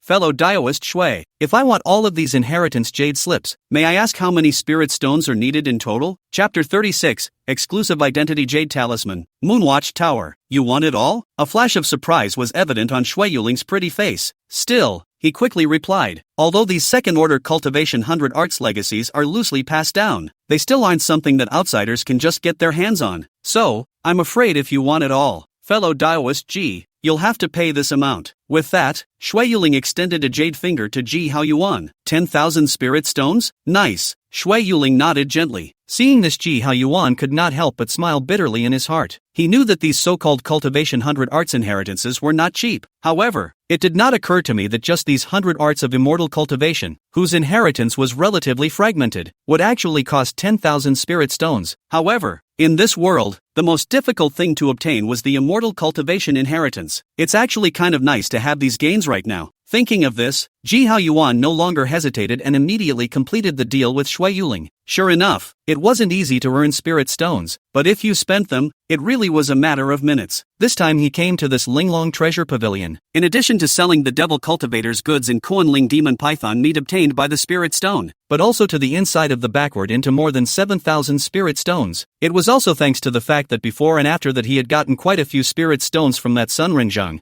Han Pongshan, and those two Devil Cultivators. Otherwise, just this time down, he was afraid that he wouldn't have many spirit stones left on him. Sure, this time, he had these jade slip inheritances, and turned back when he had upgraded his weapon refining, as well as other aspects of the 100 arts of immortal cultivation. It wasn't too difficult to earn back those spirit stones that had been used up. Wait until Ji Haoyuan and Shui Yuling came down from upstairs together. Bai Qingfang and that young man here were then surprised to see that Shui Yuling, who was the steward of this Linglong Treasure Pavilion, was actually incomparably polite to Ji Haoyuan. This politeness is not polite in the mere sense of the word, but in the true sense of the word. But think about it. Anyone who is in your place and completes a transaction of more than 10,000 spirit stones in one go, Shui Yuling, who is a steward, will be very polite to you. By the way, at that moment, Shui Yuling seemed to have thought of something, only to see that she took out a green-colored jade talisman from herself, and handed it to Ji Haoyuan. Fellow Taoist Ji, this jade talisman is my Linglong Treasure Pavilion's exclusive identity jade talisman. With this jade talisman, when you come to my Linglong Treasure Pavilion to buy items next time, I can give you a 10% discount. Most importantly, in the future, Whenever my Linglong Treasure Pavilion puts up a new item on the shelves, it will be summoned to you at the first time, including news about the auction. The auction of the foundation building Dan. This last one was the greatest value of this exclusive identity jade talisman. Ji Hao Yuan was not going to refuse this. When he walked out of the Linglong Treasure Pavilion with Bai Qingfang tried to ask Ji Hao Yuan about it. Elder, may I ask if you're going to go somewhere else? Next, to be honest, this time he had come to the Redcloud Immortal City, and it could be said that all of his expected goals had been reached. Even though the news about that foundation building pill was more or less, it wasn't without a little gain. At this point, he actually had the option to go back. However, since we have come to this Qixia Immortal City, it is not impossible to walk up and stroll around. Thinking of this, Ji Hao Yuan said to Bai Qingfang, just take me for a casual walk and stroll around this Qixia Immortal City. By the way, do you know of any trade gatherings? Or places where monks' trade fairs are held? Here, a trade fair? Cultivators' trade fair? Hearing Ji Hao Yuan's words, Bai Qingfang thought carefully, then said with some uncertainty, I do know of a few places for trade rallies, if you will. However, that kind of trading gathering is mostly for us cultivators in the chi refining stage, and rarely, very rarely, will there be people like you, senior, going forward. As for the monk's fair, elder, what you're talking about should be the cultivator trade fair at your level, right? I'm really not particularly clear about this, but I've heard that over at the Moonwatch Tower. It seems that from time to time, people such as you, senior, would go over. I just don't know if they are going to the kind of trade fair you were talking about. Moonwatch House? Ji Hao Yuan knew that the Moonwatch Tower mentioned here by Bai Qingfang was one of the most famous restaurants in this Qixia Immortal City. It was rumored that even the Jindan realist of the Redcloud Immortal City had patronized that restaurant. It is thought to be more or less true that there is so much that belongs to its uniqueness. Then show me over there first. At the moment, there was nothing to do for the time being, so Ji Hao Yuan didn't mind taking a look around this Qixia Immortal City to learn more about it. When Bai Qingfang brought Ji Hao Yuan and arrived at the Moonwatch Tower, a young man dressed in Moonwatch Tower attire immediately welcomed him out. Dare I ask you too, do you have an appointment? An appointment? Obviously, Bai Qingfang was not aware of such a thing beforehand either. Ji Hao Yuan simply gave off a trace of his own aura. That youth's originally still formulaic demeanor immediately changed, and his attitude became respectful all of a sudden. So it's senior's visit. Forgive me for my slowness, please sit inside. With that, he reached out and politely invited Ji Hao Yuan. Ji Hao Yuan nodded, and immediately led Bai Qingfang along, into this Moonwatch Tower. It had to be said that this Moonwatch Tower was worthy of being the most famous restaurant in this Qixia Immortal City. Both the environment and its decoration can be said to be quite exquisite. Elegance in luxury. Wait until the youth took the menu and brought it to Ji Hao Yuan. Ji Hao Yuan glanced at it briefly, and his heart could not help but be secretly surprised as well. The cheapest dish here would cost around 10 spirit stones. The slightly more expensive ones would cost 50 or 60 spirit stones. A meal would cost 100 or 80 spirit stones at the very least. If it was slightly better, it would be normal to spend 200 or 300 spirit stones. No wonder most of the people entering and exiting this place were Foundation Establishment cultivators. An ordinary chi refining stage cultivator would not really be able to afford to spend money here. Thinking about it, Ji Hao Yuan had already casually ordered 4 or 5 dishes, costing him roughly 100 or so spirit stones. This is nothing to him now, since it is nothing. However, looking in the eyes of Bai Qingfang on the side, he secretly smacked his lips. The heart said that it was worthy of being a Foundation Establishment senior. This outburst was really not something that they, the bottom of chi refining, could compare or even imagine. When Ji Hao Yuan finished ordering, without waiting for the youth to leave, he opened his mouth and asked him, by the way, I've heard that you guys, from time to time, have cultivators like me coming in and out. I don't know if there is anything else within your Moonwatch Tower other than the provision of these eats? Upon hearing Ji Hao Yuan's inquiry, the youth immediately seemed to understand something. Only a smile was seen on his face, but his tone was unrespectful. I won't hide it from you, senior. In addition to providing food and lodging, our Moonwatch Tower will often have cultivators such as you, senior, come to our Moonwatch Tower to hold trade fairs. As far as I know, half a year later, on the top floor of our Moonwatch Tower, there will be a trade fair for Foundation Establishment seniors to be held. If you, senior, wish to participate at that time, you can take this jade token and head to the top floor of my Moonwatch Tower. With that, he saw the youth take out a yellow token about the size of a palm from his own body and hand it over to Ji Hao Yuan. Looking at his skillful movements, it was obvious that this was not the first time he had done something similar. Chapter 37, Soul Sense Touched. Seeing this, Ji Hao Yuan was not polite and reached out to take the token, casually rewarding the other party with a spirit stone. When the other party left, Ji Hao Yuan greeted Bai Qingfang, who was at the side, to eat with him. This caused Bai Qingfang to be a bit moved at once. Honestly, growing up, she had never eaten food of the level in front of her. Each dish was cooked with the finest demonic beast meat. Not only is it delicious, but it's also rich in tons of aura, especially for a minor cultivator of the qi refining stage like her. It had the effect of increasing her cultivation. Bai Qingxiang had only eaten a small amount before she felt some raging aura in her body, and had to stop temporarily to refine it. By the time the meal was finished, Bai Qingfang clearly felt that the mana in her body had increased a lot compared to before. It made a trace of heartfelt gratitude rise in her heart. After all these years of being a guide, it was really the first time Bai Qingfang had encountered someone like Ji Haoyuan, especially since Ji Haoyuan was also a Foundation Establishment senior. It made her feel more and more deeply. Coming out of the Moonwatch Tower, Ji Haoyuan's spiritual sense was suddenly touched. This caused his eyes to narrow just a little, turning around with an open mind and looking upwards. There, a silhouette he was flickering away. This made Ji Haoyuan's eyes, unable to help but narrow slightly again. However, he didn't stay much longer, not to mention the idea of going to find out what was going on, but instead, together with Bai Qingfang, he quickly left this place. Same time, inside a certain private room on the 3rd floor of the Moonwatch Tower, Han Pengshan stood in his shadow behind the window, his eyes filled with resentment as he looked at the back of Ji Haoyuan, who was gradually moving away. Beside him, 2 middle-aged men with fierce breaths each had a beautiful-looking young female cultivator in their arms. One of the middle-aged men dressed in black, while flirting with the female cultivator in his arms, looked at Han Pengshan with a playful expression. "What, Brother Han, that man just now, he has a grudge against you?" Hearing his words, another middle-aged man in a blue robe could not help but look over curiously. Han Pengshan didn't immediately answer the black-clothed man's words, but instead just stood there and breathed deeply for a while before leaving from behind the window, his gaze turning to sweep over the female cultivator in the duo's arms. The black-robed man and the blue-robed man instantly understood. Without saying a word, they immediately pushed the female cultivators in their arms away and then let them out. Only after the 2 female cultivators walked out of the private room did the black-robed man and the blue-robed man both look at Han Pengshan. "I only heard the man in black say, Brother Han has something to say, can you say it now?" A trace of hatred swept through the depths of Han Pengshan's eyes, and then he turned to the 2 of them, his voice leisurely. "You 2 old men, I wonder if you'd like to join me in being the man I was just with." Well, suddenly hearing Han Pengshan's words, both of their bodies couldn't help but sit up straight immediately. The look on his face, which was still playful, also took on a touch of solemnity. "Brother Han, what exactly is the situation? That man, what's his story again?" Both of them were clearly the old-fashioned type of foundation building, and they acted. What they preached was even more a caution. So, before doing anything, poking around and learning about the other person, that's an essential thing to do. Han Pengshan obviously also knew the 2 men's style of behavior, and when he heard this, he immediately spoke to the 2 men about Ji Haoyuan's situation. When he finished, he didn't forget to add one more sentence. "When we do solve that person, not only will I not want anything from that person, I will leave it all to you. And, that thing I promised you before, I'm willing to give up 20% of the profit on top of the original." How? Obviously Han Pengshan is well aware of it, wanting the 2 of them to help themselves together against that Ji Haoyuan. Just relying on what he said would not be enough. On your own side, you have to give a real benefit of the doubt. "Brother Han, are you telling the truth?" Hearing the promise given by Han Pengshan, the eyes of both the black-robed man and the blue-robed man couldn't help but light up. "You know, right now, they and the Han family are secretly working together to develop a small mineral deposit. If they, the Han family, were willing to give up another 20% of their profits in this way, then it would undoubtedly be quite a huge temptation for them." Thinking about this, the black-robed man and the blue-robed man could not help but look at each other. The 2 of them then laughed in unison. "Brother Han, look at what you're saying. What kind of relationship is that between us? If it's your business, then it's the business of the 2 of us brothers. It's just the foundation of a fallen family. With the power of the 3 of us, it's not something that can be destroyed with the palm of our hands. Don't worry about it. It's on us." With that said, the 3 looked at each other and couldn't help but all laugh. The other side, Ji Haoyuan, who was walking down the street, suddenly said to Bai Qingfang, who was beside him, "All right, Qingfeng, let's stop here this time. It's almost time for me to get out of here."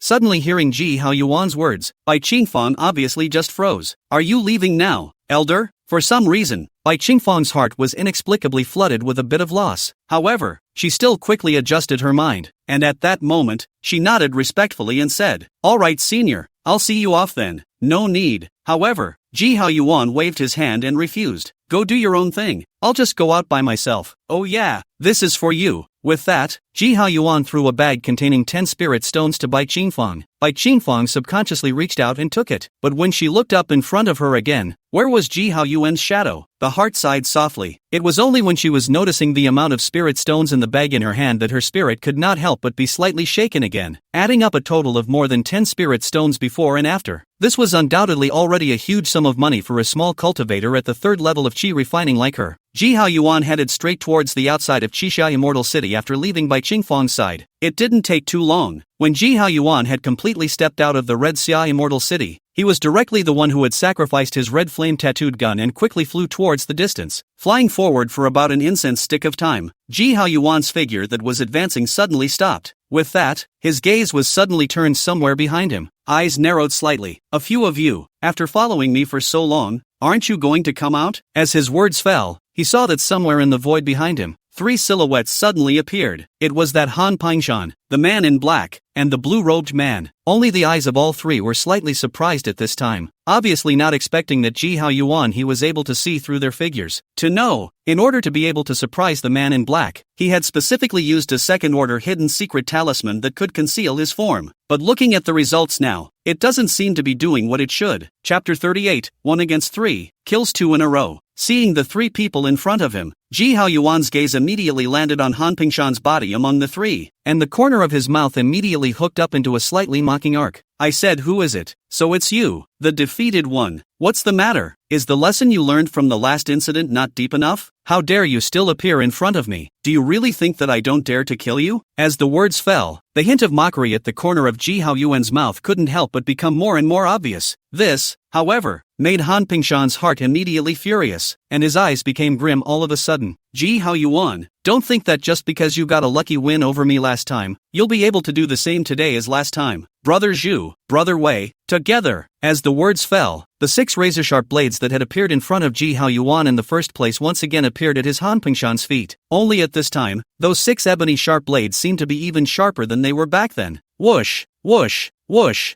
6 air-breaking sounds suddenly came out of the air. 6 razor-sharp blades, in 6 different directions, attacked Ji Haoyuan in unison. At the same time, the black-robed man that Han Pingshan had called Brother Zhu, as well as the blue-robed man that was Brother Wei, after glancing at each other, they didn't remain idle at that moment. The 2 of them had also struck out together. Only a dark golden scythe appeared in front of the man in black. Between the vibrations of the blade, there were actually numerous dark golden blade shadows that appeared out of thin air in front of Ji Haoyuan's eyes. Vaguely, it actually had the effect of obscuring and blocking his divine sense. Looking at the blue-robed man again, he actually took out a flute directly from his body. Put it to your mouth and blow gently. Woo! In an instant, the sound that was straight to pierce one's eardrums immediately rushed towards Ji Haoyuan. Ji Haoyuan only felt a gust of annoyance coming from his chest, wanting to vomit. But soon, the mana belonging to the Xianhua thick earth technique surged around his body. All the discomfort in his body disappeared in an instant. Same time, that spirit weapon round shield was offered up by Ji Haoyuan. Only a series of crunching sounds were heard. Han Pingshan's 6 razor-sharp blades slammed into that round shield, merely stirring up the slightest of ripples and failing to break the defense of that round shield. Ji Haoyuan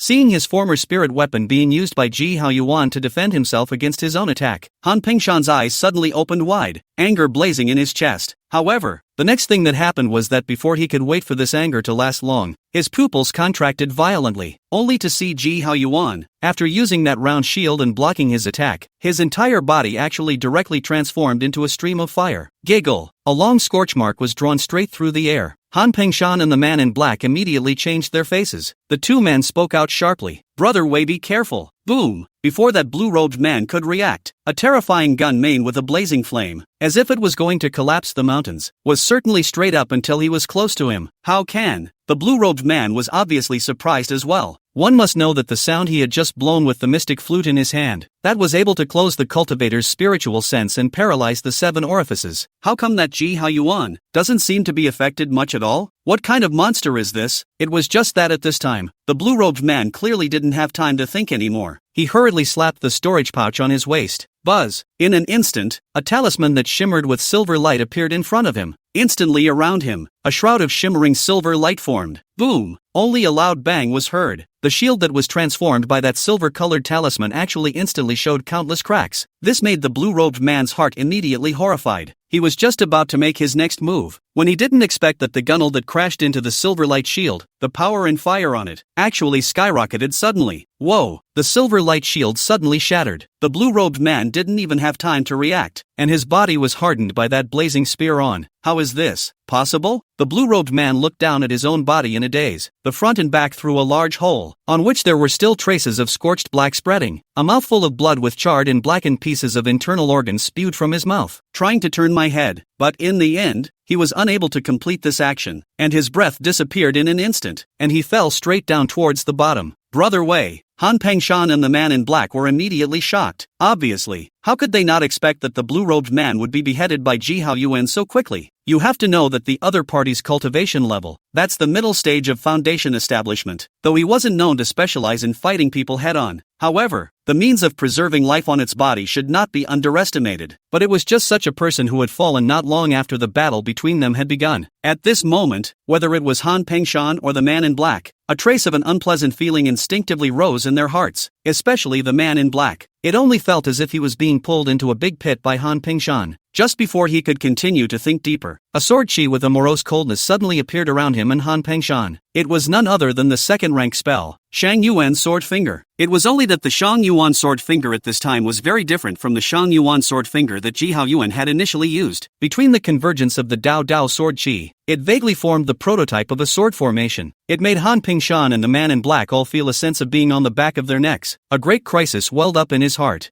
Han Pengshan, is this the person you said that the three of us will definitely be able to kill with ease? The man in black couldn't help but turn his head and angrily said to Han Pengshan. By this time, his heart was already overwhelmed with regret. Had I known this, I shouldn't have agreed to Han Pengshan's proposal before. No matter what, it's just a shame that it's too late to say anything at this moment. The three of them intercepted each other's way, and the matter was already a life and death feud. The other side would never be naive enough to let them off the hook, and so it is. He wouldn't let a potential enemy like that live, no matter what the other side promised or backed down. There wasn't much mercy in the immortal cultivation world by nature. Those with soft ears, or weak hearts, were all eliminated halfway through the program, puffing and giggling. Only the sword formation in the air became denser and more terrifying. Each sword she shot out from the center was like the full force of a mid-foundation establishment cultivator, making it more and more difficult for Han Pengshan and the man in black to resist. Finally, when this time, after a little more had passed, the 6 ebony sharp blades in front of Han Pengshan were suddenly flicked away in unison. In the next moment, before he could make any other movements, the 7 or 8 sword chi in the air suddenly coalesced into one brush. Under the gaze of Han Pengshan's 10,000 unbelieving eyes, it directly pierced through his brow and flew out from the back of his head.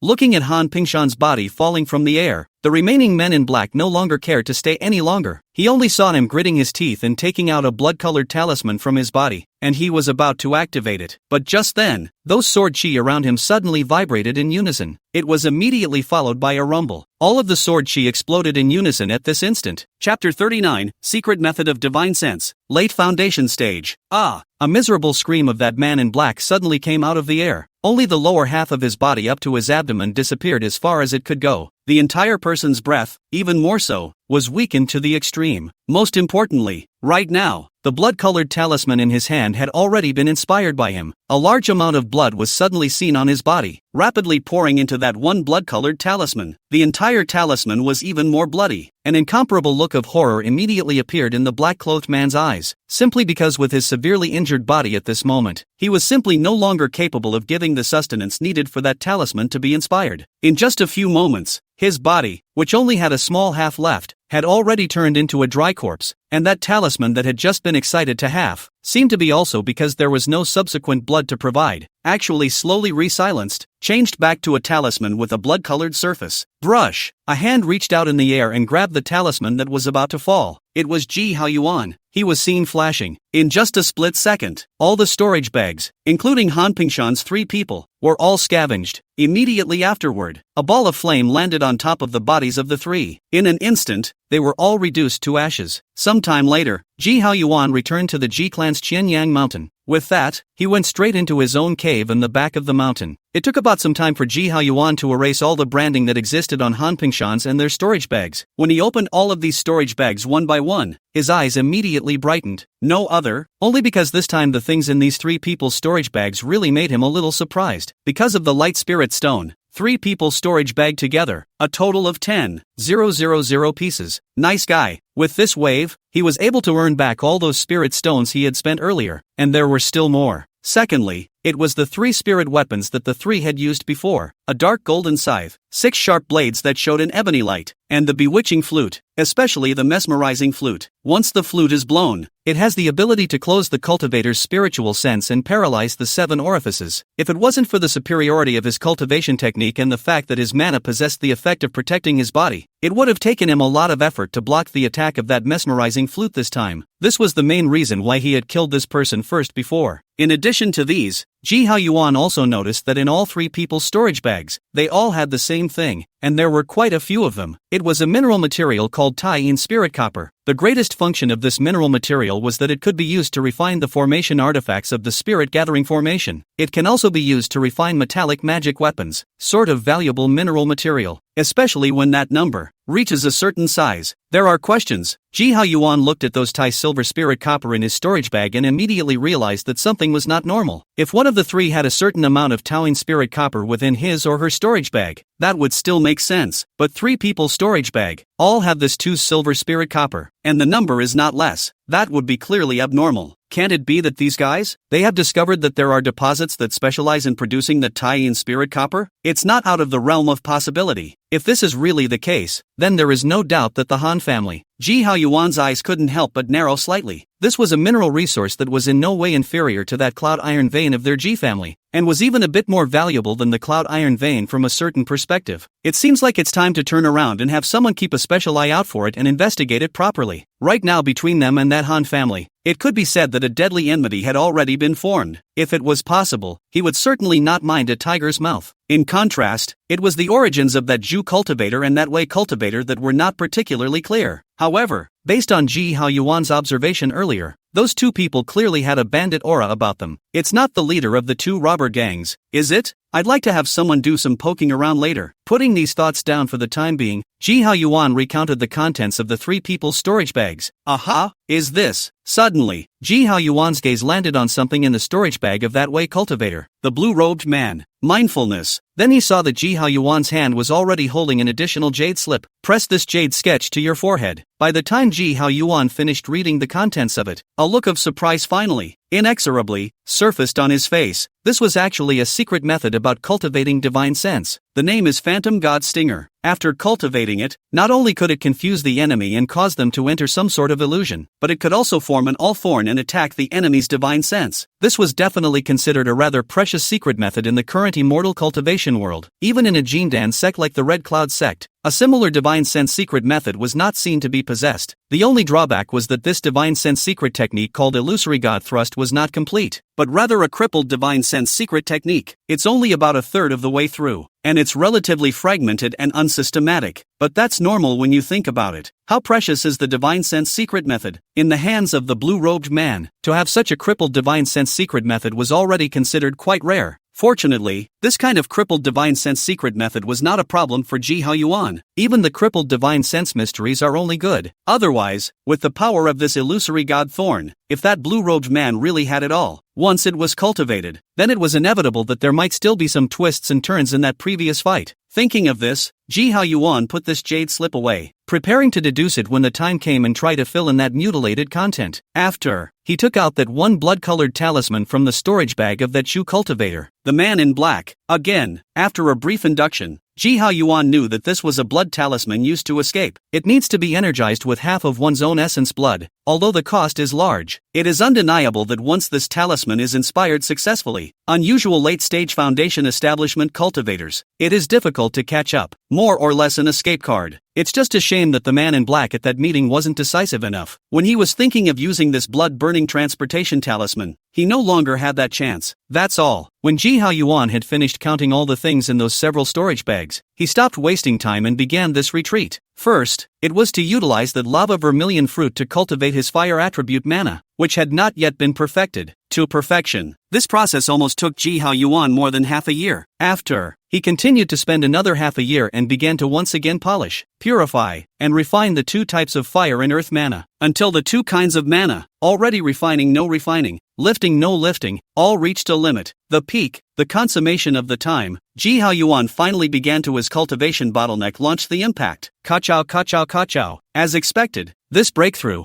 Ji Haoyuan did not encounter any great obstacles. After only spending less than a year, he managed to break the bottleneck of the late foundation establishment stage, and from the mid-foundation establishment stage, he broke through to the late foundation establishment stage. Chapter 40, Out of the Gate, Traces of Devil Cultivator. At this moment, the entire aura of Chinyang Mountain was stirred. Ji Buochang and Ji Yunfan, who were speaking to each other in the back of the mountain, couldn't help but both look up with stunned faces. Only in the distance, where Ji Haoyuan's cave was located, rolling aura surged. Heaven and earth seemed to form a funnel. There were constantly large strands of aura that poured into Ji Haoyuan's cave below. Fifth uncle he's this? Even though there was already a guess in his heart, Ji Yunfan still couldn't help but open his mouth. Ji Buochang, on the other hand, did not reply immediately at this time, but instead, from himself, he quickly took out a few formation flags and threw them towards the location where Ji Haoyuan's cave was located in front of him. With that, he violently stepped on the ground, and his hands quickly pinched his spells. Buzz! In an instant, the aura around where Ji Haoyuan's cave was located couldn't help but become more and more turbulent. At the same time, the aura that had just emanated vaguely from Ji Haoyuan's cave was well isolated. It was also not until then that Ji Buochang turned his head to Ji Yunfan. You guessed right. Your fifth uncle. He, I'm afraid, has had another breakthrough. But this matter, for the time being, don't announce it to the public, just know it in your own heart. It's still true. Ji Yunfan was shocked in his heart. This fifth uncle of mine, how long has it been since he broke through foundation establishment? This is actually another. Thinking of this, as the head of a clan, he soon also understood Ji Buochang's intention of saying that, and immediately nodded his head with a solemn expression. Don't worry, old ancestor. I will never say half a word about this matter to the public. 3 years later, inside the cave where Ji Haoyuan was, the shadows of a spell constantly flickered in the void around Ji Haoyuan. They sometimes transformed into fire snakes with flailing claws, sometimes into huge shields as vast as mountains, sometimes into scorching flames of light like meteors, and sometimes into chilling sword chi. Eventually, these light shadows converged into a single seal that looked like it had a self-consciousness, and one after another, they were integrated into Ji Haoyuan's body. This seal was a kind of seal that could only be condensed after the art transcended the level of consummation, and after it had been transformed into a god, commonly known as the Dharma seal. No need to pinch, no need to recite incantations, and no need to deliberately cast spells. With just a thought, the jutsu comes out, and all the spell seals can be switched back and forth with each other. Some of them can even be fused with each other to increase their power. This was one of Ji Haoyuan's gains over the past 3 years after his cultivation broke through the late stage of foundation establishment. In addition to these, he had also pushed his artifact refining attainments to a truly second-order level. He was seen casually lifting his hand. Buzz! In an instant, a large umbrella with a glittering yellow light appeared above Ji Haoyuan's head. This umbrella was called the Kuan Luo Spirit Umbrella, which was refined from many materials on that Kuan Ling demon python's body, and it had quite a strong defensive power. Even though its grade was only second-order mid-grade, it wouldn't be too far off from a normal second-order upper-grade defensive spirit weapon even if it was compared to a normal second-order upper-grade defensive spirit weapon. Sure, those weren't the biggest gains he'd made in the last 3 years. Ji Haoyuan's biggest gain in these 3 years was to deduce and complete the Divine Sense secret method called the Illusory God Thorn and successfully cultivate it. Once the secret method was out, under Jindan, as long as one did not have a Divine Sense defense spiritual artifact, it would almost always be difficult to be his opponent again. After reorganizing what he had gained, as well as a state of affairs, Ji Haoyuan did not continue to stay in the cave for much longer. He opened the cave's prohibition and walked out. Just as he came outside, he saw Ji Buochang who was standing there, as well as the patriarch of their Ji family, Ji Yunfan. Both of them obviously did not expect that Ji Haoyuan would actually come out of the gate at this time, and could not help but be slightly stunned at the sight, and then could not help but have a trace of surprise emerge on their faces. Haoyuan, what are you doing? Well, I've been lucky out there this time, and I've gotten some chance to make a breakthrough. Facing the two people in front of him,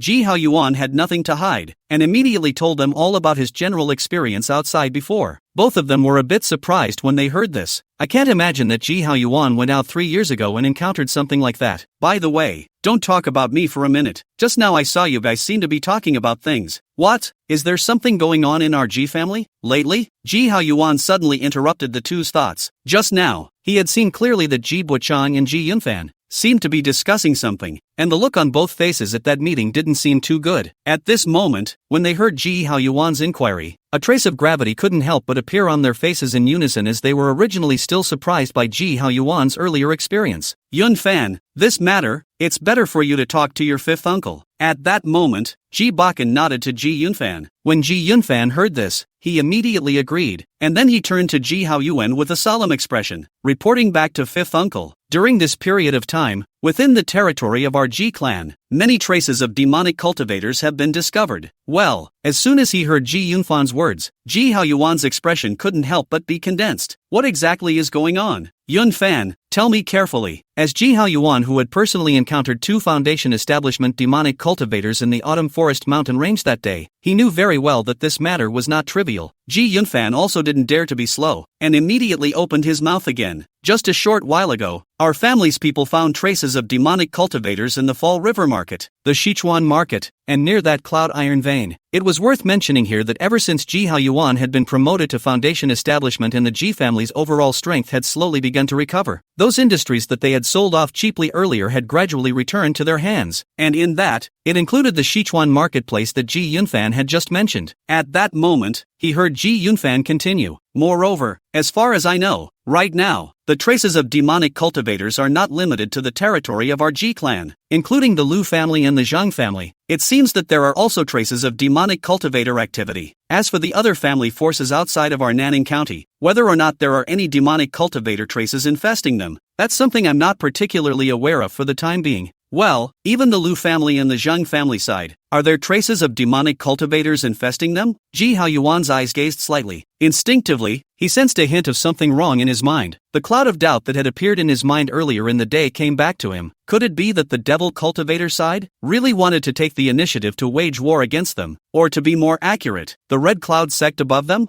If that were to happen, things would be really, really tough, to say the least. Things like war. Once it happens, it's something that no one can fully control. At the very least, the various great clans and sects that survived in the territory under the Redcloud sect, could definitely not run away. 100%, inevitably, will be caught in the middle of this fiasco. By the way, did you guys, before, catch anyone specific? Suddenly, Ji Haoyuan thought of this question and immediately inquired to Ji Yunfan. Chapter 41, The Underworld Sect, Redcloud Sect's further attendees. Ji Yunfan nodded. There are 2 captured, and they are currently being held in my Ji family's dungeon, and have yet to be interrogated. Then bring them here and I'll interrogate them myself. Ji Haoyuan spoke in a deep voice. Hearing his words, Ji Yunfan didn't hesitate in the slightest and immediately agreed. When Ji Yunfan left for the time being, Ji Haoyuan immediately turned to Ji Buchang and opened his mouth. Old Ancestor, what do you think about this matter? I'm afraid that's not very promising. Ji Buchang's expression also became grave. One bad one, and our current environment, which is still relatively peaceful, is likely to be shattered over this. This is by no means alarmist, nor is it in any way unfounded, but it is something that is actually likely to happen. I came to ask about the other counties. Ji Haoyuan immediately took out his summoning jade talisman and sent a message to Feng Wanqing of the Feng family in Danyang County. Now we can only see if we can dig out any news from those 2 captured devil cultivators. As he was talking, he saw Ji Yunfan, who had left earlier, already walking over with 2 men wearing black robes and with all their mana confined around them, but the 2 were seen to be numb. When they saw Ji Haoyuan and Ji Bochang, who were Foundation establishment cultivators, they actually did not show any trepidation. This is very unusual. Ji Haoyuan and Ji Bochang looked at each other. I heard Ji Haoyuan say, I'll do it. I'd like to see what's going on with these 2 guys. As the words fell, he saw a circle of strange light suddenly emerge from his eyes. It was the secret method of divine sense, the effect of the illusory god in the illusory god Thorn. Not only could it make the other party fall into an illusion, but it also possessed a certain degree of disorienting power. Tell me where you came from, and who sent you, and what is your real purpose in coming here? As soon as a few questions came out, the faces of those 2 men in black robes immediately surfaced with the color of an extremely painful struggle. Perhaps the gap between the 2 sides' divine soul strengths was too great. After the 2 struggled for a little while, one of them finally spoke somewhat mechanically. We are cultivators under the jurisdiction of the Underworld Sect, and we have come here precisely by the edict of the Underworld Sect. As for the purpose, As the words came to this point, the expressions on the two men's faces were suddenly distorted. Ji Haoyuan's expression also changed. However, before he could make a move, the heads of those two people suddenly exploded into pieces in an instant like a bursting watermelon. Red and white flowed all over the place. What's going on? Suddenly seeing this scene, Ji Bochang and Ji Yunfan were also taken aback. They all looked at Ji Haoyuan. Then he saw Ji Haoyuan's gloomy expression. He shook his head at the two and said, "These two people, within their divine souls, have already been planted with prohibitions a long time ago. As long as our question, once it touches the core, it's fine if they don't say anything. Once they have the intention to reveal it outwardly, the prohibition that exists in their souls will explode. Worthy of being a devil's way cultivator, he really acts ruthlessly." This was truly not treating these chi refining stage demonic cultivators as human beings. Now Ji Haoyuan was basically certain, but all the demonic cultivators that appeared around them, as long as they came in response to that underworld sex edict, in their souls, they were all bound to have been placed under a ban. I'm afraid it's unlikely that they'll be able to actually ask anything out of it. Thinking about this, Ji Haoyuan couldn't help but look at Ji Bochang and ask, "By the way, old ancestor, do you know anything about that underworld sect? Does it know? What kind of devilish sect is that?" Upon hearing this, Ji Bochang pondered a little before slowly speaking. "Regarding the specifics of that underworld sect, I don't know too much about it, old me, but I know that underworld sect is a Jindan Devil Dao sect whose strength is in no way inferior to that of the Redcloud sect. There are said to be 2 Jindan real people in the sect." 2 Jindan real people? Ji Haoyuan's eyes sank slightly, because if he remembered correctly, in today's Redcloud sect, there seemed to be 2 Jindan real people within the sect as well. But therein lies the problem. The two sects' high-ranking battle strengths were clearly in between. So why did the underworld sect do such a thing again? They should know that with just their pantheon sect, or rather those cultivators under their pantheon sect's jurisdiction, it would be impossible for them to really make any waves within their Redcloud sect's territory. Unless in the midst of this, there were other Devil Dao Jindan sects involved. But that's not right either. The devil sects were the mortal enemies of the Redcloud sect and these so-called righteous sects of theirs. Once there were more than 2 Devil Dao Jindan sects trying to do something, the other righteous Jindan sects outside of the Redcloud sect would inevitably not stand idly by. By that time, what would be set off?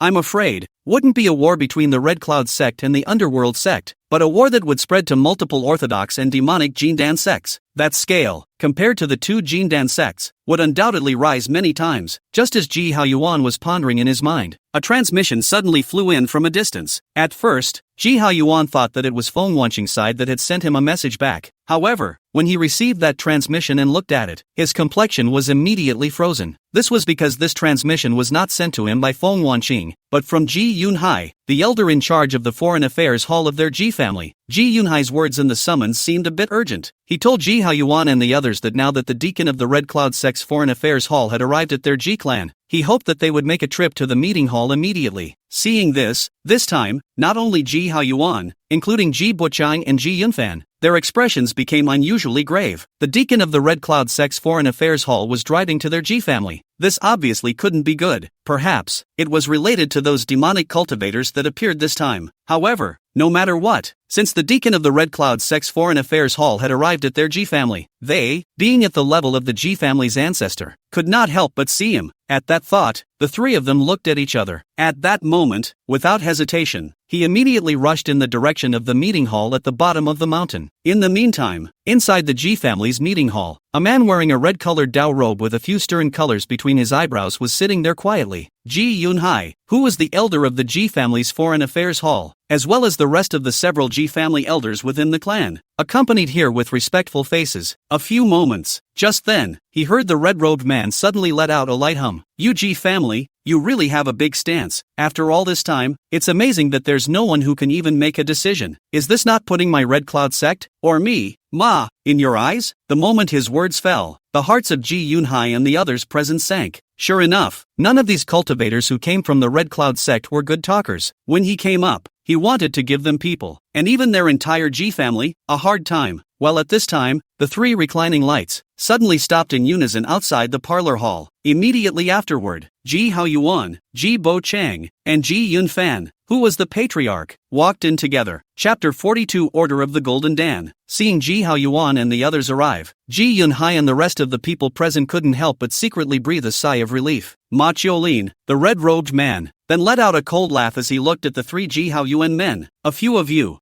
guys are really making me wait." Obviously, he said that on purpose. After all, from From the time Ji Haoyuan and the others received the summons to arriving at this meeting hall, not much time had passed in total. The talk of good etc. is simply nonsense. I just don't know why this person is doing what he is doing. Could it be that he and that Zheng family's heavenly spirit root still had some kind of friendship? Or was it to curry favor with the other party, which was why he came to deliberately disgust and embarrass himself and others? If this is true, a trace of coldness flashed under Ji Haoyuan's eyes, but at that moment, Ji Buchang, who was located beside him, came forward with a smile on his face. I'm really sorry, fellow Daoist Ma. It's true that we had some important matters to deal with just now, and that's why we were delayed for some time. If there is any slackness, I hope that Dao friend Ma will bear with me. With that, he saw Ji Buchang solemnly bow to Ma Qiulin. Seeing Ji Buchang's behavior, even if Ma Qiulin wanted to use this as a pretext, he could not say anything else. On the contrary, it was the crowd of Yun family elders present, and one by one, their faces were a bit unsightly. Regardless, Ma Qiulin forcing their family's ancestor to act in such a manner was a great slap in the face of their Ji family. However, they also knew that there was nothing they could do about Ji Buchang's move. Being in the territory under the jurisdiction of the Redcloud sect, one was originally looking up to others. If they were to tear each other apart at this time, the ones who would ultimately suffer would be their Ji family. By the way, this time, Dao Yuma has traveled all the way from the Redcloud sect. I wonder what is so important. Just then, I heard Ji Buchang continue to smile. If there is anything that requires my Ji family's contribution, my Ji family will definitely do its best. Upon hearing this, Ma Qiulin now put away his posture and turned to say with a serious expression, regarding the matter of demonic cultivators infesting the territory of my Redcloud sect, you all must have known about it already, right? Sure enough, upon hearing Ma Qiulin's words, Ji Haoyuan, Ji Buchang, and Ji Yunfan's hearts were all slightly aghast. Truth be told, this time between my Redcloud sect and that underworld sect, there have actually been several fights that have broken out. It's just that the battlefield isn't within the territory of my Redcloud sect, so you should have not heard of it yet. Ma Qiulin's words immediately caused Ji Haoyuan and Ji Buchang and the others to be taken aback in their hearts. Several fights have broken out between the Redcloud sect and that underworld sect? This is news that they have not really heard before. It was thought that it should be within the Redcloud sect that was intentionally concealing it. Only what do they do it for? Under normal circumstances, there was no need to hide this kind of news at all. Unless, of course, there is some special reason. At the thought of this, Ji Haoyuan and the rest of the people present couldn't help but have a trace of heaviness rise in their hearts. It was because they had already vaguely sensed that this fight between the Redcloud sect and the underworld sect seemed to have some inside story that they were unaware of, including those demonic cultivators that had suddenly appeared in their Redcloud sect's lower territories during these times. All of them were also oozing with a slightly abnormal feeling. Only these guesses, Ji Haoyuan and the others merely spun in their minds and did not ask them out on their lips. Right now, the situation has changed a bit. I heard that Ma Qiulin continue. According to the current situation, this time, the fight between us and that underworld sect will most likely escalate further. So, as the words came to this point, Ma Qiulin's tone also took on a touch of solemnity. According to the order of our Jindan Ancestor, all cultivators located in the territories under the jurisdiction of my Redcloud sect will be required to follow the arrangements of our sect at that time. If necessary, it is even more important to join our sect's cultivators and travel to the front lines. Do you, all of you, understand? As Ma Qiulin's words fell, within the parlor hall, whether it was Ji Haoyuan, Ji Buchang, or Ji Yunfan and the others, their faces could not help but change slightly. Isn't this asking them to participate in the fight with that underworld sect? The two major positive and demonic Jindan clans were at war, and once they, the Foundation establishment clans, were involved, whether they could survive at that time was something that was not easy to say at all. If he didn't get it right, he might become cannon fodder in the battle between the two righteous devil Jindan sects. It was just that in the face of such a thing, did their district Foundation establishment family, with its small arms and legs, have the right to refuse? Apparently not. At the thought of this, everyone's faces became unusually ugly. Ma Qiulin, however, doesn't care about that. I heard him say once again, I have already conveyed the matter on behalf of you. During this period, I also hope that you will not go out as you please, so as not to miss my clan's call. I don't think I need to say more about what will happen then. Oh yes, after that, if you find any traces of demonic cultivators within the boundaries of your clan, you must pounce on them in the first instance, and never allow them to act recklessly within the boundaries of my Redcloud sect. This is the decree of the real person, so I hope that you will not make a mistake. After saying this last sentence, Ma Qiulin also no longer stay a few steps, is already out of their Ji family's meeting hall. In the twinkling of an eye is completely disappeared in front of the eyes of the crowd. Since then, long, no one in the hall even spoke. All of them were staring at each other. Obviously, the news that Ma Cholin had just brought to them was not insignificant. It wasn't until a summons fell into Ji Haoyuan's hands that it broke the silent atmosphere in the hall. Almost subconsciously, everyone's gazes subconsciously turned to Ji Haoyuan. Ji Haoyuan didn't avoid it as he opened that transmission in front of everyone. The transmission came from none other than Feng Wanqing of the Feng family in Danyang County. She told Ji Haoyuan that some traces of demonic cultivators had likewise been found within their Danyang County. At the same time, what also made Ji Haoyuan most concerned was that on the side of the Red Xia sect, not long ago, someone had also gone to their Feng family and said similar words to Ma Cholin to them. As such, it seemed that this war concerning the Underworld sect and the Qixia sect, the Foundation establishment clans under the Qixia sect, were afraid that it would be really hard to hide from it. Thinking of this, Ji Haoyuan also no longer hid, and immediately spoke about the situation on the Feng family's side in Danyang County with the people present. After the crowd heard this, the atmosphere, which was already heavy, could not help but become more and more gloomy. At this moment, everyone realized a problem. That is, in the next period of time, I'm afraid that the prices of all sorts of magic weapons, talismans, and pills will see an explosive growth. At that moment, I heard Ji Haoyuan say, "Gentlemen, I'm sure the matter is clear to you all. Next, you will do everything possible to try to strengthen yourselves and the clan. As much as possible, he went to acquire all kinds of magic weapons, talismans, and elixirs. In addition, all sorts of first-order, second-order mining materials, if encountered, should be bought down as much as possible." My side of. Without waiting for Ji Haoyuan to finish his sentence, the exclusive identity jade talisman belonging to Linglong Treasure Pavilion suddenly flickered with a burst of shimmering light at that moment. Chapter 43, Linglong Treasure Pavilion Auction. Revisiting Red Xia Immortal City. Noticing the movement of that exclusive identity jade talisman, Ji Haoyuan couldn't help but be stunned in his heart. However, when he took out the jade talisman and read its contents, his originally calm complexion immediately condensed. The others present seemed to have noticed Ji Haoyuan's abnormality at this time, and one by one, they couldn't help but turn their heads once again and looked at Ji Haoyuan in unison. "Haoyuan, is something happening?" In the end, it was Ji Bochang who spoke for the crowd. Upon hearing this, Ji Haoyuan did not hide it, but slowly opened his mouth. "I just got news from Linglong Treasure Pavilion side. Half a month from now, Linglong Treasure Pavilion will host a large-scale auction." An auction? Ji Bochang and the others couldn't help but be stunned. Not bad. Ji Haoyuan nodded. Moreover, this auction is not an ordinary auction, but one that will have Foundation Establishment Dan as an auction item. What? The Foundation building pill? Upon hearing this last word from Ji Haoyuan, the expressions in the room, including Ji Bochang, could not help but be shaken fiercely. Chikyudan. Surprisingly, there will be a Chikyudan. This time, the crowd was a bit unable to calm down. Obviously, they were all very clear about what an auction with Foundation Establishment Dan as an item meant, especially at a time like the present when the situation is quite delicate. The crowd could almost already imagine what kind of fierce competition there would be in that auction half a month later. Perhaps, even the cultivators within the Redcloud sect would enter to fight for it. Fifth uncle. Then for this auction, should our Ji family also? At this moment, Ji Yunfan,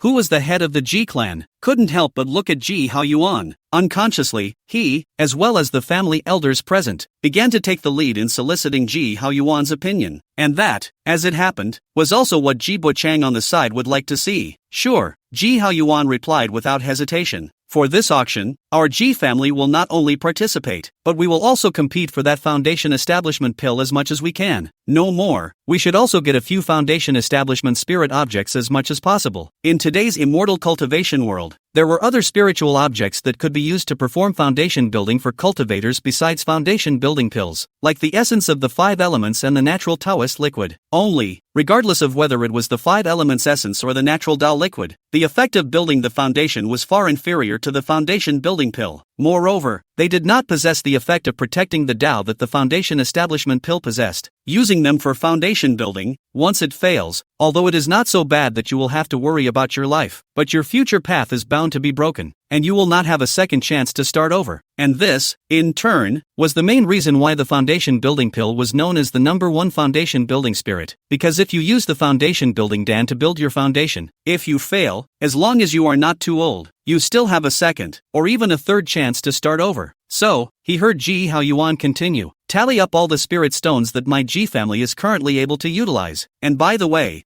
See if you can take advantage of this half month to sell some of the things that my G family currently can't use to go out, as a means of exchanging them for more spirit stones. He knew very well that the reason why Linglong Treasure Pavilion wanted to set that auction, half a month later, was to give those of them who were preparing to participate in the auction more time to raise spirit stones. Yes, at this moment, when the crowd heard Ji Haoyuan's words, all of them bowed to receive orders. When the crowd left one after another, Ji Haoyuan and Ji Bo Chang returned to the back of the mountain. Ji Haoyuan immediately took out that one defensive spirit artifact round shield from his own body and handed it to Ji Bo Chang. Old Ancestor, you take this defensive spirit artifact. The situation is unknown at the moment, and neither you nor I can guarantee when the real war will come. This item has a notable defense effect, so take it. At those words, Ji Bochang hastily shook his head. Haoyuan, since this item is your defense, how can I take it away? It's better that you continue to keep it for your own defense. However, Ji Haoyuan shook his head. No harm done. Right now this item is already of a slightly lower grade for me, and it's not too useful. Besides, I already have a new defense spirit weapon on my side. With that, he offered up the Koan Luo spirit umbrella that had been refined by himself. Seeing the Koan Luo spirit umbrella that Ji Haoyuan had offered up, Ji Bo Chang could tell at a glance that the grade of the Koan Luo spirit umbrella was indeed higher than that defensive round shield. He then stopped being polite with Ji Haoyuan and accepted the defensive round shield with a rather emotional expression. I only heard him say, "For that auction in half a month's time, I'll be the old man and I will go with you then." Hearing this, Ji Haoyuan had the intention to make Ji Bochang stay within the clan, but when he saw the concern that came through Ji Bochang's eyes at that moment, the words of refusal didn't come out after all, and instead he smiled and nodded. Yes, time passes. Half a month later, when Ji Haoyuan and Ji Bo Chang came together and arrived in the Qixia Immortal City, the number of people in this city was obviously much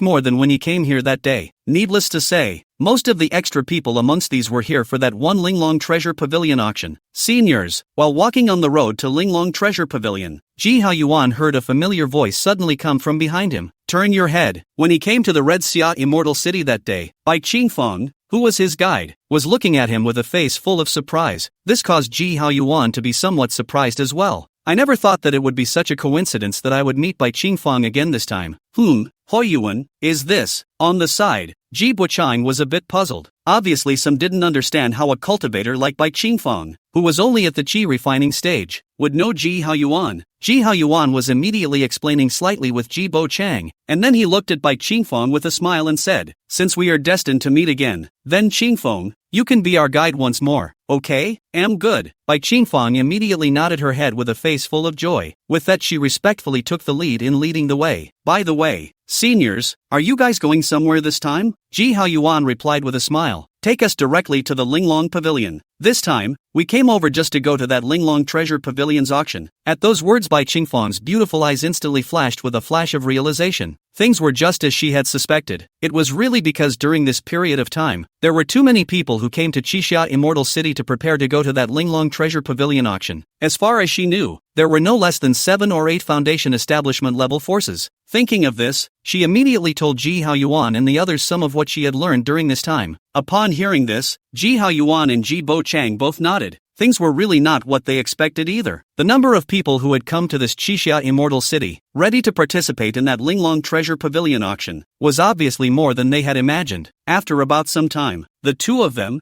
Ji Haoyuan and Ji Bo Chang, were led by Bai Qingfeng to the Linglong Treasure Pavilion. Chapter 44, Seeing the Remnants of the Map. Zhang and Han families entering the meeting place. Fellow Daoist Ji. Just as he walked into Linglong Treasure Pavilion, Steward Shui Yuling greeted him with a smile on her face. After both sides greeted each other with pleasantries, Ji Haoyuan asked with a smile, "Fellow Daoist Shui, your Linglong Treasure Pavilion is organizing an auction this time. I wonder exactly how many Foundation establishment pills will be released. There are also other related Foundation building spirits. Will they be auctioned together?" Although Ji Haoyuan knew that it was not in line with the rules for him to ask these questions before the auction officially started, but with the competition for resources at stake, he still wanted to try and see if he could get some inside information first. At this, Shui Yuling was not annoyed, but replied with a smile, "Why is fellow Daoist Ji in such a hurry? When the auction begins, you will know, fellow Daoist Ji." But, when the words came to this point, Shui Yuling gave a slight beat before continuing with a smile. "What I can tell you, fellow Daoist Ji, is that this time, my Linglong Treasure Pavilion auction will not disappoint you, fellow Daoist Ji." Shui Yuling's words appeared to be unanswered, but in reality, they were already revealing quite a lot. The first thing was that she didn't deny the two questions Ji Hao Yuan had just asked. In other words, it was that the number of Foundation establishment pills in this auction would never be just one. Secondly, it was about the other Foundation establishment spiritual objects that would inevitably appear in this auction as well. It seemed that this Linglong Treasure Pavilion auction was really something big. Even if this was placed in the auction held in the Qixia Treasure House, I'm afraid that the number of its related Foundation establishment spiritual objects would not be this much. At this point, Ji Hao Yuan and the others could almost have imagined it. The face of the shopkeeper of that Qixia Treasure House would definitely not look too good. But whoever called this organizing the auction was Linglong Treasure Pavilion. Even if that Qixia Treasure House was opened by the Qixia sect, it was simply impossible to take Linglong Treasure Pavilion. This was the bottom line of a chamber of commerce that could span the entire southern wasteland region and open stores everywhere. Even a Yuaning level power would have to give enough face when they saw it, let alone their Redcloud sect. By the way, there's about half a day before the official start of my Linglong Treasure Pavilion's auction. How about a few of you go to the venue's private rooms on the top floor first and take a rest? Shui Yuling suddenly was smiling and made a suggestion. Hearing that Ji Hao Yuan didn't refuse, there wasn't much else for them to do here after that anyway, so it wouldn't be a bad thing to go and familiarize themselves with the venue first. Right away, a beautiful-looking young woman came and led Ji Hao Yuan and his group towards the venue on the top floor of this room. Elders, this is the private room that Steward Shui has specially prepared for you here. After arriving at the top floor venue, they saw that the young woman was directly leading their group to a private room. The private room wasn't very big, but it was decorated in a very delicate and elegant way, and on its coffee table, there were also many spirit fruits and spirit teas. Ji Hao Yuan smiled and thanked this woman. Only when this woman left did Ji Hao Yuan walk forward and from that coffee table, picked up a jade book. One could only see that on this jade book, there were clearly records about some of the items that would be auctioned in this auction. Although the content was not exhaustive, it was able to provide Ji Hao Yuan and the others with many references. It seems that Taoist Shui is still taking quite good care of you, Hao Yuan. Ji Buchang spoke with a smile from the side. Hearing this, Ji Hao Yuan did not reply. This was because at this moment, his gaze was clearly landing on an item on the jade album. It was a map. To be precise, it should be a somewhat mutilated map. The appearance was somewhat similar to the remnants of the map he had obtained from that Han Pingshan storage bag. I think it should be one of the parts of that remnant map. It was just that he didn't know if he could complete the one he held in his hand if he obtained that remnant of the map on the jade book. Thinking of this in his heart, Ji Hao Yuan had already decided that if possible, he would definitely capture this remnant diagram on the jade album. Well, Huban, look. Right at this moment, Ji Buchang beside him suddenly spoke out and gestured towards him. Following Ji Buchang's gaze, Ji Hao Yuan soon saw that at the entrance of that venue, a group of people were walking in. It was actually Zhang Mingyuan and Zhang Mingzi from the Zhang family, and in the middle of them, that heavenly spiritual root disciple Zhang Zhilong, who had already worshipped the Redcloud sect and become a full-fledged Jindan disciple, was clearly also listed. Judging from the other party's aura that was manifesting itself at this moment, that Zhang Zhilong's cultivation level, which was not far from qi refining perfection, was obviously not far off, worthy of being a Jindan disciple with a heavenly spiritual root. This natural talent for cultivation was truly not something that ordinary people could compare to. However, what made Ji Hao Yuan and Ji Bo Chang additionally still noteworthy were the two men located beside the Zhang clan cultivators. Judging from the attire they were wearing, those two people should both be from the Danyang County Han family. Could it be the other two foundation builders of the Han family, Han Penghu and Han Pengfeng? Seeing the way they were talking and laughing with Zhang Mingyuan and Zhang Mingzi, the identity of the duo, one would think that there would be no mistake.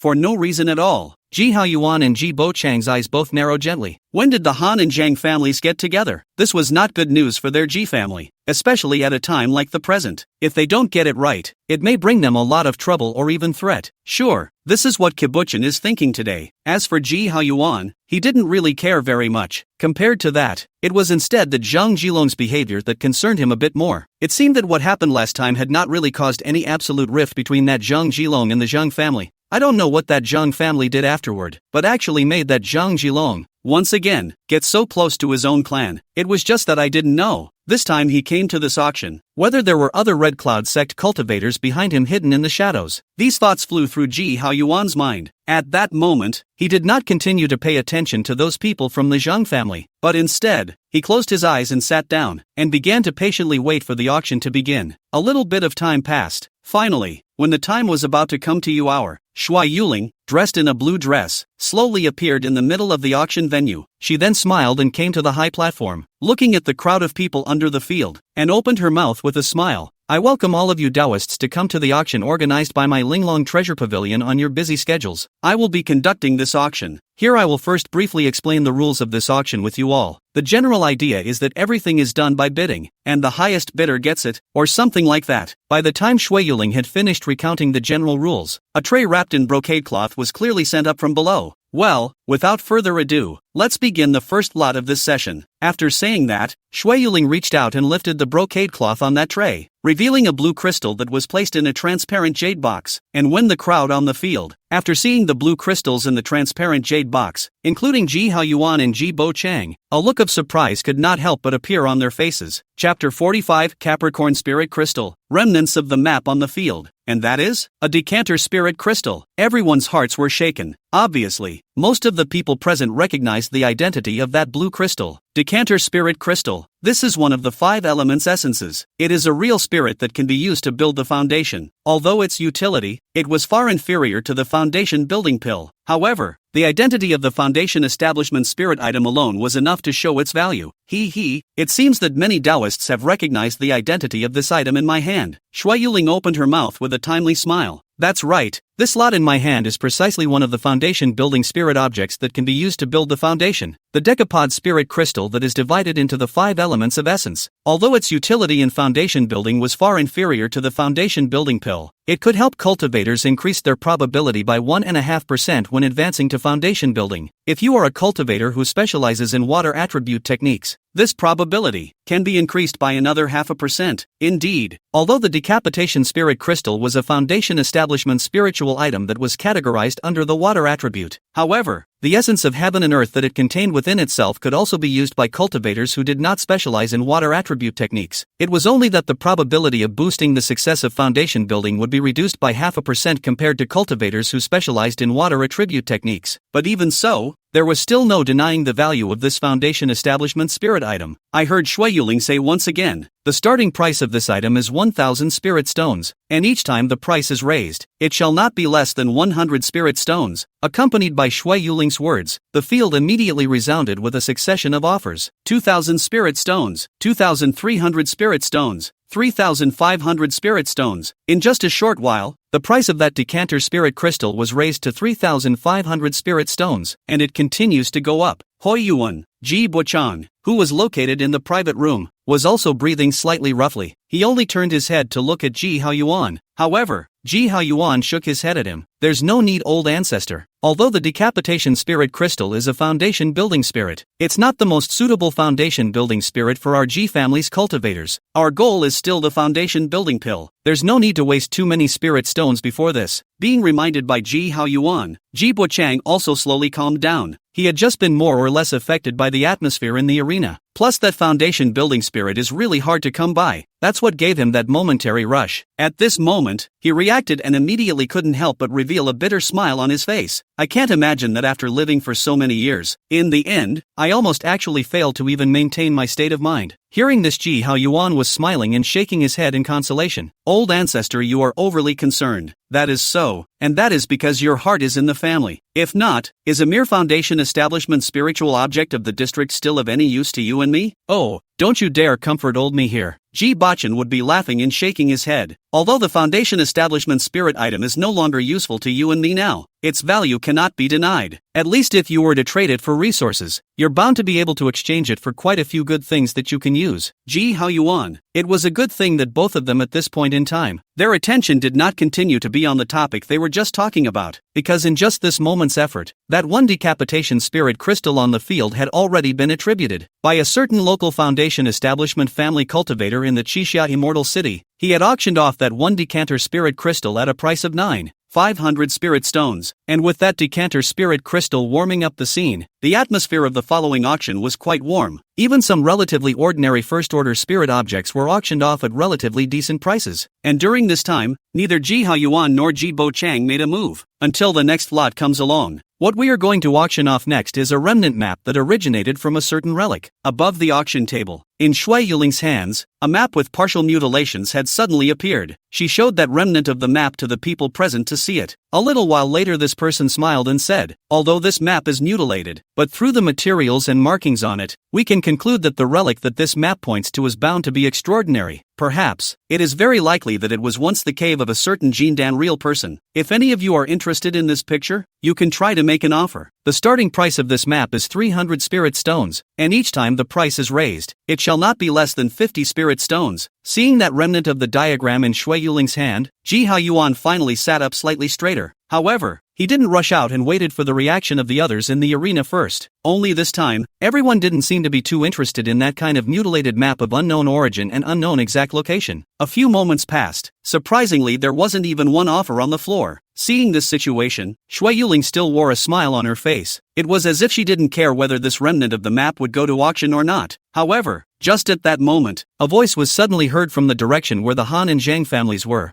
500 spirit stones. Hearing this voice, Ji Haoyuan, who was also about to make an offer, his eyes just narrowed slightly, because just now, he heard clearly that the person who voiced out the offer was neither Zhang Mingyuan nor Zhang Mingze. In that case, it could only be one of the two from that Han family. Sure enough, they were more or less aware of that remnant map, but think about it. This remnant of the map in one's hand today was originally obtained from that Han Pingshan's storage bag. As those two's kinsmen, it was no surprise that Han Penghu and Han Pengfeng would know about that remnant map. Thinking of this, Ji Haoyuan no longer hesitated and immediately voiced out an offer. 800 spirit stones. Hearing Ji Haoyuan's words, Han Penghu and Han Pengfeng, who were with several people from the Zheng family, suddenly condensed their eyes. The expression also became stern all of a sudden. That person just now, if they weren't mistaken, should be none other than the Ji family's fellow who had built his foundation at the age of 100. It was he who had seriously injured their clan brother, Han Pongshan, at first, and had cut off his path in doing so. Right now several years have passed. Han Pengshan completely disappeared without a trace. They couldn't find out the whereabouts of each other no matter how they investigated. It was only known that Han Pengshan had come to this Qixia immortal city before he completely disappeared, and unluckily, at that time, Ji Haoyuan, coincidentally, had also appeared in the Qixia immortal city. Regardless of whether or not Han Pingshan's disappearance was related to this man, as Han Pingshan's clan brothers, Han Penghu and Han Pengfeng, they both held complete animosity toward Ji Haoyuan. At this moment, when they saw that the other party had even voiced out a bid against them, the two of them understood what was going on almost with just a little thought. It's really a case of injustice. Thinking about this, both eyes swept through a cold light. Without hesitation, immediately is once again out of the voice.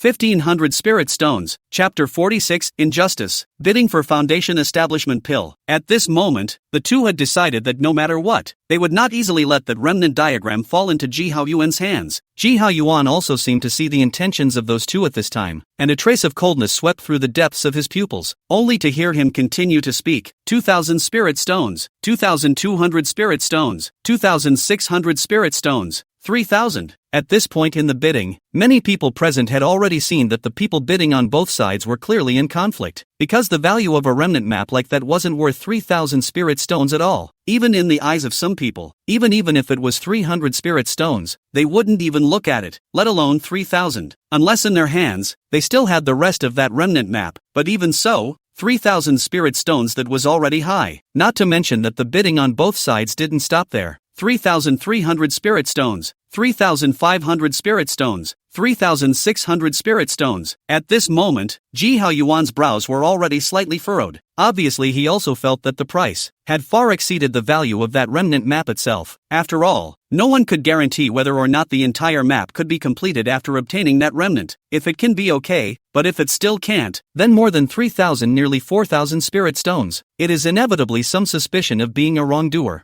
Thinking of this, the corner of Ji Haoyuan's mouth couldn't help but curl up into a cold smile, only to hear him speak out again. 4,000 spirit stones. Once this price came out, on the Han family's side, there was also a slight silence. Obviously both sides bidding to this point, Han Penghu and Han Pengfeng, also felt a hint of pressure. It wasn't that they couldn't even take out a mere 4,000 or more spirit stones, but because, the reason why they had come to participate in this auction this time around wasn't for a remnant map like that. Rather, like many of the people present, they were all there for that foundation establishment pill. If they spent too many spirit stones on such a remnant map, they would undoubtedly be at an inherent disadvantage in the competition for the foundation establishment dan afterwards. This is something they don't want to see. So, at this point, the two brothers finally decided, after a slight deliberation, that they would make one last offer. Following that, no matter how much the other party raised the price, they no longer fought with them. 4,500 spirit stones, accompanied by another offer from the Han brothers. Ji Haoyuan, who was located in the private room, instantly leaned back in his seat and sneered, no longer making a sound. Anyway, he already knew whose hands the remnant map had fallen into. Following that, he only needed to focus on the movements of the Han family duo. If there is really any unusual action, he does not mind being a robbing cultivator for a time. It was just that the lack of reaction on his side was immediately making things a little harder on the Han brothers' side. Spending 4,500 spirit stones to buy a remnant map back that he didn't know if it was useful or not. How did this behavior look? It seemed to have the feeling of being a wrongdoer. Even the Zhang brothers located beside them had slightly strange expressions. Fortunately, neither of them said anything, which prevented the Han brothers from being too embarrassed. Next, the auction continued. A treasure was auctioned off. During that time, Ji Haoyuan also struck again. Spending 3,000 spirit stones, he auctioned off a second-order upper-grade fire attribute mining material. The name is Glazed Inferno Jade, to be used later to upgrade the grade for his red flame tattoo gun. It was at this time that Shui Yuling, who was located on the auction stage, was suddenly taking out a jade bottle, only to see her smilingly look at the crowd under the field and open her mouth. The item we're going to auction next, I believe everyone here should be very interested in it. Upon hearing her words, as well as seeing the jade bottle she was holding in her hand, many of the people present seemed to have guessed something, and one by one, their spirits could not help but be shaken. Even Ji Haoyuan and Ji Bochang sat up straight once more, gazing at the jade bottle in Shui Yuling's hand on the stage. That's right,